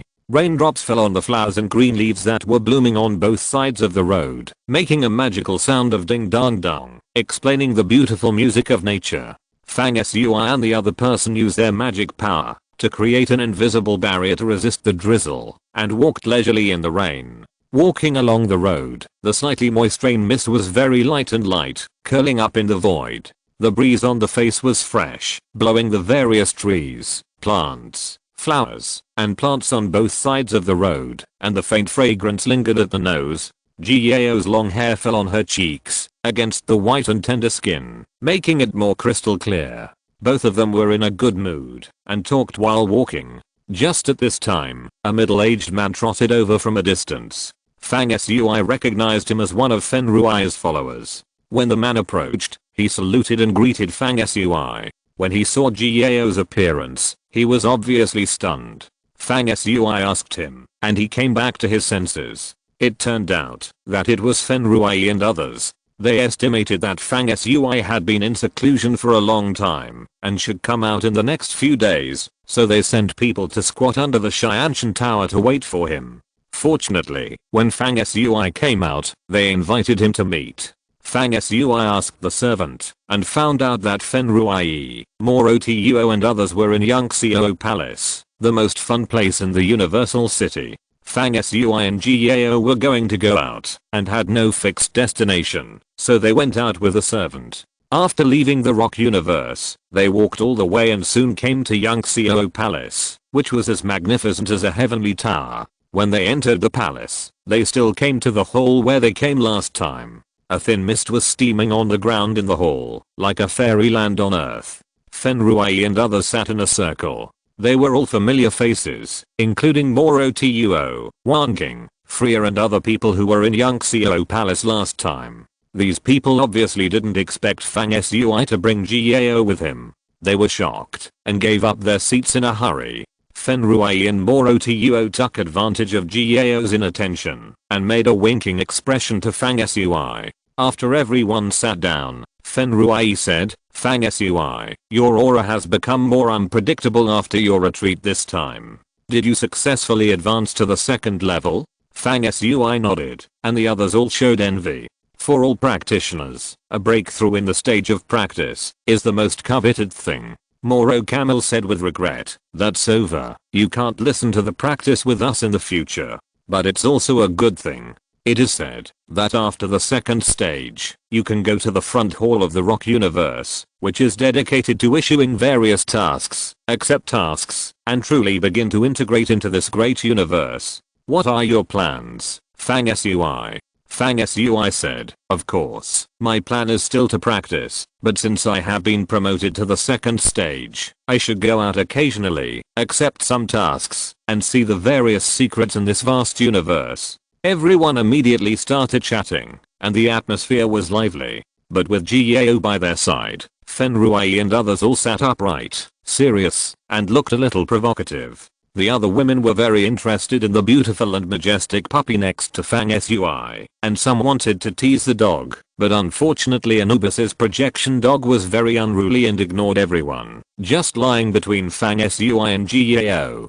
If someone tries to touch it, the dog will explode with a low roar. A dark rule fragment will appear between its breath and death waves. Wan King was surprised and asked, Fang Sui, what kind of magic beast is this? It's the same level as you, right? How can a second level beast activate the rule fragment? Fang Sui said half truthfully, I'm a god level beast that is a descendant of gods and demons. I'm the same level as the legendary dragon and true phoenix, not a magic beast. Things that are descended from gods and demons are hard to find in the world. Without Gao's eyesight, the crowd would not believe it. They all shouted and asked Fang Sui to explain the origin of the dog. When Fang Sui and others gathered at Yangxiao Palace, there was a huge and magnificent giant building complex in another place in the Universal City. The scale was not less than that of the Rock Universe, but the architectural style was classical, with huge wood beams. It was majestic, and had a strong ancient oriental flavor. This is a complex of buildings built by another large force, the East Fairy Palace, in the Universal Divine City, called the Ancient Fairy Building. The entire complex is filled with layers of auspicious light and white mist, as if it were the residence of an immortal. At this time, in a palace of the Ancient Fairy Building, a young man with a clumsy face, a square face, and dark blue armor stood proudly. His eyebrows were slanted, and he looked heroic. His eyes were like sharp swords, and his light was swallowing. When he looked into the void, there was a slight hissing sound, as if the void was about to be pierced by his eyes. This shows how sharp his eyes were. There were 3 people around the young man, one of whom was Shadwudu in a green robe, and the other 2, a man and a woman, were Yun Xianji and Yun Xiangxin, brother and sister, both wearing gorgeous white shirts. I hope that the matter I asked Brother Shadwudu last time will not go wrong this time. The young man in dark blue armor spoke in a low voice, but revealed an irrefutable firmness. Shadwudu had a sinister look on his face and his strange green eyes narrowed slightly. He said lightly, Brother B, don't worry. There was an accident last time. Not only did the shadow creature attack us halfway, but Yin Wulian took action first. Otherwise, I would have found a suitable opportunity to kill him, and he would not have lived until now. The young man called Brother B twitched the corners of his mouth, and it looked like he was smiling, but this smile was very cold and hard, and people could not feel the joy in it at all. He said softly, according to the information I got, he has been promoted to the 2nd level, after coming out of retreat this time.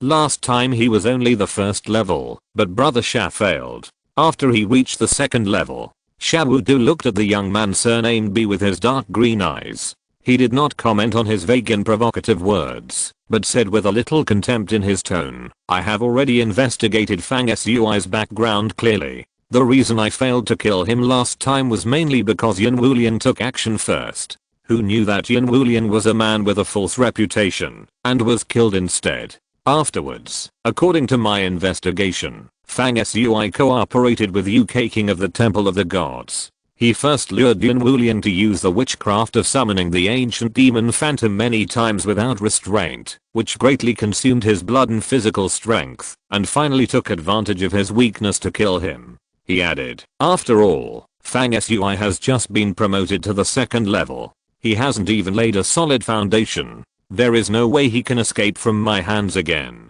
The young man surnamed B nodded and said, that's the best. This man killed B Fu of my family, which was a disregard for me, B counting. However, he is now valued by the Alliance of the Heavens. If we want to kill him secretly, I'm afraid it will cause a thorough investigation by the Alliance of the Heavens afterwards, which will be quite troublesome. If we want to kill him, we should find another good plan. Brother Shab, do you have any good ideas? Yun Xianji, who had never spoken, suddenly interrupted and said, if we act secretly, it will cause the Alliance of the Heavens to investigate afterwards. Then what about competing with each other, and killing him openly? After that, he kept silent, and did not say another word. Shadwudu understood it immediately and sneered. The competition between cultivators is a method allowed by all forces. If he is killed in public, no one can say that Fang Sui is not good at martial arts, but no one can say no. He looked at Bi Kangting and said,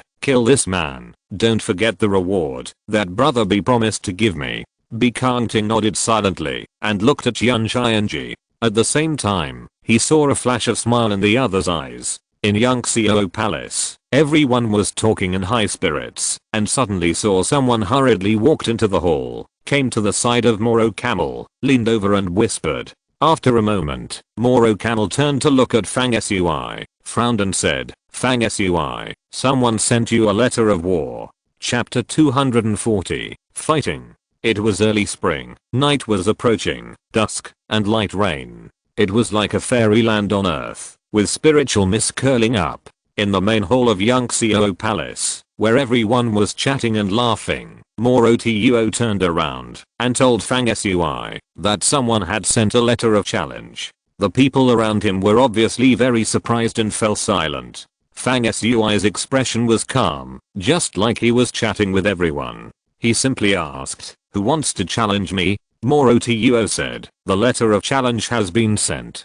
Take a look." After saying that, he took a thin booklet that looked like it was cast in silver from the hand of the person next to him. It was shining with dazzling silver light. On the surface, in the most widely circulated font in the 5 regions, there was a powerful and sonorous word "war" written on it. Fang Sui reached out to take it, and with his other hand, he took a fresh and tender little fruit like emerald from the table, threw it into his mouth, chewed it slowly, and slowly opened the booklet. At this moment, something strange happened. A dazzling sword light like lightning burst out from the letter of challenge, piercing through the air, and piercing Fang Sui at such a speed that it was difficult for people to react. The exclamations from the crowd had only just begun when Fang Sui slowly extended one hand in a similar motion as before, but it was this hand that was clear in motion and looked very slow. But before the sword light that flew out of the letter of challenge, like lightning, reached him, he grasped the sword light with magical skill.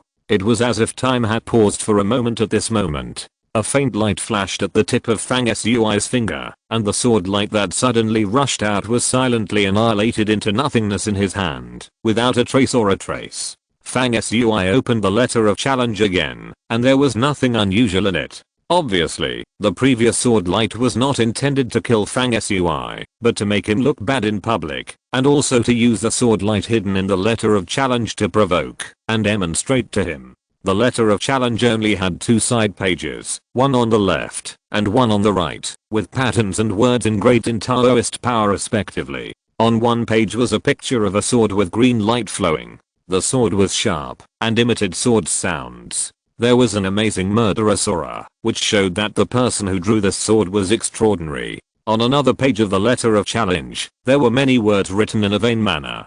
The general idea was to explain that Fang Sui was a despicable villain who shamelessly claimed the credit for killing the shadow creature and broke into the 2nd level with the reward.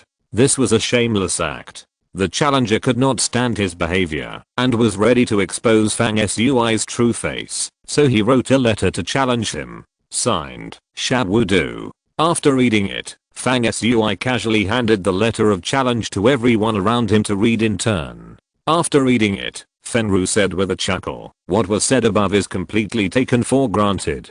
It's just an excuse to challenge you to a fight. Fang Sui, if you really faked the achievement of killing the shadow creature, let alone other things, which of the major forces is a fool to agree to give you the reward?" Moro Tuo nodded, then shook his head and said, "The matter is not simple. Although the major forces have investigated their subordinates in detail and there is no evidence to prove that Fang Sui is a fake, on the other hand, there is no evidence to prove that he really killed the shadow creature. Fang Sui was able to get the 1st place in the overall ranking of the combined forces in this practice test, more because of the strong recommendation of our Panchi universe's top leaders." After a pause, he said, "So he is first, and many people are not convinced. Many people have doubts about this. Until now, there is constant debate about whether Fang Sui killed the shadow creature. Most people think that he pretended to have the achievement of killing the shadow creature. Wanking, who has a classical and tranquil temperament, and Freya, who has blonde hair and fair skin, also spoke at the same time, saying that they had heard similar remarks. Wan King said, I have heard people talk about this more than once. It's really infuriating. Some people even said that even Deputy Hall Master Zhang Zheng was deceived by Fang Sui, so they tried their best to protect him, saying that Fang Sui is an incompetent man who can only hide behind and scheme for personal gain, and is actually weak in cultivation. He continued indignantly, don't these people have brains? Putting aside the matter of killing the shadow creature, can't they see that during the test, Fang Sui successively killed the second level Zhao Liao and the notorious Yin Wulian? In comparison, Fang Sui's defeat of 3 members of the myth team is already a trivial matter. Can these be done by ordinary people? Freya thought for a while and asked seriously, Fang Sui, let me explain first. I really believe that you created a miracle and killed the shadow creature, but I'm also really curious, how did you kill the shadow creature? You were only at the first level at that time, and that shadow creature must have been close to the 3rd level, or even reached the 3rd level. This is incredible, and it's no wonder that others don't believe it, because it doesn't make sense at all. At this point, there is really no need to hide it anymore. In the eyes of some people, continuing to hide it would only be deceiving oneself. Fang Sui pointed at the Anubis puppy beside him and said frankly, let it eat the shadow creature. What he said was true. On that day, he did summon an Anubis hound through death sacrifice, and ate the shadow creature. The only difference was that the death dog projected by Anubis at that time was not the puppy in front of him. However, when these words were said at this time, except for Jiao who smiled and knew that Fang Sui was telling the truth, even Fenruai and Moro Tuo, and even Wan King, who had developed a certain admiration for Fang Sui after experiencing the test of the City of Ruins, did not believe it. Everyone laughed and cursed at her words. Freya laughed so hard that she almost choked and said, Fang Sui, if you don't want to say it, forget it. What kind of excuse are you making up? You dog, do you really think it's a mythical creature? Fang Sui smiled bitterly and said, it really ate the shadow creature. Everyone still didn't believe it, but they just thought Fang Sui wanted to hide his tricks, so they stopped asking. At this time, the letter of challenge was passed back to Fang Sui. He thought about it, stretched out his hand and wiped it. The flashing and murderous sword picture on the page was wiped away by him. Fang Sui's fingertips were like a pen tip, and he raised his hand to write the word war on the page again. The color of the word war was black, and it faintly revealed a majestic demeanor, but it was neither sharp nor murderous. It just expressed Fang Sui's intention clearly, that is, he did not avoid the challenge. Then Fang Sui handed the letter of challenge to Moro Tuo and asked him to send someone to send it back. Not long after, when Fang Sui and others were enjoying the performance in the hall, a young girl walked in from outside the hall, took a quick look, then walked towards where Fang Sui and others were, and said in a teasing tone from a distance, hey, Fang Sui, you finally dared to come out. You are quite brave. Everyone turned their heads to look, and saw that the one walking over was a girl in red. She came to the seats where everyone was, first bowed and greeted Jiao, and then couldn't wait to look at Fang Sui with a look of contempt on her face. This girl was Chu Hongling. She glared at Fang Sui, and said with a gloating look, I warned you long ago that, as soon as you come out, someone from our Dangxin Palace will challenge you. Ha. Let's see what you will do this time. Fang Sui smiled and said, isn't it just Xiaowu?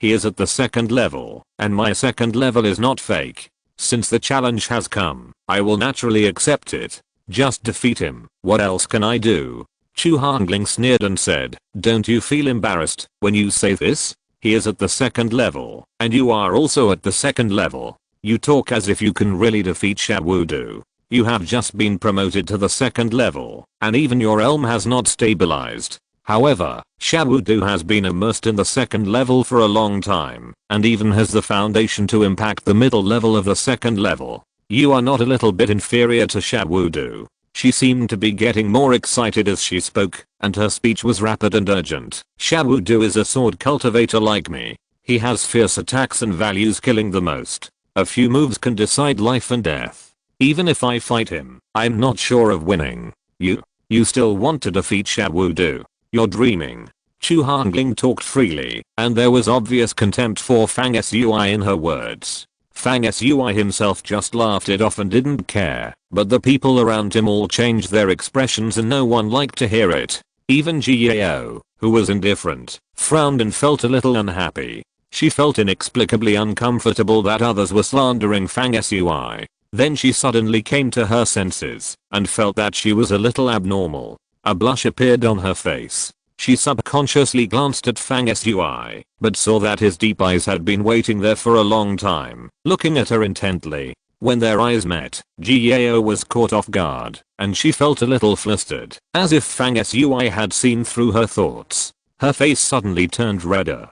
Chu Hongling saw that after she finished speaking, everyone looked at her with unfriendly eyes, and Fang Sui, however, was flirting with Ji Yao, the person she admired the most, and did not take her words seriously at all. She was even more annoyed. She stared at Fang Sui fiercely, thinking to herself, "You are such an ignorant fellow. You rashly accepted Xiaodu's challenge. When we fight, Sister Ji Yao will see your true colors. Humph, you can no longer hide in the battle, and everyone will know it at a glance." When Chu Hongling was thinking secretly, Fang Sui stopped flirting, stood up calmly, and said to everyone, "The letter of challenge has agreed with me to fight in the battle hall of Yangxiao Palace. Everyone, go and cheer for me." Everyone responded loudly, and the group of people walked out of the main hall of Yangxiao Palace in a mighty manner, and walked towards another ancient hall not far away, which was majestic and solid, as if it was made of pig iron.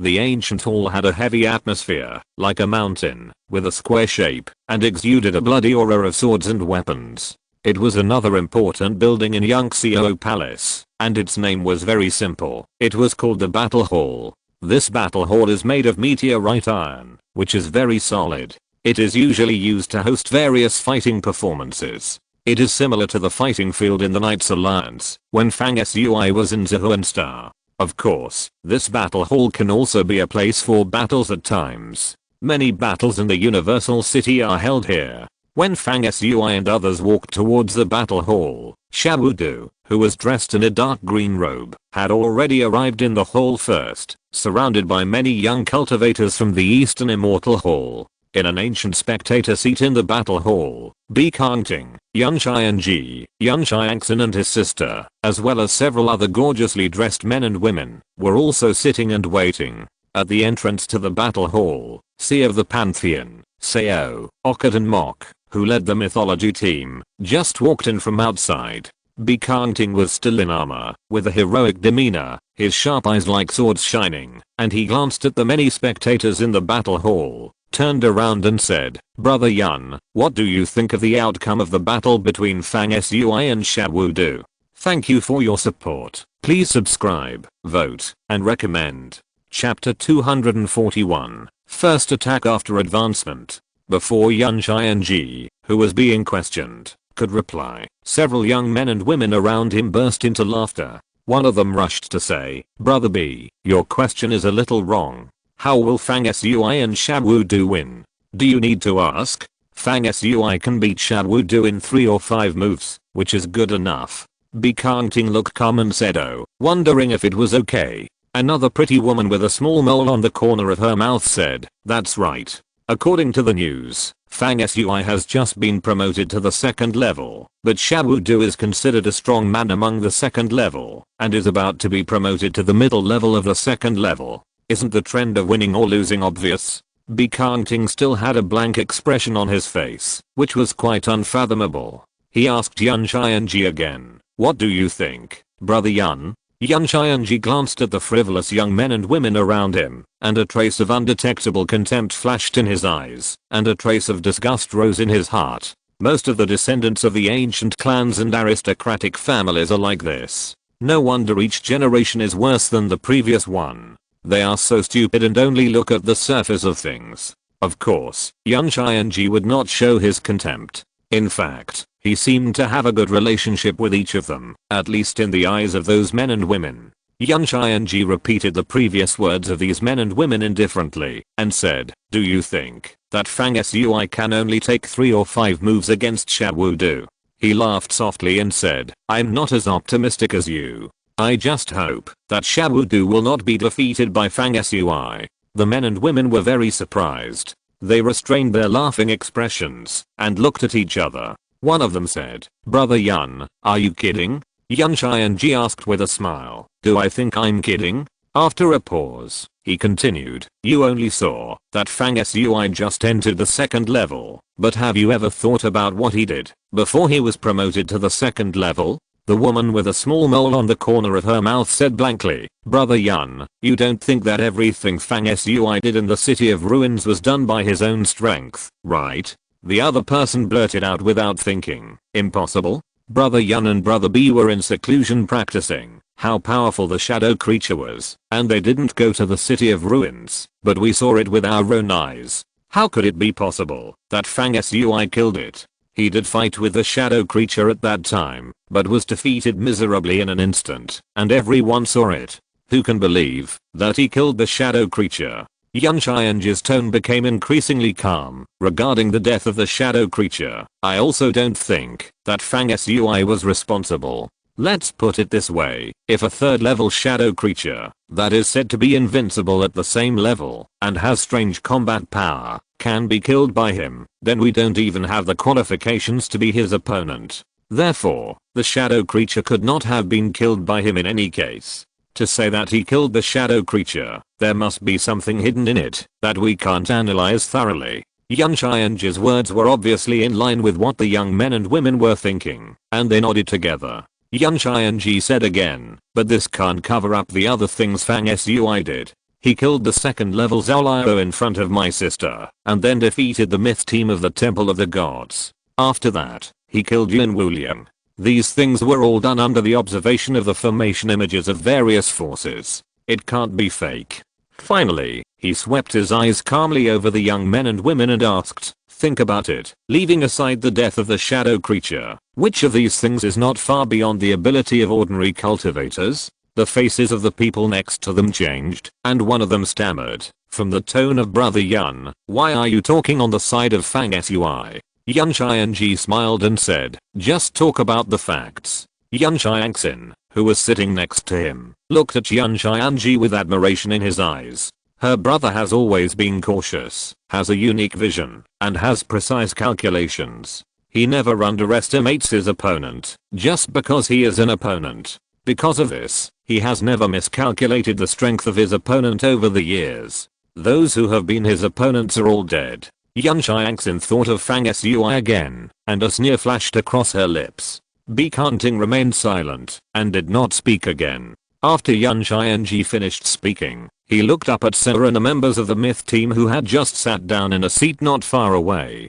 After thinking for a while, he stood up and walked towards Senna. At this time, outside the battle hall, Fang Sui looked up at the sky. The dark blue dome reflected the dark light, and the bright moon revealed a curved corner in the sky. The clear light sprinkled down, and the night had come. Looking back, Fang Sui's eyes became faintly bright, and there seemed to be a moon shadow flashing between his fingers, emitting a sharp and cold light, as if echoing with the bright moon outside the sky. The next moment, Fang Sui stepped forward and walked into the battle hall, followed by everyone. The layout of the battle hall is clear and concise, with seats all around, divided into 3 levels, upper, middle and lower. The higher you go, the more distinguished the seats are, not only with a better view, but also with more space. They are all independent small space stands, overlooking the central battlefield. In the center of the hall stands a large square battle platform, about 3 meters high.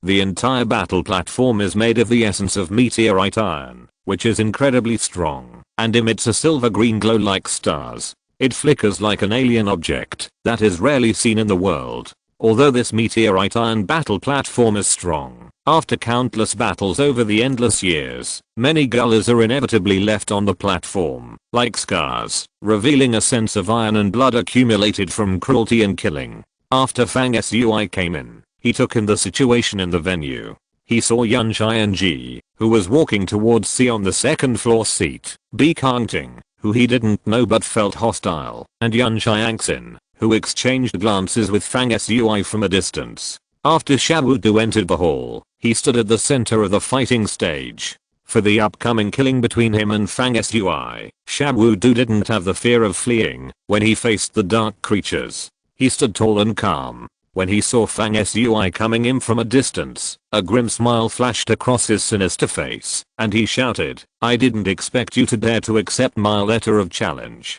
Fang Sui, you really made me think highly of you." Xiaodu's voice spread out, instantly suppressing other voices in the noisy war hall, and the whole place fell silent at the same time. The war hall belongs to Yangxiao Palace, which is one of the best places for entertainment in the Universal City. It was originally prosperous, with creatures of various races coming in and out every day, and the seats were always full. Many cultivators who came to the battle hall to watch the battle performance today were suddenly informed by the organizer of Yangxiao Palace that a duel would be interrupted halfway. One of the parties involved was Fang Sui, who had been talked about a lot in Huanao City recently and won the first place in the joint assessment of major forces held a few months ago.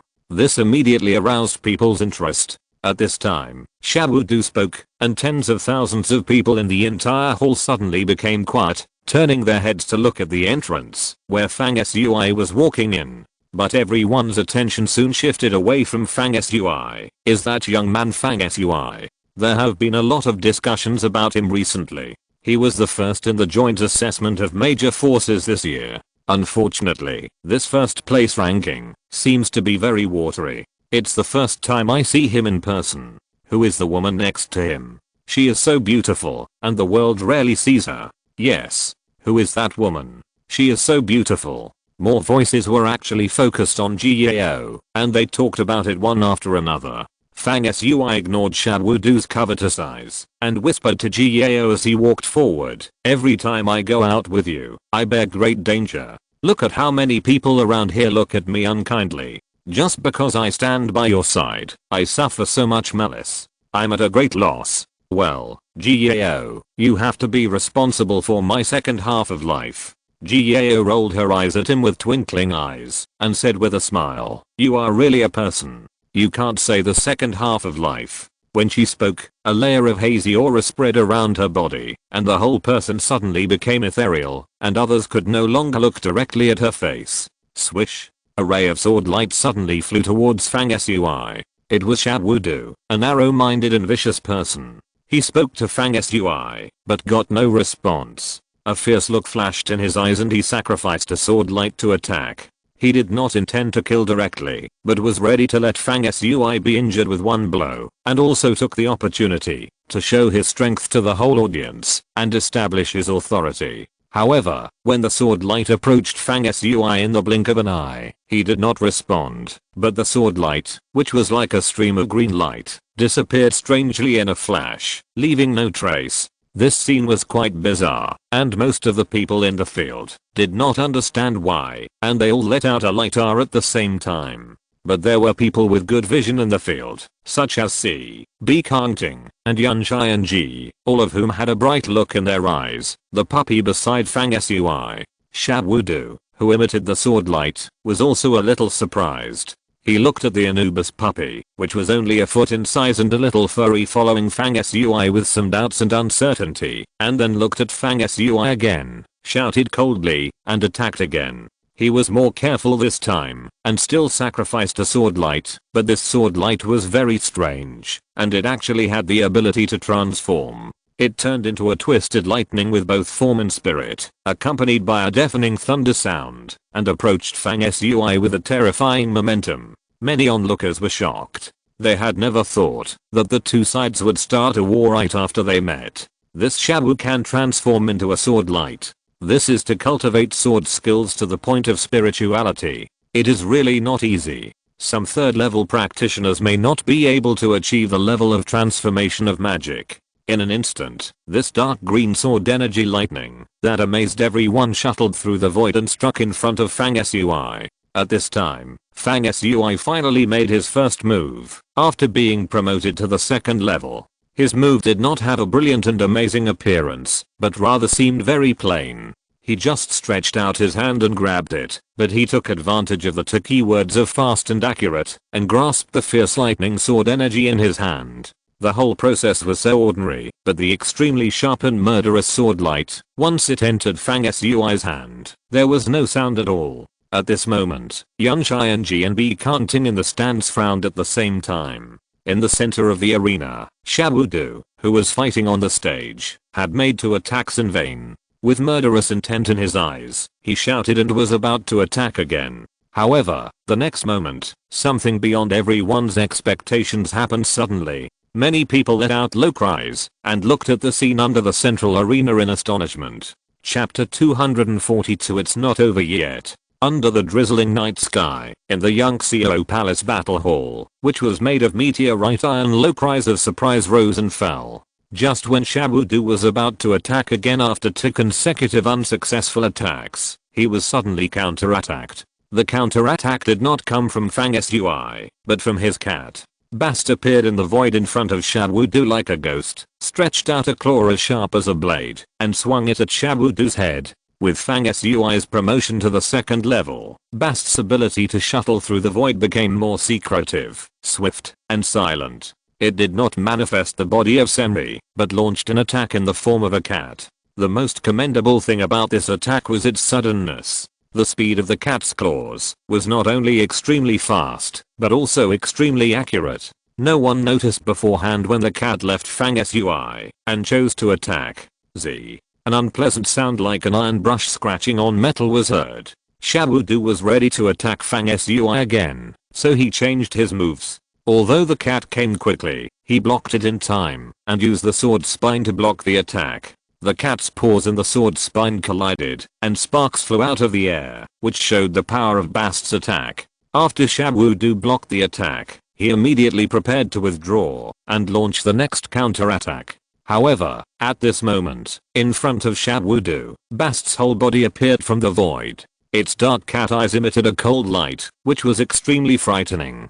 Its eyes were as black as 2 deep gems, and were filled with wisps of mist, hazy and strange. The cat's eyes stared at Xiaodu without blinking, and at the same time, a mysterious curse sounded quietly in Xiaodu's ears. In Egyptian mythology, Bast is the cat god who guards the dead, and its abilities are related to death and soul. Bast's previous cat body was not as powerful as Semri's, because it was at a low stage, and had not yet awakened more combat abilities. But as Fang Sui was promoted to the 2nd level, Bast's soul awakened more inherited memories, and it could begin to use some spells about death and souls. At this time, Bast's eyes and the power of the secret spell clearly had the ability to fix the soul and spirit. As soon as it was used, Xiaodu was caught off guard and his soul was affected, showing signs of mental confusion. Of course, Xiaodu was a 2nd level master after all, and it was not so easy to deal with. He was only lost for a short time, not enough to breathe,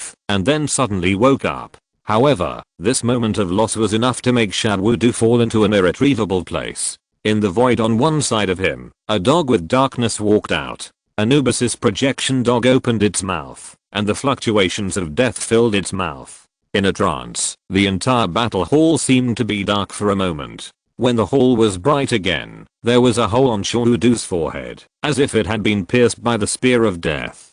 Xiaodu's dark green cold pupils were filled with despair, and slowly closed. The strange things were not over. The next moment, a twisted human-shaped black gas appeared in Xiaodu's head, which was pulled out by Buster with his mouth open, and swallowed in one gulp. This was the inherited ability that Buster awakened after being promoted to the 2nd level, the Soul Cat Soul Sucking. This was a terrifying ability involving the realm of death and soul, affecting the consciousness of the soul during battle, and devouring the soul after victory. All of the above was complicated, but in fact it all happened in an instant. Xiaodu actually died just like that. His challenge to Fang Sui was almost over before it even began. This was undoubtedly beyond the expectations of everyone present. After a brief moment of astonishment and silence, there was an uproar and a commotion. The cat's ability seems to involve the most mysterious realm of the soul. This ability is so rare that it can absorb the soul of a 2nd level strongman that is perfectly matched with his body. What happened in the dark moment just now? After the dog appeared, it exhaled a breath of death and killed Xiaodu. After a short period of silence, the onlookers in the battle hall began to talk among themselves. At this time, another unexpected scene happened. Shabudu's corpse suddenly began to decay. The whole body seemed to be rapidly invaded by some mysterious force. In one breath, it turned into ashes and became a dark airflow of death. It was taken into Anubis's nose and disappeared without a trace. After absorbing the death energy contained in the corpse of a second-level cultivator, the dog's body seemed to have grown a little, and the death fluctuations flowing in the nose seemed to be a little stronger. Then the cat and the dog disappeared out of thin air and returned to Fang Sui's side. On the second floor stand, B. Kangting, Yunshai and G, or C, frowned more obviously, and a thought flashed through their minds. Fang Sui's cat and dog are so strange that we can't figure out their details at all. Yunshai and G stood on the second floor stand, leaning on the railing and looking down. He looked at the surprise and astonishment on the faces of the several dunks and temple cultivators who came with Shabudu, and sighed softly.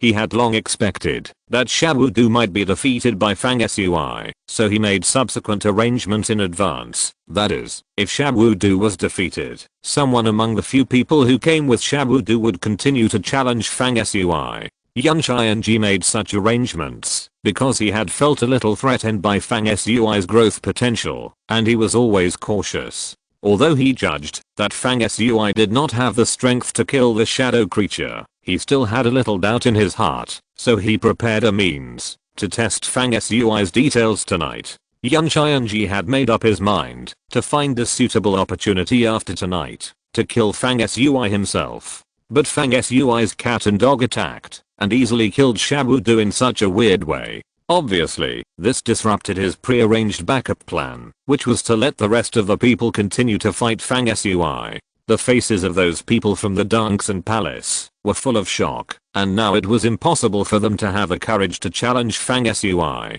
The plan was ruined just like that, which made Yunshai and Ji, who always liked to control things and hated accidents, very unhappy. He frowned again and thought to himself, he was originally an insignificant little person. Now he has become something. However, there is no need to be too anxious. After today, I will find a chance to kill this person. Yunshai and Ji thought secretly. He turned his head to look at the location where Seer was, but he had lost the intention to continue going there. He paused for a moment and turned back. At this time, the crowd below was still arguing. This battle has just started, and it's over like this? Originally, it was Shabudu who attacked first, but he died so soon, it's really unexpected. Suddenly, someone said in surprise, no, what is Fang Sui doing? Just when most people thought that this battle was over, someone found that Fang Sui's footsteps did not stop after Shabudu's death, and he walked all the way to the fighting stage in the center of the hall. Then there seemed to be an invisible staircase in the void, and he stepped out step by step, stepped on the void, walked steadily and easily, until he stood in the center of the battle stage. At this time, some people have keenly realized that things are not over yet. After Fang Sui stepped onto the stage, he raised his head under the gaze of everyone, looked at the second floor, searched for a moment, and finally looked at Yunshai and Ji. Yunshai and Ji had returned to the position of B. Kangting and his sister Yunshai Angxin at this time, and was about to sit down. It is worth mentioning that Chu Hongling and Yunshai Angxin have known each other for a long time. After Chu Hongling entered the battle hall and saw Yunshai Angxin, she greeted Ji Yao, left Fen Ruai and others, and came to the second floor, where she was sitting with Yunshai Angxin.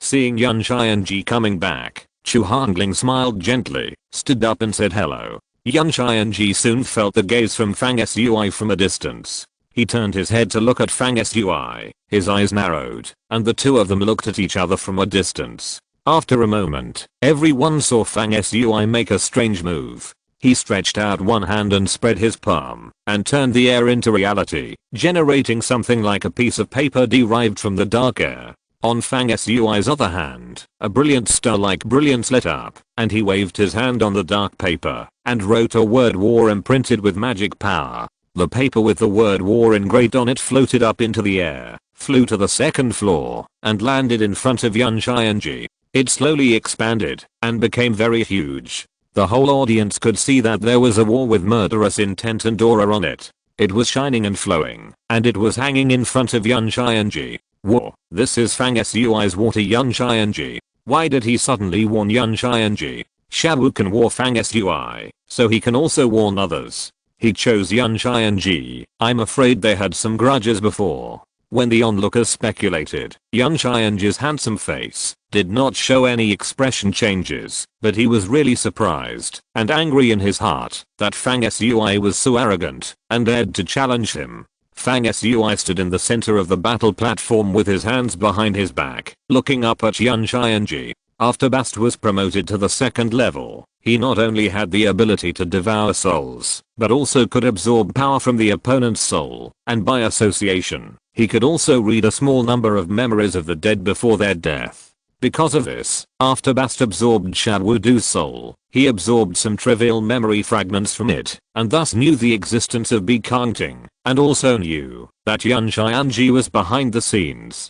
This Yun Qianji was hiding in the dark and participating in the calculation of Fang Sui. It was not the first time. Instead of letting him continue to hide in the dark, it is better to pull him out now. So, there is the scene of Fang Sui challenging Yun Qianji now. This can also be understood as a counterattack. This is due to Fang Sui's personality. He always likes to take the initiative when encountering things and will not follow the situation planned by the opponent. This can be seen from his reactions when he was attacked many times. At this moment, Fang Sui made another move, turning from passive to active, and directly pulled out Yun Qianji, who was always wandering in the dark and claimed to be extraordinary. This challenge came abruptly, and no one expected it in advance. Everyone felt very surprised. Yun Qianji looked at Fang Sui from a distance and said word by word, "You chose to challenge me, thinking that you are smart, but you are actually looking for death.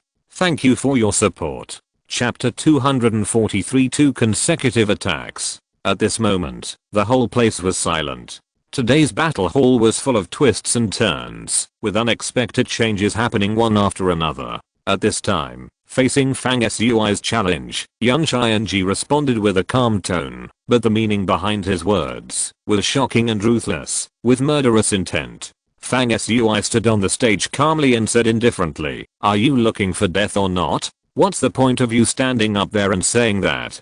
Come down and try it and you'll know." Yun Qianji laughed wildly after hearing this, and said yes repeatedly. He suddenly stretched out his hand and pointed out a misty cloud from his fingertips, flowing lightly. Suddenly, the letter of challenge sent by Fang Sui to him was crushed by the cloud and dissolved into nothingness. Yun Qianji walked out without stopping, with an elegant and free-spirited demeanor, like a god king coming to the world, from top to bottom, towards the battle stage in the center of the battle hall. Yun Qianji is ready to fight. The Yun family in the Eastern Immortal Realm is an ancient family of cultivators with a great reputation. There are many heroic figures in the family, and Yun Qianji has always been known as a genius. He was a third-level cultivator many years ago, but for some reason in the past 2 years, he has rarely appeared in public, and his cultivation has regressed instead of improved. Legend has it that Yun Qianji encountered difficulties in his cultivation and his cultivation has regressed, so he faded out of people's sight.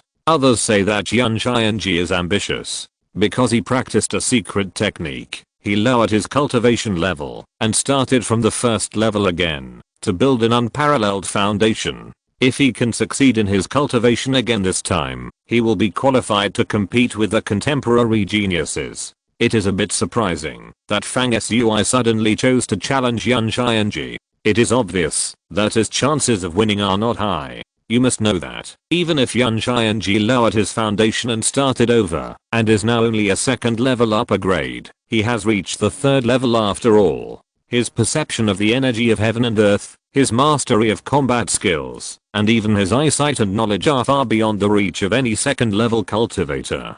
That's right, but Fang Sui is not simple either. I didn't think he would win the previous battle against Xiaowudu, but in the end, Xiaowudu only survived 2 attacks from his 2 pets before he died. Fang Sui had previously attacked once and wiped out Xiaowudu's attack. The heated discussion among the onlookers about Fang Sui's unexpected challenge to Yun Qianji was far greater than before. On the second floor stands, Chu Hongling pursed her lips.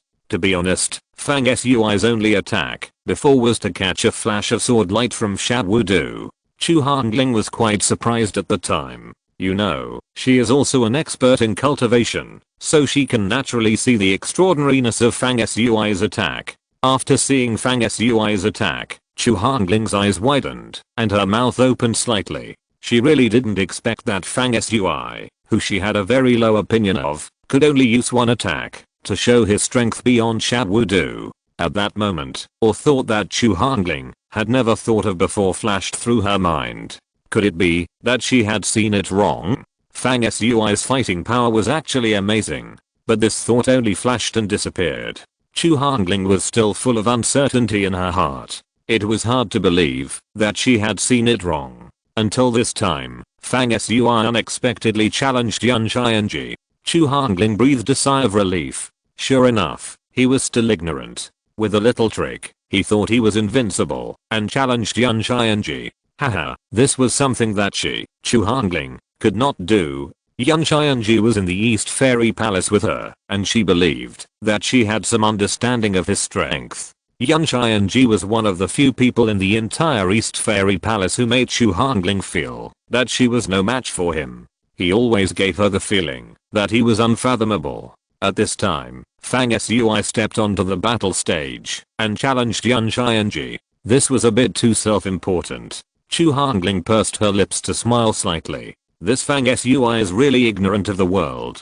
Chu Hongling looked at Yan Xiangxin beside her and said, Xiangxin, what do you think of Fang Sui's challenge to your brother? Yan Xiangxin snorted and said proudly, what else can I think? This Fang Sui is indeed quite powerful. He once killed a second level Zhao Liao in front of me. At that time, he was only at the first level. In my brother's words, this is not something that ordinary people can do. But now that he has been promoted to the second level, he is a little too ambitious. He wants to challenge my brother, which can only bring shame upon himself. Chu Hongling nodded happily. The two of them had the same point of view. They then changed the topic and talked about some ordinary things. They were no longer interested in the battle that was about to unfold on the field. On the stage, Yan Xianji landed a few feet away from Fang Sui. He looked at Fang Sui with a serious expression and said slowly, I actually don't like to fight directly with people of your level. Without waiting for Fang Sui to respond, he continued, almost 3 years ago, when I decided to start from scratch and rebuild my foundation, I made up my mind not to fight with people below the 3rd level before I repaired back to the 3rd level. Do you know why? He glanced at Fang Sui and chuckled, because it's a bit of bullying, it's really not worth my effort. Therefore, although I have made plans several times, I didn't kill you directly, otherwise how could you have lived until now? Fang Sui sneered and said, it doesn't matter. Today I took the initiative to challenge you and forced you to take action. I deserve to die. Let's do it. Yan Xianji showed a slightly mocking look in his eyes and said, you are quite smart. In your opinion, you must think that directly challenging me today is a way to take the initiative to break the situation, right? But have you ever considered that if some situations are broken, not only will you not be able to take the initiative, but you will also die? Fang Sui said casually, I haven't thought about this. You don't like others to break the rules of the game you set, and I don't like people hiding in the dark to plot against me. After thinking for a moment, he said, your way of doing things makes simple things complicated. I'm the opposite of you. I like to simplify complicated things. Well, that's it. Yan Xianji frowned. Fang Sui said that he likes to complicate simple things. He had heard this comment from an elder in the family, and now Fang Sui saw it. This made Yan Xianji inexplicably angry, and murderous intent suddenly appeared in his eyes. He said in a deep voice, since you took the initiative to challenge me, I'll give you a chance to start first, otherwise you may die with your eyes open. Fang Sui showed an interested smile on his face, and he was not polite. He shouted, okay, and then took action decisively. His move was still simple, just raising his hand and punching. But when he started to punch, a faint light appeared on his fist. When he was halfway through, the faint light had become stronger, and the fist was surrounded by thunderous sounds, rumbling, and the whole battle hall could hear it. When the punch was really thrown, Fang Sui's fist completely turned into a bright and dazzling golden light, like a scorching sun in the sky, showing its brilliant power that illuminates the world. At this moment, there was a cracking sound, and the people in the battle hall felt their ears buzzing at the same time. Fang Sui's fist swallowed and spit out a glittering golden thunderbolt. This thunderbolt, with a murderous light, flashed in front of Yan Qianji. Yan Qianji sneered, stretched out his hand, and clouds filled his palms and fingers, as if he was holding chaos. The thunderbolt that Fang Sui fired was taken into his hand and wrapped in clouds and chaos, and its power was weakened immediately and finally dissipated without a trace. Someone in the audience said in a surprised tone, "This is the famous Great Freedom Cloud Sea magical power of the Yun family. It is said that it requires the collection of 9 heavenly ki to practice. The defensive ability is soft and invisible. It has the reputation of inheriting the pressure of heavy mountains without being damaged. It is said that when it is practiced to the extreme, it can use clouds to support a world.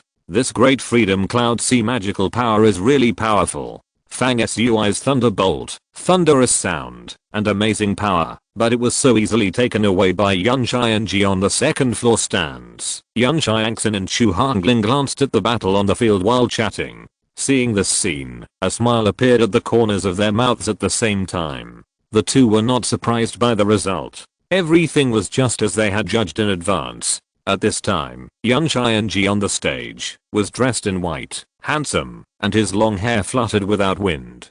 He looked at Fang Sui and said, "How about it? If letting you one move is not enough, I can let you one more move." Fang Sui said with no joy or sadness on his face, "No need, come again." After speaking, he made another move. With a loud bang, Fang Sui threw out a blazing sun, which rolled in the air and suddenly increased several times in size. The light was blazing and dazzling, pressing towards Yan Qianji. At this point, Yan Qianji still looked relaxed and finally made a formal move. He also raised his hand and punched out, and the clouds rolled out like the sea, instantly wrapping up Fang Sui's attacking blazing sun. Soon, the clouds swirled and successfully engulfed the blazing sun, dissolving it into nothingness again. The next moment, Yan Qianji flashed close like a ghost and came to Fang Sui's eyes, and the two sides started a close fight. 2 figures appeared in the air, faster than anyone could catch, rising and falling like lightning, like 2 streams of light, one black and one white. On the second floor stands Seo and Docket behind Seer. 2 people, 4 eyes were staring at the battle below. The two watched for a moment, and their expressions relaxed slightly. Seo said, "2 consecutive attacks. The first attack, the Scorching Sun Thunderbolt, can be said to be Fang Sui's test. It was easily contained by Yan Qianji, and it is difficult to tell the winner from it. But the second attack, the Scorching Sun, that Fang Sui sacrificed, was bright and fierce, and the fluctuations were strong. It should be a killing move that used most of his magic power, but it was still easily broken by Yan Qianji. This shows that Fang Sui has just entered the second level after all, and he can't be Yan Qianji's opponent." Docket, who was tall and seriously injured by Fang Sui last time, continued with hatred. "It seems that Fang Sui is dead this time. It's a pity that I didn't kill him personally." Seo and Docket's words were also the views of most of the spectators in the hall, including Bi Kangting and Senna. After observing for a while, they also thought to themselves, Fang Sui rashly challenged Yan Qianji. It seems that he really overestimated himself and was eager to prove his strength. This person, I'm afraid he will die here today. Among the people in the whole place, only Jiao had clear eyes. She watched the battle on the stage with a calm face, without any worry for Fang Sui. However, Fen Ruai and others beside Jiao all looked worried and nervous. Ma Luochuo finally couldn't help but asked, "Miss Jiao, what do you think of the outcome?" Jiao said calmly, "The battle has been going on until now, and it's almost the last moment. There will be a result later. It's okay." The people around looked at each other, and when they wanted to ask again, the battle on the stage had changed. Thank you for your support. If you're listening to this novel on a channel other than Fanfic World, it means they downloaded and uploaded it without effort. we cordially invite you to visit our channel, Mundo Fanfic Novelos. There you'll find the original version of this story and you can explore many other novels of various genres. We're waiting for you to immerse yourself in a world of incredible novels. Chapter 244 Reversal. The drizzle continued, and the night was bleak. However, the atmosphere in the battle hall of Yunxiao Palace was very warm. Tens of thousands of onlookers sometimes cheered, analyzed, and discussed, and sometimes watched with bated breath, and you could hear a pin drop.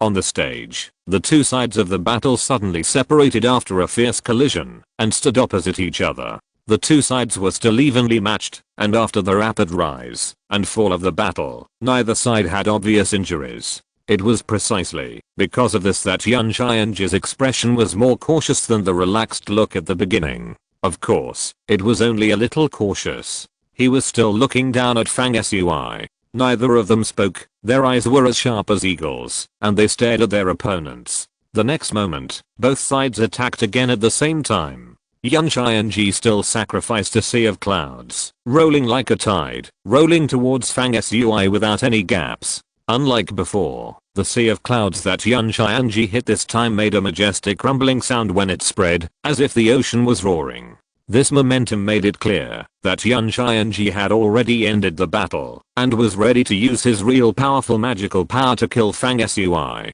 On the other side, Fang Sui's eyes burst with divine light, and he turned his hand up, and a pure dark aura emerged, relying on his palm, undulating and rhythmic. This group of aura then underwent a wonderful change. It quickly condensed and gathered, from gas to solid, and finally turned into a dark star, rising and falling in Fang Sui's palm, interpreting the mysterious changes that matched the trajectory of the heavenly way. In an instant, this dark star lit up a faint light in the rotation, becoming a round of magic moon with cold light. At this time, the onlookers realized that Fang Sui's purpose of sending out a group of air was to interpret the process of magic power changes from the birth to the formation of a star. If Fang Sui's previous attack was a manifestation of magical power at the level of magic, then the round of magic power moon he sent out at this time, carrying his understanding of cultivation, is no longer just a superficial magical means, but more of an attack form that matches the key of heaven and earth, and contains his original Taoist power. Using his own understanding of the Tao to evolve into a means of attacking the enemy. This is called the original magical power of the Taoist power, which is usually higher than the level of ordinary magical powers. This way of attack is mostly a cultivator's trump card in the strongest means of his own body. Fang Sui activated the Taoist power means, which is a real use of his foundation. If he still can't win, it will inevitably be a miserable defeat. When the onlookers made their analysis, the bright moon containing the Taoist power realm had intertwined a cold light and turned into a moon wheel that was bent like a cold knife. With a snort, the moon wheel rotated, producing a huge moon arc, like splitting mountains and seas, directly cutting through the sea of clouds sent by Yan Xianji, causing it to collapse and dissipate. The power of the moon wheel was endless, as if it had swallowed up the void in the distance. It flashed in front of Yan Xianji and attacked his forehead with murderous intent. Yan Xianji snorted coldly, hugged his hands, and transformed into a particularly thick cloud of chaos, shaped like a ball, and threw it out to wrap the Taoist moon wheel that attacked him. Then the cloud of chaos dissolved and turned into a lifelike cloud dragon, coiling around Yan Xianji, swimming up and down, shaking its head and tail, with endless power. Obviously, Fang Sui's Taoist moon was cracked by Yan Xianji again. In general, this attack was Fang Sui's first means of turning the moon into gas, to break Yan Xianji's attacking sea of clouds, and then Yan Xianji dissolved Fang Sui's moon wheel. The two were still a draw, but in the eyes of others, Fang Sui used the means of Taoist power to barely maintain a draw with Yan Xianji. This shows that it is difficult for him to continue to deal with Yan Xianji's next offensive. For a while, the winner seemed to be clearer. In the stands, Yan Xiangxin and Chu Hongling smiled lightly, and they were sure that the outcome was already decided. Even if Fang Sui struggled hard and used his power, he could not affect the final result. This battle can be over. Yan Xianji on the field also spoke. While speaking, the clouds between his eyebrows spread, revealing a bead made of clouds. The bead was really amazing. as big as a goose egg, and the whole body was hazy and ethereal, as if a chaotic world was being born inside it, spreading an ancient aura. The whole bead slowly rotated and rose into the air. The chaos in it seemed to carry the weight of the heavens, slowly pressing towards Fang Sui. The speed was not fast, but there was an unstoppable heavy and solid aura. As soon as Yan Xianji's bead appeared, the aura in the entire battle hall was immediately affected. There was a layer of light clouds and mist, floating and dispersing in the hall, making the battle hall seem like a wonderland on earth. As soon as this bead appeared, it brought with it the power that affected the entire venue. This alone was enough to show its extraordinariness. On the stands, when Yan Xiangxin saw Yan Xianji offering such a bead, she chuckled with surprise and complained to Chu Hongling beside her with some pride. Brother is really something. He generated a cloud world bead in his body, but he didn't even tell me, his own sister. He also values Fang Sui very much. He actually used this level of magical power. Fang Sui can die with his eyes closed. Chu Hongling said, original energy world bead. Is this a very amazing magical power of your Yan family? Yan Xiangxin was in high spirits and said immediately, the formation of vital energy into a bead proves that the source of cloud energy has been formed in my brother's body. He can absorb and exhale the energy of heaven and earth at any time and transform it into a sea of clouds. The cloud energy in his body will never dry up, and he has begun to generate his own world of Taoism in his body. It is extremely powerful. Then he said, let's put it this way. There are countless people in our family who practice the great freedom cloud sea divine power, but since the establishment of the family, very few people have been able to cultivate the Yuan Qi World Pearl before the 4th level. Once someone cultivates the Cloud World Pearl before the 4th level, he will be qualified to compete for the next patriarch of our family.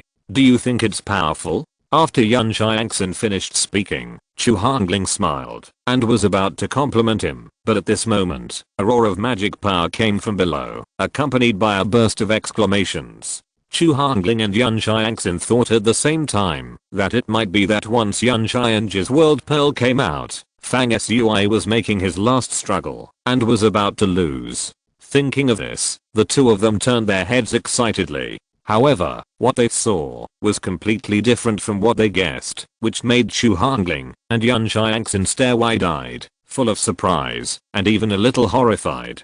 Going back a little, when Yan Xiangxin and the other girl were talking to each other, Fang Sui was facing the cloud world bead from Yan Xianji with a stern expression.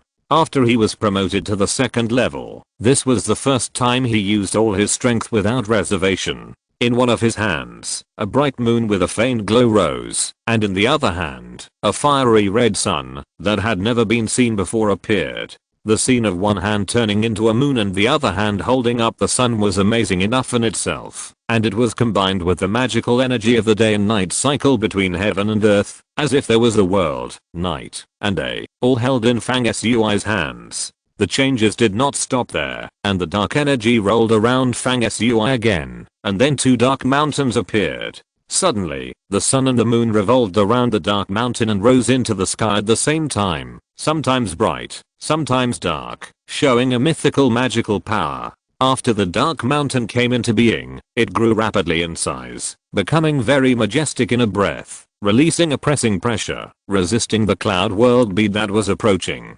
This scene was something that no one had ever seen before, and everyone was stunned. At this moment, the battle hall was filled with boundless pressure. The extremely solid star meteorite battle platform was shining brightly, and the array patterns were flowing, as if it was about to collapse, because it could not bear the huge pressure brought by the emergence of the magical powers of both sides. Yan Xianji was obviously also very surprised by Fang Sui's response. He urged the Cloud World Pearl one after another, trying to release boundless clouds and break through the barrier of the Dark Mountain surrounded by the sun and the moon, but the Dark Mountain did not move at all. The 2 powerful magical powers were deadlocked with each other, showing a situation where they were evenly matched. At this time, Fang Sui shouted violently, and the dark key surged around him. Another divine land, carrying boundless power, descended on the platform, lifted up the Dark Mountain, and became the base of the mountain. Suddenly, the dark mountain grew in size, and the pressure was overwhelming, and it suddenly opened the clouds released by the Cloud World Pearl. Then the sun and moon hanging above the dark mountain suddenly merged together, reappearing the strange star that Fang Sui had used to suppress Yan Wuliang. Half of it was the shadow of the sun, and the other half was the halo of the moon, with light and darkness coexisting. As soon as this demon star was formed, it immediately crashed into the Cloud World Pearl. Boom boom boom. Every time a collision was made, it shook the entire battle hall, the earth was shaking, and the deafening sound was like two worlds colliding. The sound of the collision alone had shocked everyone's face pale. Fang Sui's series of thunderous means were so powerful that it was amazing. All the spectators suddenly realized that the battle between the two sides had finally reached the most critical moment of victory or defeat. Yan Xianji's expression showed unusual caution. He looked at Fang Sui as if he wanted to speak, but before he really opened his mouth, the expression on his face had changed again. Fang Sui's forehead was actually lit up again. After performing powerful magical powers in succession, he seemed to have the ability to activate other means. This time, it was the golden sun in his sea of consciousness that rolled out from his forehead, like a golden flaming meteor, crashing into Yan Xianji with great power. Yan Xianji's complexion changed completely, but he was also an amazing person. Under such circumstances, a wisp of cloud still rushed out of his body, and once again transformed into a cloud dragon with both form and spirit, blocking the attack of the golden sun. But after this attack, his cloud dragon was completely burned by the flames and disappeared.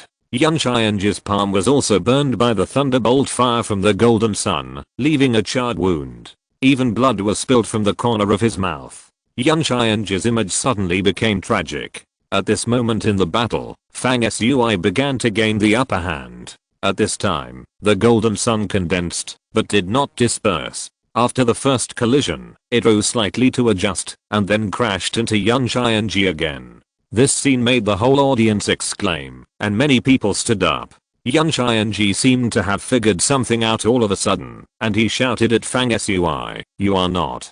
Happy reading. Chapter 245 Defeat the enemy. The wind and rain outside the hall continued, and the battle inside the hall was still going on. Under Fang Sui's urgent attack with his magical powers, Yan Xianji seemed to have thought of something, and shouted, "You are not," and then his voice stopped abruptly. The magical sun in the sky has pressed down on him again. After that, there was a constant rumbling on the central battlefield of the battle hall. On one side was the sun and moon underworld mountain supported by the divine land, which collided with Yan Xianji's cloud world beads repeatedly. On the other side, a golden sun with a blazing fire rushed into Yan Xianji again and again. The war was raging. This situation made the members of the myth team, including Senna, Bi Kangting, Seo, Mok, Chu Hangling and Yan Xiangxin, on the second floor stands unable to sit still. They stood up at the same time and looked down from the railing. How could this happen? Fang Sui became more and more courageous as the battle went on. He not only showed his power to rival Yan Xianji, but also showed some signs of gradually gaining the upper hand. Yan Xianji was gradually becoming embarrassed under the pressure of the golden sun. In contrast to the current situation, Yan Xiangxin, Chu Hangling, and Seo's previous judgments on the outcome of the battle seemed very ridiculous. They had previously asserted that Fang Sui would lose, but now it seemed like a joke full of loopholes. While these people were feeling uneasy, either shocked or stunned, the battle below was changing again in full swing. Suddenly, a dark spear emerged from Fang Sui's hand. The spear was as black as ink, surrounded by thick black mist, slender, giving people a sense of penetrating everything and being indestructible. This dark spear was borne and held by Fang Sui in one hand. His body then leaned back, and his whole body was like a taut bow, giving people a strong visual impact that penetrated the sky. And the spear in his hand was raised high, like an arrow in a bow. "Stop.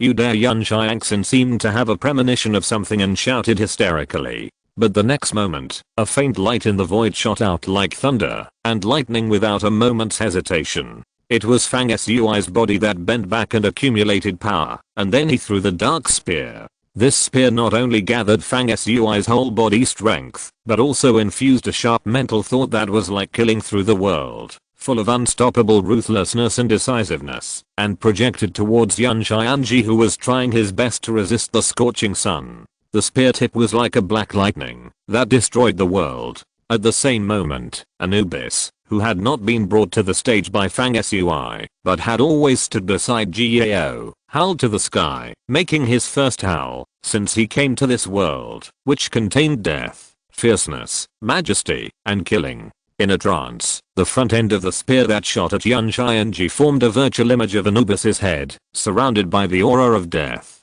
At the moment when Anubis howled, the hall became dark again, and then there was a ray of light, shining in the darkness, and finally dispelling the darkness. It was the golden sun, which burst out with infinite flames, making the whole hall bright again. The hall, that was real. It was filled with exclamations as dense as the rain outside the hall. On the central battle stage, Yan Xianji's chest had been pierced from front to back by a dark spear. The spear tip pierced from his back, and the spear tail was still trembling in front of his chest. This spear took away all of Yan Xianji's vitality. In his chest, with the dark spear as the center, a black aura of death was spreading, quickly invading his whole body. Yan Xianji looked down at his chest, his face full of disbelief. He raised his head with difficulty, staring at Fang Sui, and said in a hoarse and hateful voice, "I will die in your hands. You dare to kill me?" Fang Sui first took back the divine land, dark mountain, and the sun and moon, his eyebrows glowing, and then took back the golden sun, and then sneered, "You killed several guys, and what they said before they died was almost the same. Your life is no more precious than anyone else's. Why don't I dare to kill you?" The vitality in Yan Xianji's eyes gradually dissipated. He brought up the topic that was interrupted before. "You are not a second level beginner?" Fang Sui did not answer but asked, "Who said that? Just after being promoted to the second level, you must be a beginner? But you can't blame me for being surprised. The situation of my breakthrough this time is a bit special. I directly crossed the second level beginner and broke into the middle level.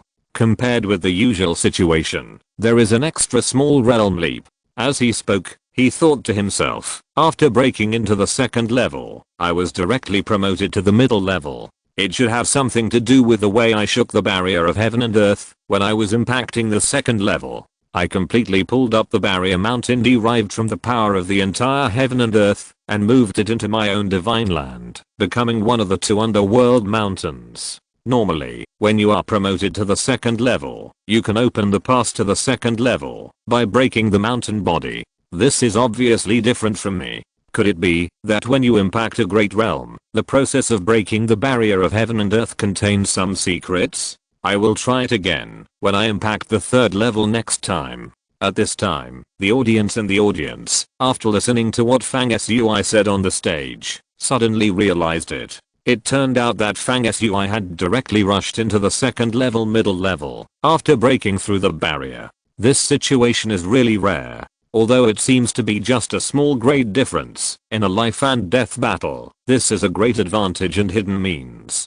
Yan Xianji said unwillingly and fell to the ground and died, but his eyes were not closed. He still had too many ambitions to realize, but he died like this. "Fang Sui, you killed my Yan family's people, and you must pay with your life tomorrow on the second floor stand." Yan Xiangxin flew down. Her face was pale, without her usual pride, and trembling all over. There was fear, anger, and sadness in her eyes. Fang Sui looked at Yan Xiangxin and said indifferently, "You came to plot against me, so I naturally had to fight back. Killing your brother is just a matter of success or failure. If you want revenge, I don't mind fighting you again." Yan Xiangxin's face became paler and full of resentment, but she didn't dare to really fight Fang Sui again. At this time, Fang Sui gave her the feeling of being unfathomable. A few breaths ago, she had never thought that her most revered brother would be killed by Fang Sui. His defeat in public was enough to make Yan Xiangxin lose all her pride in front of Fang Sui.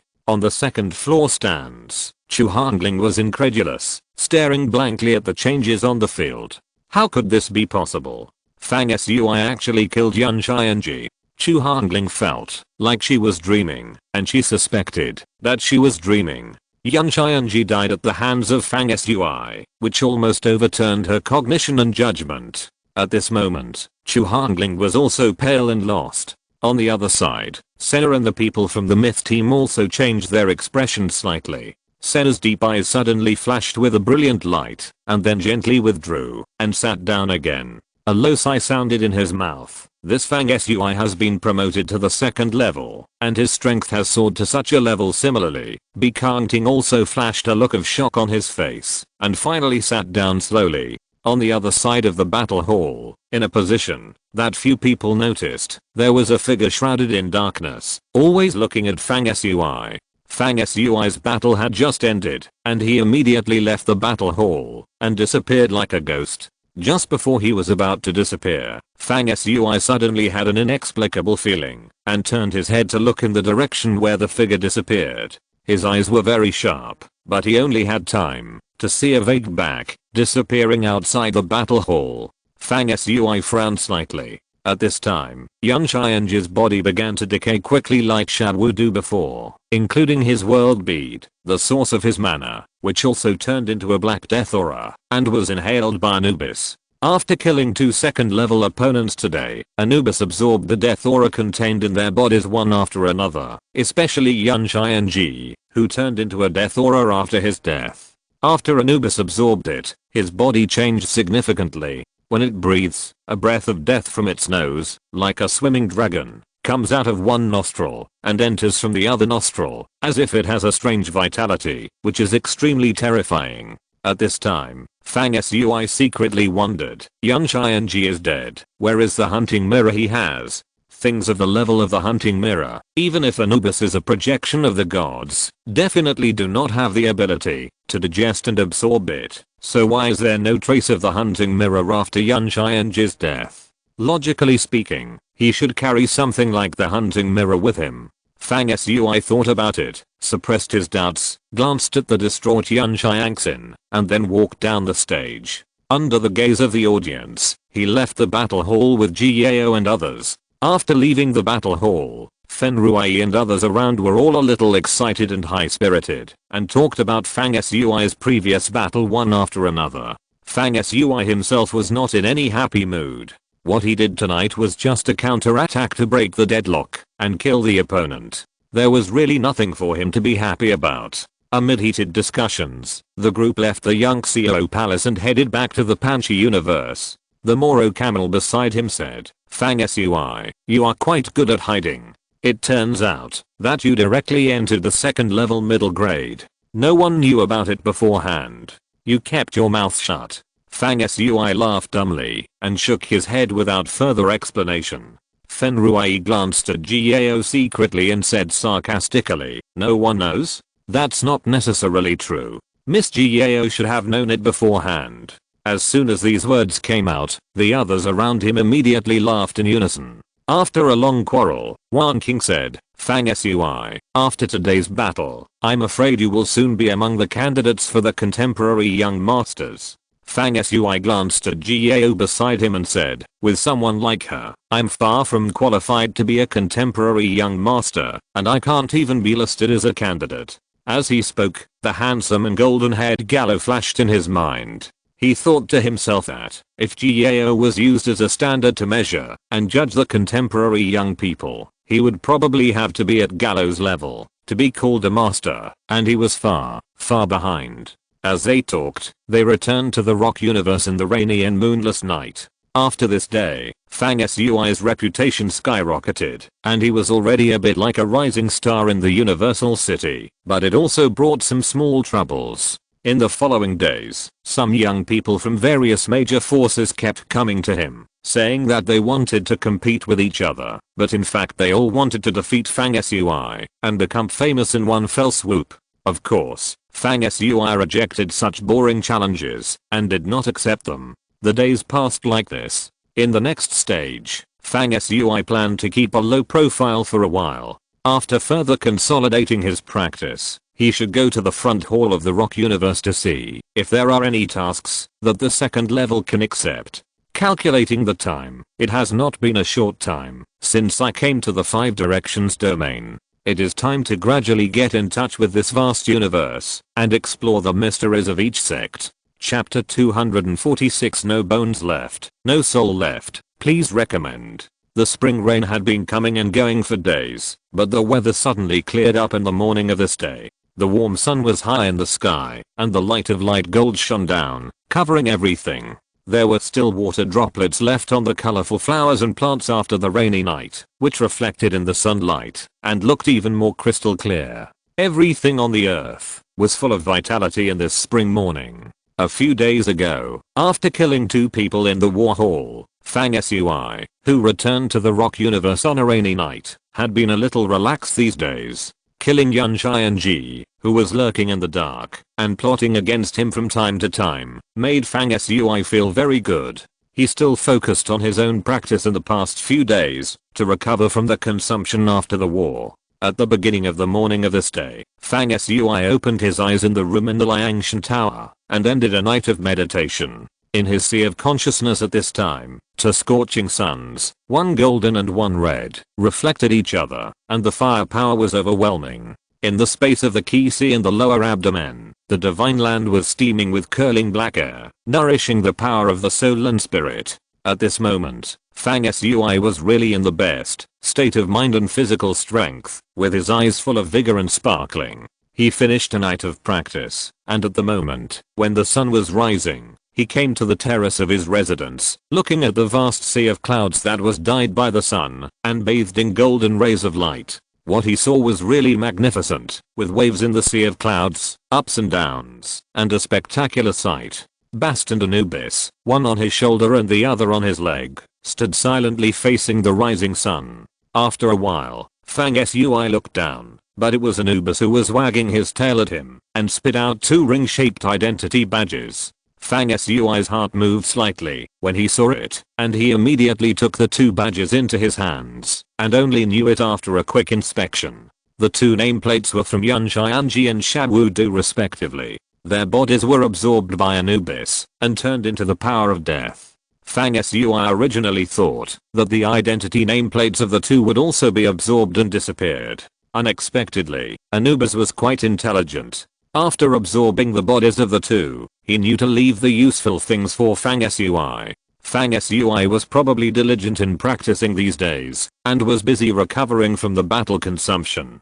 Therefore, Anubis did not give the 2 nameplates to Fang Sui for inspection until this time. Fang Sui immediately activated his own nameplate and absorbed the 2 nameplates together. The things in them were also received by him smoothly. Then he probed his thoughts into the nameplate, but still did not find the hunting mirror that Yun Xianji had.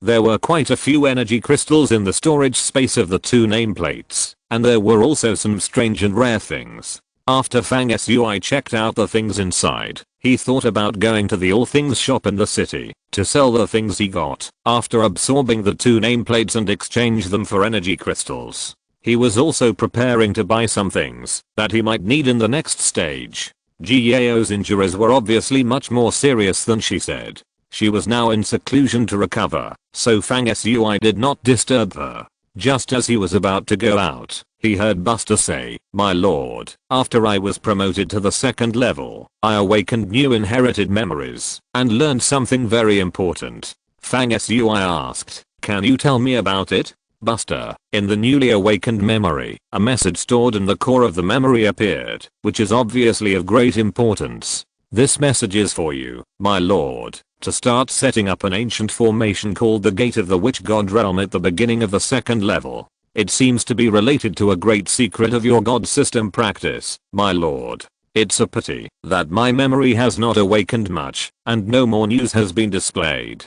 The great secret of God system practice, the ancient formation diagram of the Gate of the Witch God Realm." Fang Sui asked again, "How do you set it up?" Buster sent over another wave of divine thought, which contained some materials and methods for setting up the Gate of the Witch God Realm, which was very complicated. After a detailed inspection, Fang Sui blinked and said, "These things still show that they are only the materials for the preliminary construction of the Washu Divine Gate. They are already so complicated, and the cost is too huge." While talking to Buster, he jumped out of the terrace floating above the sea of clouds, and his body fell straight down, sinking into the sea of clouds, approaching the ground. Anubis followed Fang Sui step by step, also falling from the clouds to the ground. Not long after, Fang Sui and Anubis, a man and a dog, both landed on the ground under the tower and then walked out of the rock universe. Buster, I asked you to use the hunting mirror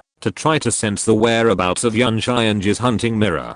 Do you have any clues? Fang Sui said as he walked forward. As Fang Sui's reputation grew, he could feel some changes in many things. When he walked out at this time, he could see cultivators from the rock universe coming up to greet him and express their goodwill. As Fang Sui walked forward, he occasionally nodded to others as a greeting. In his mind, he heard Baster's response, "Things are a bit strange. In fact, before you, Lord, killed Yun Xianji, I had been thinking about his hunting mirror. I activated the hunting mirror in our hands early to monitor him, and thus discovered a strange phenomenon." Baster paused for a moment before continuing. "Before you, Lord, killed Yun Xianji, I clearly sensed that the hunting mirror was on him and merged with his aura, but at the moment you hunted him with the dark spear, the aura of his mirror suddenly disappeared from his body." Fang Sui repeated, "Disappeared?" Baster said, "Yes, it disappeared, without any trace.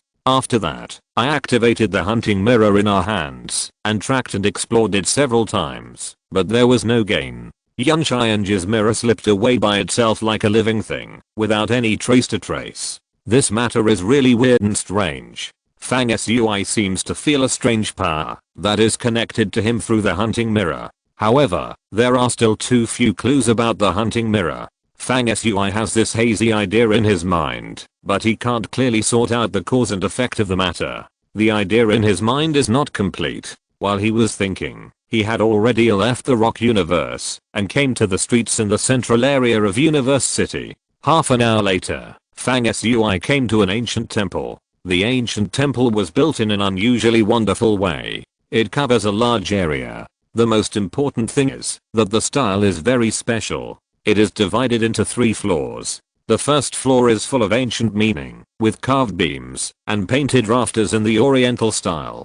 The second floor suddenly changes to a temple-style Western building. When it comes to the third floor, the style becomes a minimalist streamlined shape, which looks very avant-garde.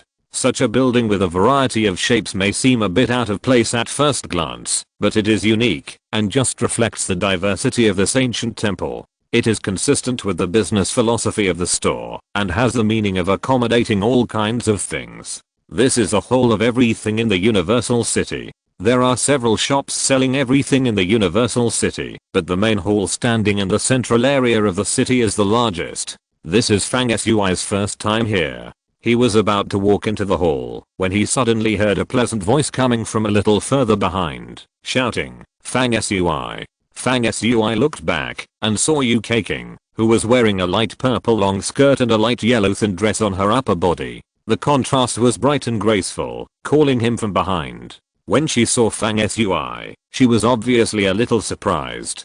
Her yellow shirt and purple skirt fluttered lightly in the wind. She ran across the long street to where Fang Sui was. Fang Sui frowned secretly, not because he was disgusted by Yu-Kei King, but because there were several other people following her, all young men, dressed gorgeously, handsome, and with a strong aura. They all looked like strong young men.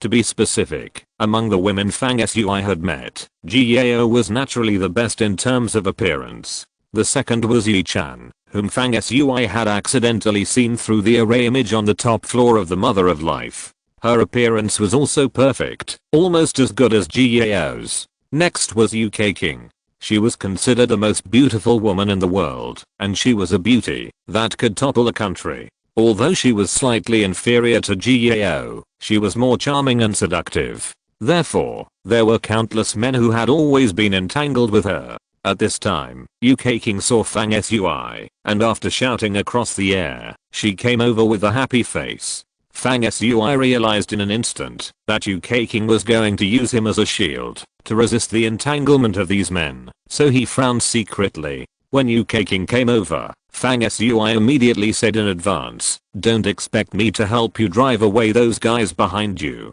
Yu-Kei King's beautiful eyes turned slightly, and she laughed softly. "Look at your courage. I really have something to tell you." Fang Sui sneered, "Then get rid of the trouble behind you first, and then come to tell me." He looked at the few people who followed UK King and said, "Let me make it clear first, UK King and I are just acquaintances, and I have no intention of her. Don't misunderstand, we will never meet again." After saying that, he turned around and walked into the Hall of All Things. Those young men were a little stunned. How could someone be so naked and afraid in front of a beautiful woman and first clear himself clean? This is too timid. UK King couldn't help but smile as she followed Fang Sui and said, "You are so famous now, do you mind if I borrow it for a bit?" Fang Sui was stunned and said, "What kind of reputation do I have?" UK King smiled more clearly, pointed at Fang Sui, and said to the young men behind her, "Everyone, I'm his woman. If you want to be with me, you must get his consent first." Well, his name is Fang Sui. Everyone must have heard of him, right? Well, Fang Sui. Isn't he the murderer Fang Sui with the nickname of No Bones Left and No Soul Left? Fang Sui. The one who killed Yun Xianji in the battle hall and then let the dog eat the person's body and extracted the soul and fed it to the cat?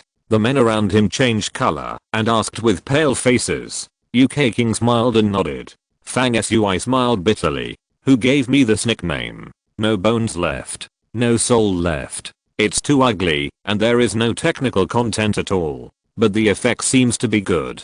Look how scared these guys are. Speaking of which, it seems really scary. The body is eaten by the dog, and the soul is fed to the cat. This is not wrong, but it doesn't sound right." Fang Sui muttered in his heart. Please subscribe. Please vote. Chapter 247. Hidden Deeply. Subscribe. On a sunny morning, Fang Sui and UK King, who looked proud and playful, walked into the Hall of All Things side by side. Fang Sui muttered with some resentment, "No bones left, no soul left. Who gave this nickname? The standard is too low." UK King smiled more and more brightly beside him. "I think it's good. Didn't you see that those guys just now were scared and dared not to bother me anymore? Well, the name is not about whether it sounds good or not. The key is whether it is practical or not." Fang Sui was not going to dwell on this matter of no bones left and changed the subject. "You came to me earlier and said that you had something serious to talk about." UK King stopped laughing and asked instead, "What are your plans after the second level?" At this time, a waiter from the Hall of All Things came to ask Fang Sui if he was a regular customer and whether he needed someone to follow and lead the way. Before Fang Sui could say anything, UK King waved his hand, indicating that it was not necessary, and the waiter turned and walked away. The layout of this store is very different. When you walk in, you can see jade platforms scattered in the hall. On each jade platform, there is a rare item. The layout of the whole hall is like a treasure appreciation meeting of immortals. The layout is wonderful. When you linger in it, you will feel like you are walking in a sea of treasures, and you can take all kinds of treasures at will, which makes people unable to stop the desire to buy. Fang Sui and UK King walked leisurely, shuttling between these jade platforms displaying treasures and looking around. Fang Sui continued the previous topic and responded to UK King, "I have just been promoted to the second level, so I naturally need to rest for a while. After that, I should accept some tasks issued by my Panshi Universe Front Hall, and occasionally leave the Universal City, or even the Ancient Source Star, to look around." UK King said as expected, "I guessed it was the same. The purpose of my looking for you is related to your behavior in the next stage. How about we continue to cooperate?" Fang Sui looked at UK King strangely, and waited for her to continue. UK King continued, "Your mission hall of the All Heaven Alliance has collected all kinds of missions from all over the 5 regions. These missions include the exploration and development of the secret places of the universe, or landing, conquest, etc. Thousands of categories. At this time, the two came to a jade platform where treasures were displayed. UK King looked at the treasures on the platform with fairy light flowing, and said, "Your mission hall of the All Heaven Alliance is equivalent to a transit place for all cultivators in the 5 regions. No matter which faction the cultivators are from, they will accept missions, and receive rewards to earn energy crystals to support their own cultivation process and purchase various related items." Fang Sui nodded. "The demand for energy crystals of each cultivator will increase with the increase of their level. Fang Sui is currently cultivating in the rock universe. Everything is supplied by the All Heaven Alliance. The demand for energy crystals has not yet appeared urgently. However, after he leaves the Rock universe, although he will be promoted to a core member of the All Heaven Alliance, the energy crystals needed for cultivation will be in short supply and the demand will increase. The two continued to walk around in the Hall of All Things and watch. Then UK King got to the point. Accepting missions from the mission halls run by your Alliance of All Heavens on the major life source stars is a very quick way to earn energy crystals. While earning energy crystals, you can also appreciate the various races and civilizations in the universe, as well as the changes in many cosmic secrets. Therefore, it is the most popular way for cultivators to earn energy crystals. As a result, many small teams of cultivators have emerged to jointly complete certain tasks that exceed personal capabilities and obtain generous rewards. She paused here, but Fang Sui had already understood that UK King actually wanted to team up with him and take on certain tasks that could not be completed by a single person at the mission release center of the Alliance of All Heavens in order to achieve the goal of quickly earning energy crystals. Fang Sui thought for a moment and said, "You have countless talented people in the Pantheon. Why did you think of me?" UK King glanced at him with a sweet smile, with a frank look in her eyes, and said, "The main reason is probably that last time in the temple ruins in the ruins of the city, the powerful shadow creature chased us from behind. You let me go first, but you stayed and clashed with him. At that time, it was a moment of life and death, and you chose to stay behind without hesitation, so I think you can be trusted."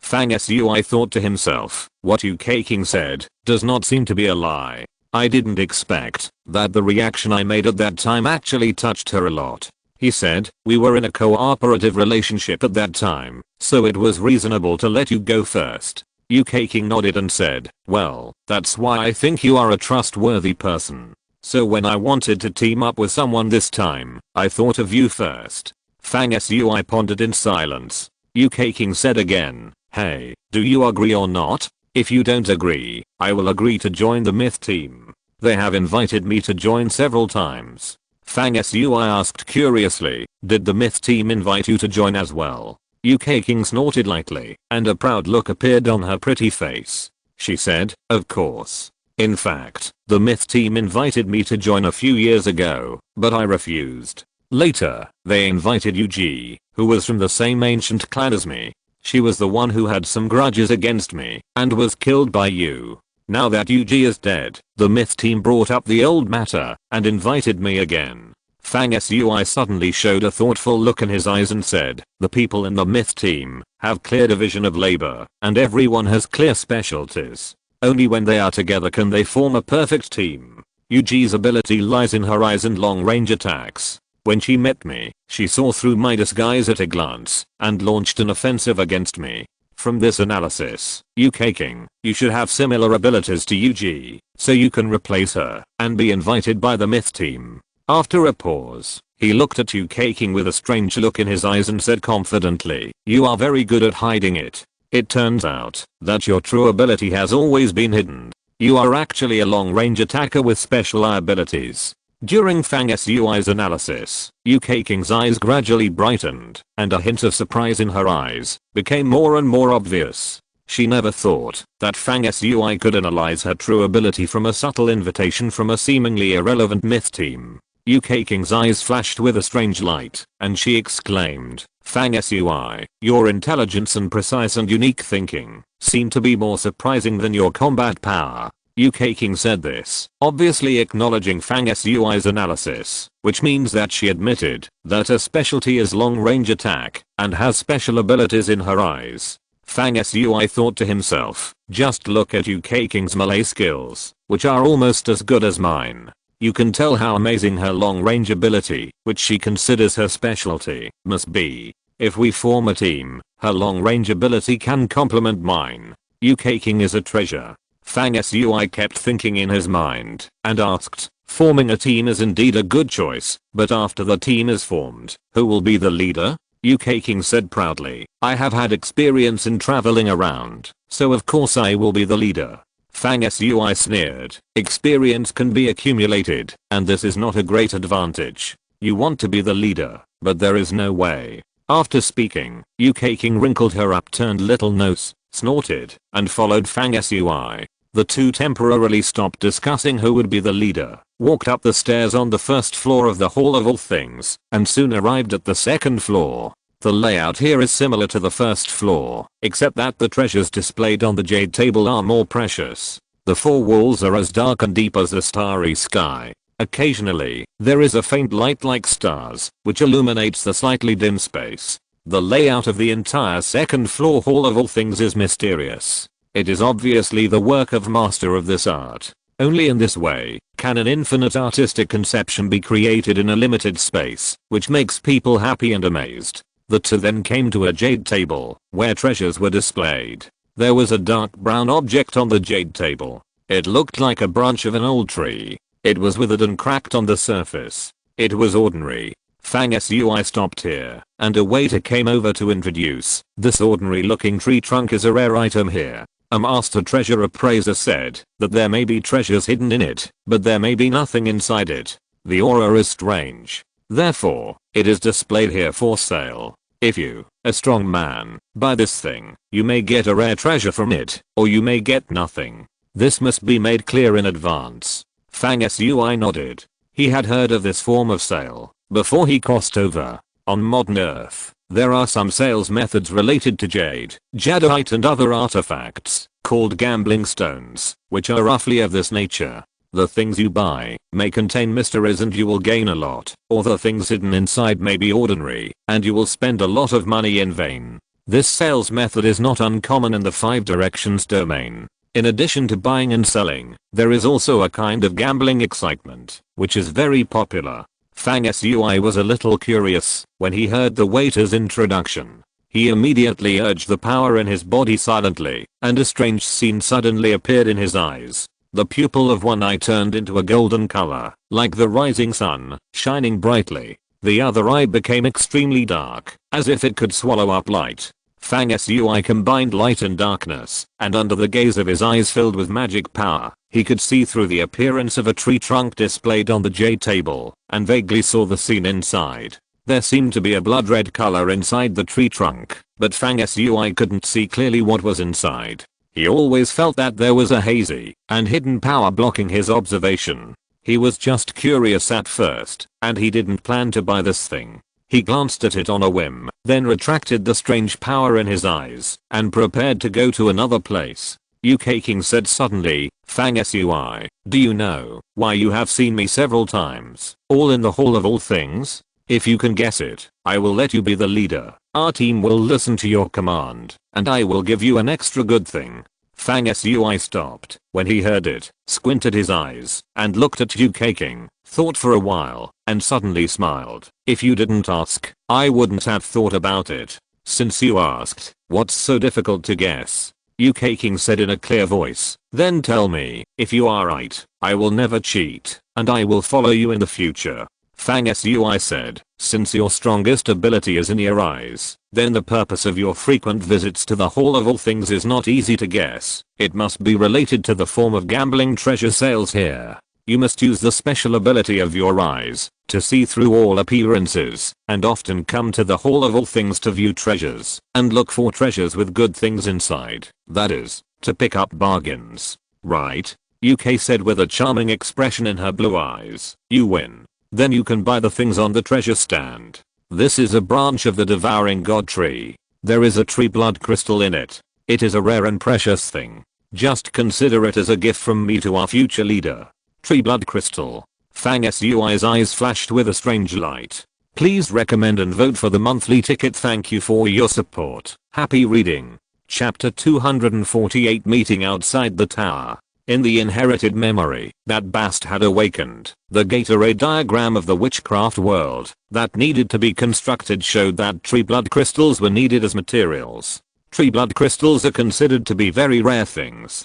At least Fang Sui had never heard of them before. He didn't expect to get them easily at this time. Fang Sui looked at the thing that looked like a section of ancient tree trunk on the treasure platform again, asked the price, and bought it. After that, Fang Sui and UK King continued to walk around the second floor of the Hall of All Things. UK King looked at the things on the treasure platform one by one, and finally found another strange thing, which was a piece of thing that seemed to have been struck by lightning. It was charred all over, with wood textures faintly visible, and it was in a bad condition. After UK King looked at it, his expression was a little happy. This is actually a root fragment of the lightning vine. Fang Sui had also heard of the lightning vine. It is a special plant. It is said that when it is young, it is shaped like a green vine. It will grow in areas with heavy rain and lightning and thunder, absorbing the power of thunder to grow. When it reaches adulthood, this strange vine will rise into the air on its own, take root in the clouds, and directly absorb the power of the 9 heavens. Legend has it that in ancient times, there was a lightning vine that grew to an incredible degree that could surround a life source star. Such a thunder vine will extend its tentacles into the void of the universe and can even release world-splitting lightning, transforming into a thunder dragon of various colors, wandering in the void and hunting the stars. Once the lightning vine reaches this level, its most precious thing is that it can absorb the power of the rules between heaven and earth and finally conclude the thunder rule fruit, which is a priceless treasure and a wonder of the universe. In general, this lightning vine is a legendary mythical plant.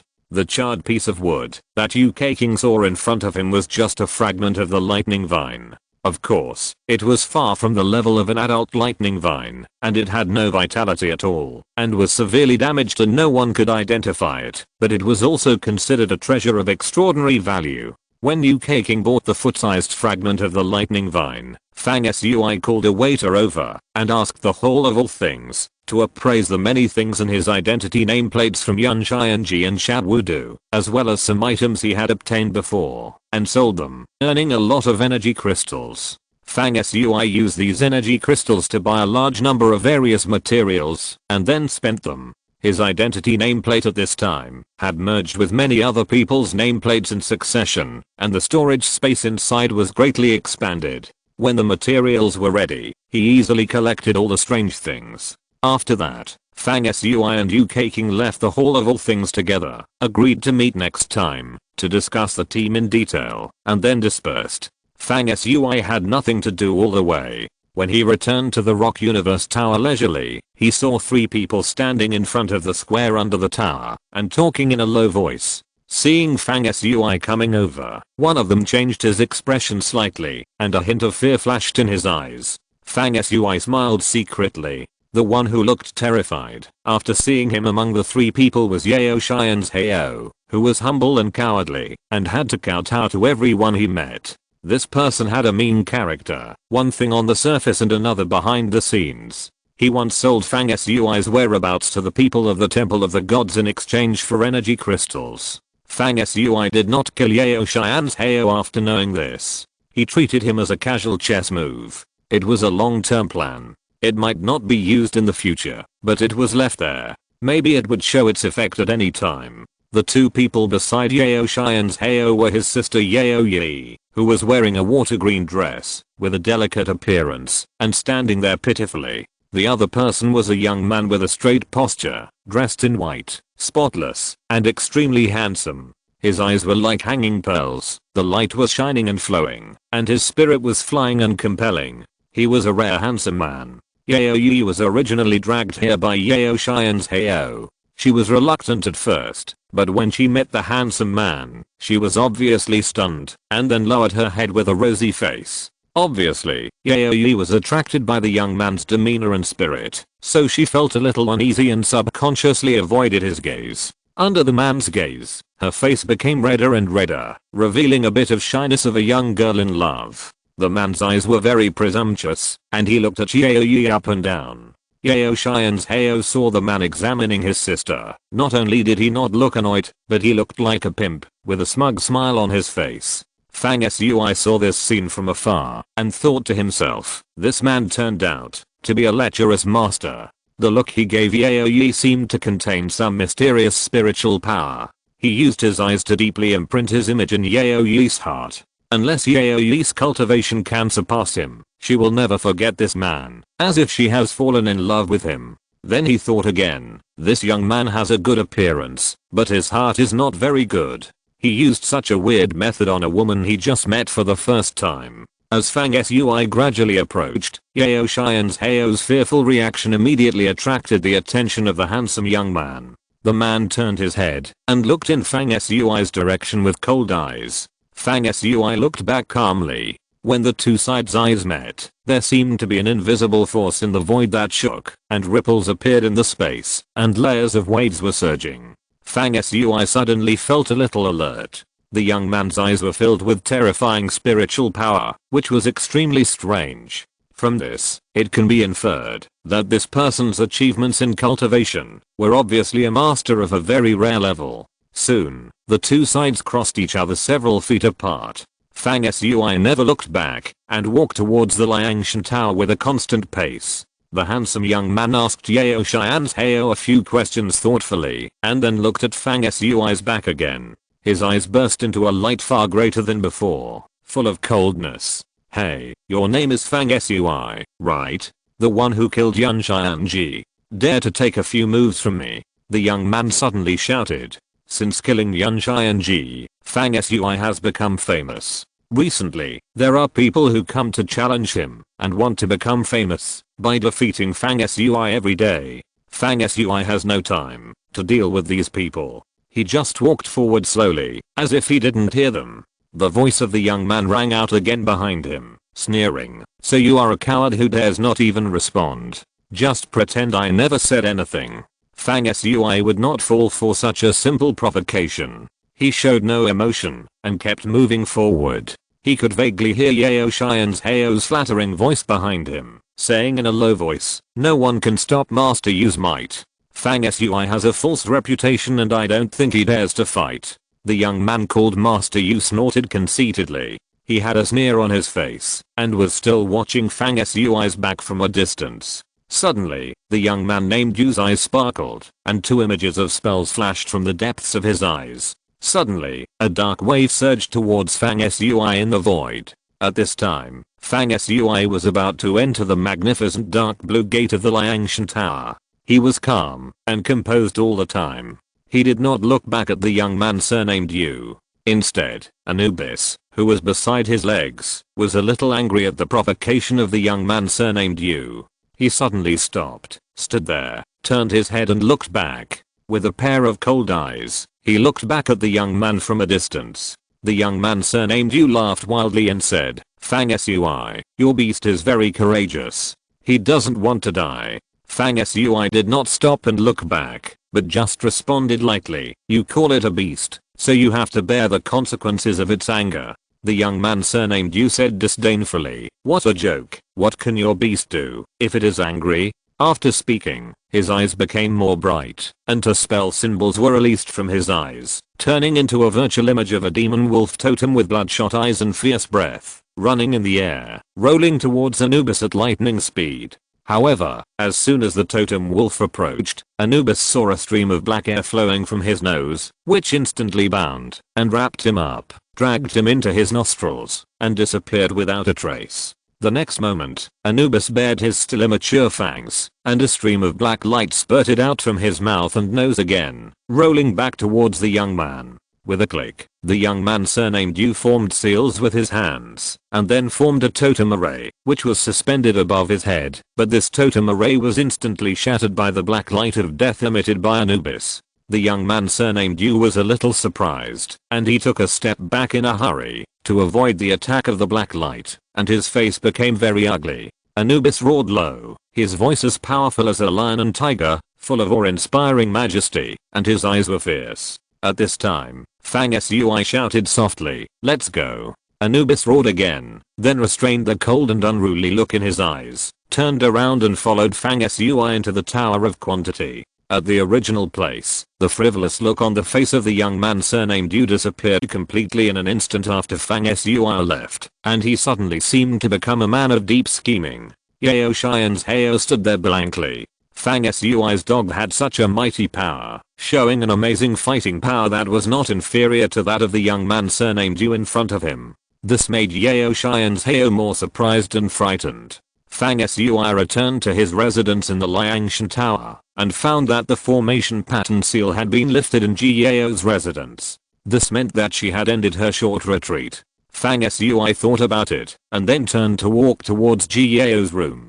As soon as he entered Gao's residence, he heard someone talking. Yu Xiangshan is the leader of my Dongsan Palace. He is very talented. He has been practicing for only a few years and has broken into the upper level of the second level. He is not far from the third level. His practice progress is much faster than Fang Sui's. He is a rare genius. He admires Sister Gao very much. He is waiting outside the Liangshan Tower and wants to come in to pay his respects. This voice was actually from Chu Hongling, who had not been seen for a while since Fang Sui killed Yun Xianji.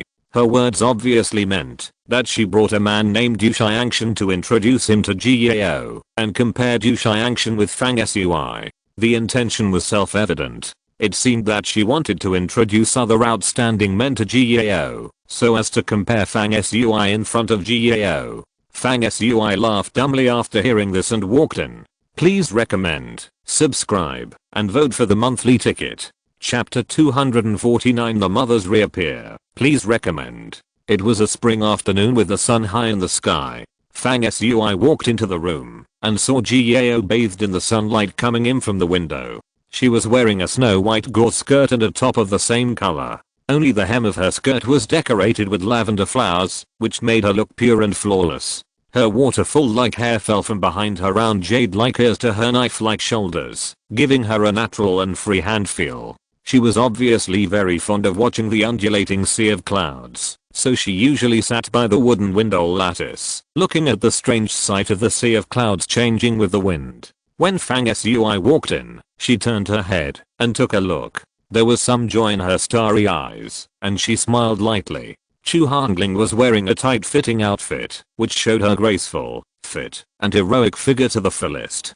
She was also a rare beautiful woman, but standing next to Gao, she was inferior to her in terms of appearance and temperament, and looked a little ordinary. Seeing Fang Sui walk in, Chu Hongling's face changed slightly, and a trace of panic flashed in her eyes. Ever since Fang Sui killed Yun Xianji, Chu Hongling couldn't help but feel a little timid towards Fang Sui. After thinking carefully, she felt very angry about being afraid of Fang Sui, and thought to herself, I must let him know that there are countless people in this world who are better than him, and I must let him expose his despicable and mean true face in front of Sister Gao. Humph. With this idea in her mind, she has been very enthusiastic about looking for young talents everywhere these days, wanting to bring them to Gao and compare Fang Sui.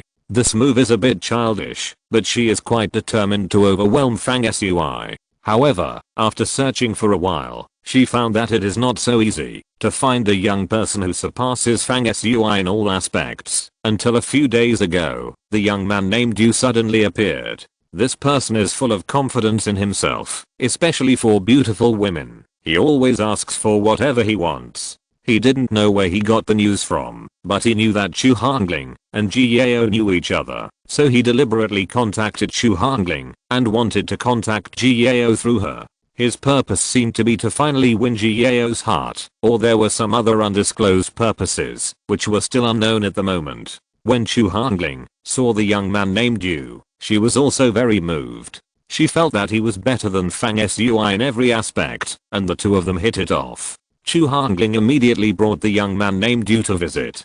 Before Fang Sui came in, Chu Hongling was talking about the advantages of the young man named Yu Xiangshan. When she suddenly saw Fang Sui coming in, she couldn't help but feel a little embarrassed, which was probably the same as when she was saying bad things about someone behind their back and was caught by the person involved. Chu Hongling's face turned red, and she stammered in her heart, but only for a moment. Her mood changed, and she suddenly became a little angry and righteous, and said to Fang Sui, when you came up from downstairs, did you see a young man? Fang Sui glanced at Chu Hongling with a smile and nodded, yes, he is a rare handsome man. Hearing that Fang Sui also admitted the handsomeness of Yu Xiangshan, a domineering look suddenly spread across Chu Hongling's face, and she said, you have some vision. The man is called Yu Xiangshan. He was born in the ancient totem clan of the Eastern Immortal Realm. He has been a genius in cultivation since he was young. Now he has cultivated to the peak of the second level and is about to break through to the third level.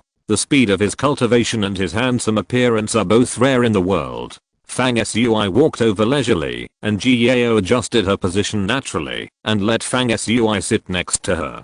Chu Hangling looked at the closeness between the two people, which they showed intentionally or unintentionally, and snorted angrily, but she felt helpless. She asked Fang Sui, "How do you think Yu Xiangshan compares to you?" Fang Sui said calmly, "It's not easy to compare. When I passed by, Yu Xiangshan did say that he challenged me, but I ignored him." Chu Hangling said, "You are self-aware." Fang Sui continued, "But my dog paid attention to him. TSK, that Yu Xiangshan is a complete idiot. When Anubis looked at him, he immediately vomited blood and was injured. You'd better go down and see him quickly." Bast also secretly took action at that time and cast an evil curse on Yu Xiangshan. "If you go too late, this person might die." Chu Hangling's face changed and she said, "You are lying." Seeing Fang Sui's calm look, he was a little frightened after all. He thought that he even killed Yun Xianji, which showed how cruel he was. He must have really harmed Yu Xiangshan.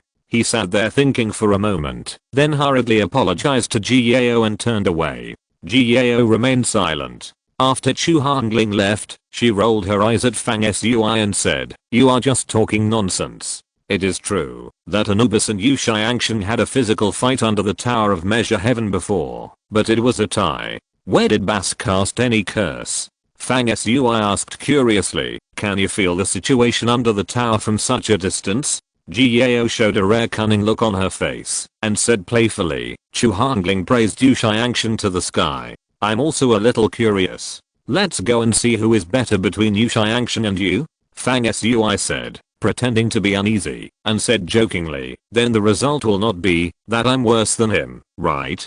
Jiao did not answer, but restrained her joking expression, pondered slightly, and her face gradually became serious. Jiao's expression was somewhat out of place with the topic they were talking about. Fang Sui frowned, feeling something was unusual, and asked, "Did you make any other discoveries after observing Yu Xiangshan?"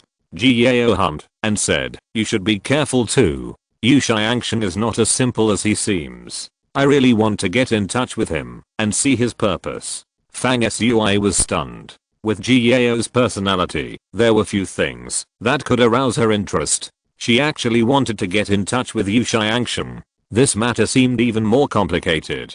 Jiao continued, "Do you remember the Mother's Force I told you about?" Fang Sui said, "Of course. The last time you went to the Chaos and Time, wasn't it to challenge the current rulers of the Mother's Force? They cooperate with the shadow creatures and are the source of chaos in the world." He added, "You also said that the supreme leader of the Mother's Force is the illusory mother of all gods. Under her are the yin and yang gods, the 6 sons of gods, the 5 servants of the goddesses and other core figures. They are all strong people who can keep their souls immortal and awaken their memories after going through reincarnation. They are almost impossible to kill." Then he asked doubtfully, "Do you suspect that Yu Xiangshan is related to the Mother's Force?" Jiao said, "The skills I practice will produce an inexplicable induction on the people of the Mother's Force. Although Yu Xiangshan hid it very well, I still sensed an indescribable evil spirit from him. I suspect that he is one of the 6 sons of gods who awakened from reincarnation in this generation of the Mother's Force." Fang Sui's eyes were full of sternness, and he said, "You have had similar feelings about Wu Ling before. If these two are the core figures of the Mother's Force, then they have gathered here. There may be many opportunities for collision in the future." Hearing the core figures of the Mother's Force appearing, he actually looked like a militant, which made Jiao angry and amused, and glared at him fiercely. Fang Sui thought for a while and warned, "Your injuries have not healed yet, so you'd better not contact Yu Xiangshan now. If he is really a member of the Mother's Force, his intentions must be great. Don't take risks before you recover from your injuries." Jiao seemed to enjoy the feeling of being cared for, and responded in a low voice. The two of them were also strange, and then they put down the topic and reached some kind of consensus not to talk about it anymore. Instead, they chatted in a relaxed atmosphere for a while, and then Fang Sui said goodbye and returned to his residence. After entering the room, he came to a spacious quiet room specially used for cultivation, and put out many materials purchased from the Hall of All Things. The room was immediately filled with colorful clouds and precious aura. Fang Sui stretched out his hands, and the black air in his hands spread out, and another image appeared. The image was interwoven with complicated lines and countless symbols. It was a miniature image of the array diagram of the Gate of the Witch and Curse world that Bast asked Fang Sui to construct in the inherited memory that Bast had awakened. Fang Sui used his spiritual power to project it into reality, forming a picture, and then looked at the image and pondered. At the same time, he discussed with Bast in his mind, although there are many materials purchased this time, they are far from complete for constructing the Gate of the Witch and Curse world. I have asked the Hall of All Things to help collect the remaining things. As far as the materials currently available are concerned, the initial part of the array diagram of the Witch and Curse world is a bit difficult. Bast looked at the extremely complicated array image and said, it seems that it is not easy to depict the basic array diagram. This array diagram is too complicated. After Fang Sui repeatedly studied the array diagram many times, he began to get busy. He first took out the branch of the devouring god tree that he had found by chance and swung his hand like a knife, and with a click, he cut open the cracked old tree trunk. Instantly, a layer of blood light rose in the room. After the tree trunk cracked, a fist-sized blood crystal appeared inside, and the light flowed like a blood-colored agate. And inside this large blood crystal, there were small blood crystals, all of which were crystal clear.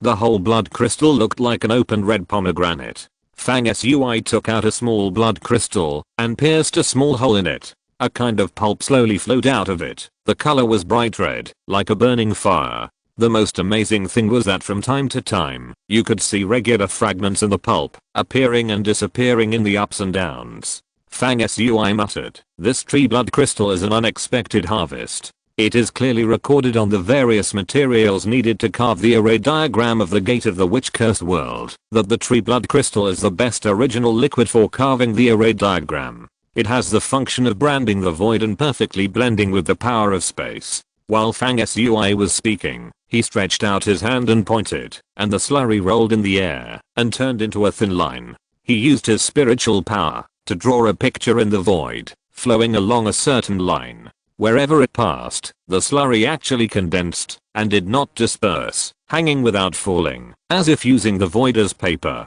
to depict a beautiful picture. This scene was very wonderful, and there was a kind of invisible magic that made people pay full attention. However, as soon as Fang Sui began to use his spiritual power to pull and carve the array diagram of the Gate of the Witch Curse world, he felt something was wrong and his face changed slightly. Please subscribe. Chapter 250 Fishing. It's Monday soon. Please recommend next week. In just one breath, Fang Sui felt his spiritual power pouring out like water, being drawn by the formation diagram that had just begun to be drawn in the void, and the speed of consumption was far beyond imagination. At this rate of consumption, Fang Sui estimated that his spiritual power would be drained in less than 100 breaths, and by then, he might not even be able to complete a few tenths of the initial construction process of the formation diagram. Therefore, as soon as he started, he was forced to stop and pause. At this time, Bast turned into a wise girl and laughed. Let Anubis and I help together. Fang Sui said in surprise, you can help, but Anubis can't turn into a human body yet, so what can you do? Woof! Anubis shouted, and black air rose between his mouth and nose. In a blink of an eye, layers of black air filled the body of this dog, turning into a big black claw. This claw waved and outlined, and actually wrote the 4 words Anubis in ancient Egyptian hieroglyphs, and then disappeared again. Fang Sui laughed and said, okay, I was wrong. Woof woof woof. Anubis barked in a series of low voices, wagging his tail and looking complacent. After that, Fang Sui, Anubis and Bast worked together to draw the slurry in the tree blood crystals again, and carved them in the air. This time, Fang Sui's mental power consumption was indeed reduced, but it was still difficult to support. In less than a quarter of an hour, he was sweating on his forehead and his mental power was almost exhausted. Bast and Anubis also consumed a lot. Anubis even stuck out his tongue and panted. After a dozen breaths, Fang Sui felt his head throbbing and stars in his eyes. Fortunately, at this time, the first spell symbol selected for carving in the array diagram of the Gate of the Witch Curse world was almost complete. A shining symbol appeared in the void and flickered in the air. At this time, Fang Sui, Anubis and Bass could all take a break without worrying about stopping halfway and wasting their previous efforts. Fang Sui stopped and stood, sweating profusely, saying, "It takes 3 of us to draw just one spell power symbol. The symbols in the complete array are as complicated as the stars in the sky. If we want to carve these symbols one by one and complete the array, it will not be a short-term task. I'm afraid it will take several years." Buster panted and said, "Well, I'm really tired of this divine cat. I don't know what the function of this array will be after it is completed. It's so complicated." Anubis couldn't speak directly through telepathy at present, but he obviously understood. He hurried over to join in the fun, sticking out his big tongue to show that he was tired too. This made Fang Sui laugh repeatedly while he was tired. For a period of time afterwards, Fang Sui, Buster, and Anubis either divided the work and cooperated, or carved independently. They were busy all day and night. When the 3 of them were tired, they would rest and adjust their breath. Once they recovered, they would continue to carve the array. In this way, after many days, they finally carved out the countless symbols of the first stage of the array one by one, after refining many materials. At this time, the training room of 100 feet in size, chosen by Fang Sui, had completely changed. Thousands of lines and symbols interweaving with light were scattered throughout the space. At the sight, these lines and symbols flashed in the air, emitting 3 colors of light, either dark, or golden, or dark red, which looked extremely gorgeous. The carving process in the past few days gave Fang Sui the feeling that he was carving a piece of outer space, which was complicated and difficult to an unimaginable degree. During the entire carving process, it was also obstructed and destroyed by a mysterious rule force.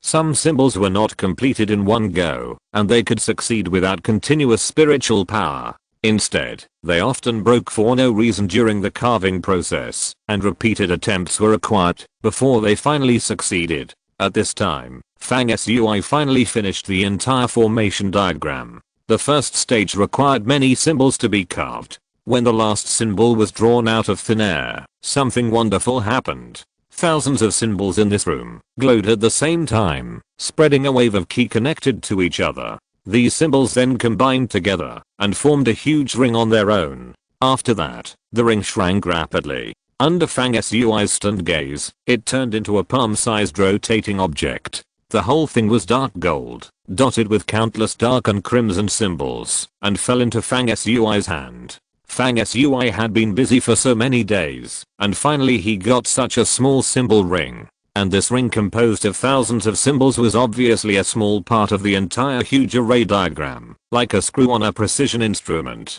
Fang Sui sighed. The complexity of the array diagram of the gate of the divine world was indeed far beyond the imagination of ordinary people. He lowered his head to look at the symbol ring in his hand, and suddenly he and Buster, who was looking over at the side, exclaimed together. It was that after the ring was formed, a gap appeared in the space within the range of the ring. It seemed that after the ring was formed, some kind of power spread out and cut through the void. The crack was very small, and it was dark inside. It looked very calm, and there was nothing unusual. Fang Sui showed curiosity on his face and sacrificed the ring in his hand. As soon as the ring left his grasp, it flew in the air and became very huge. The crack in the center of the ring also became much larger. At this moment, Anubis' nose suddenly twitched, as if he had discovered something. He jumped up in the air excitedly and walked to the crack in the ring. He roared softly, and a black gas of death swam out of his nose. It actually drilled into the crack and extended infinitely.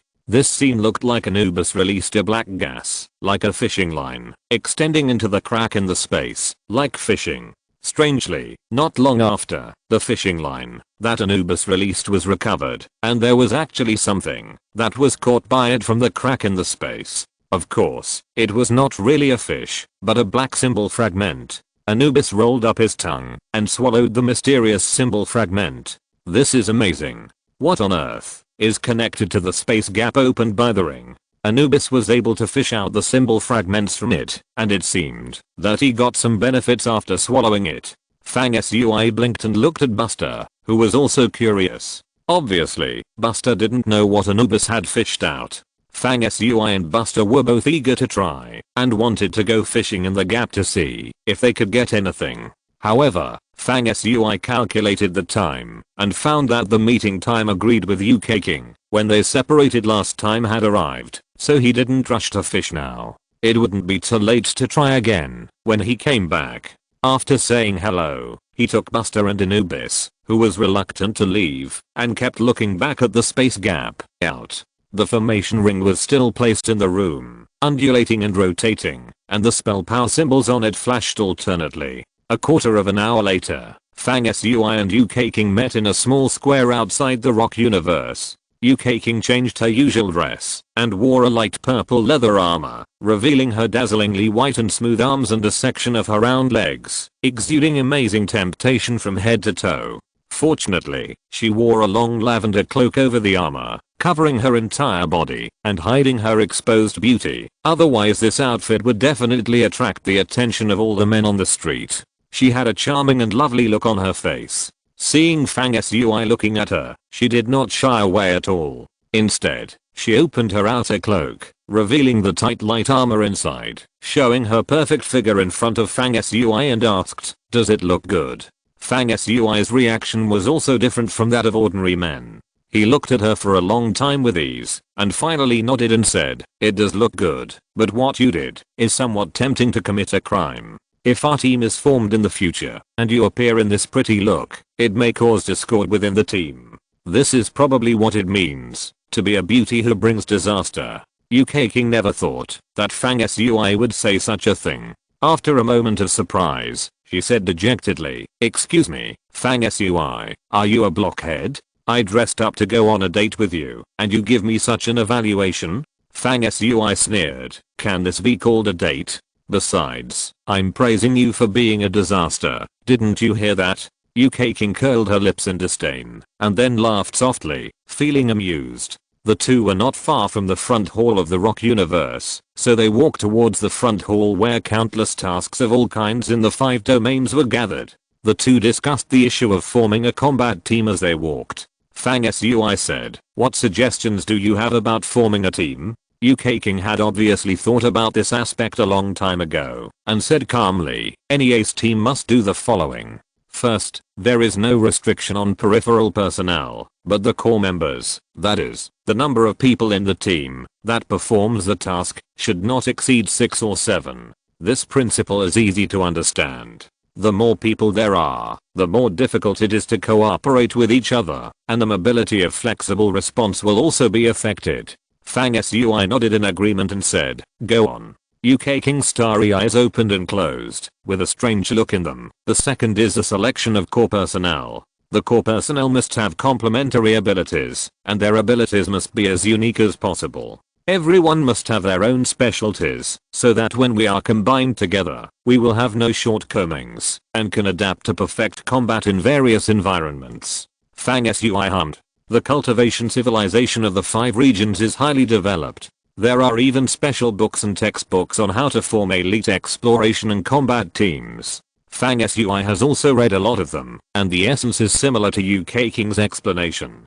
The two of them kept walking, and soon arrived at the entrance of the front hall of the rock universe. UK King's beautiful eyes were full of expectation, and she continued with a compelling look, "There are only 2 of us in our team at present. We must not recruit too many people in the future, and they must be of the same level as us." Fang Sui's eyes flashed. "UK King, you are very ambitious. Do you have any good candidates ready to be recruited?" As the two of them were talking, they had already stepped into the front hall of the rock universe. There was a constant flow of people inside, and countless cultivators were paying attention to the information screens displayed on the crystal walls of the array patterns, choosing tasks that suited them. Fang Sui's eyes swept around the hall, and he frowned with his eyes slightly narrowed. "It's Monday soon. Please recommend for next week. Happy reading. Thank you for your support." End of this chapter. Thank you very much for reaching the end. Don't forget to like. Looking for more exclusive content and immediate access? Subscribe to our Patreon. Remember, every like, subscription, or donation encourages us to continue. Thanks to everyone. See you in the next video.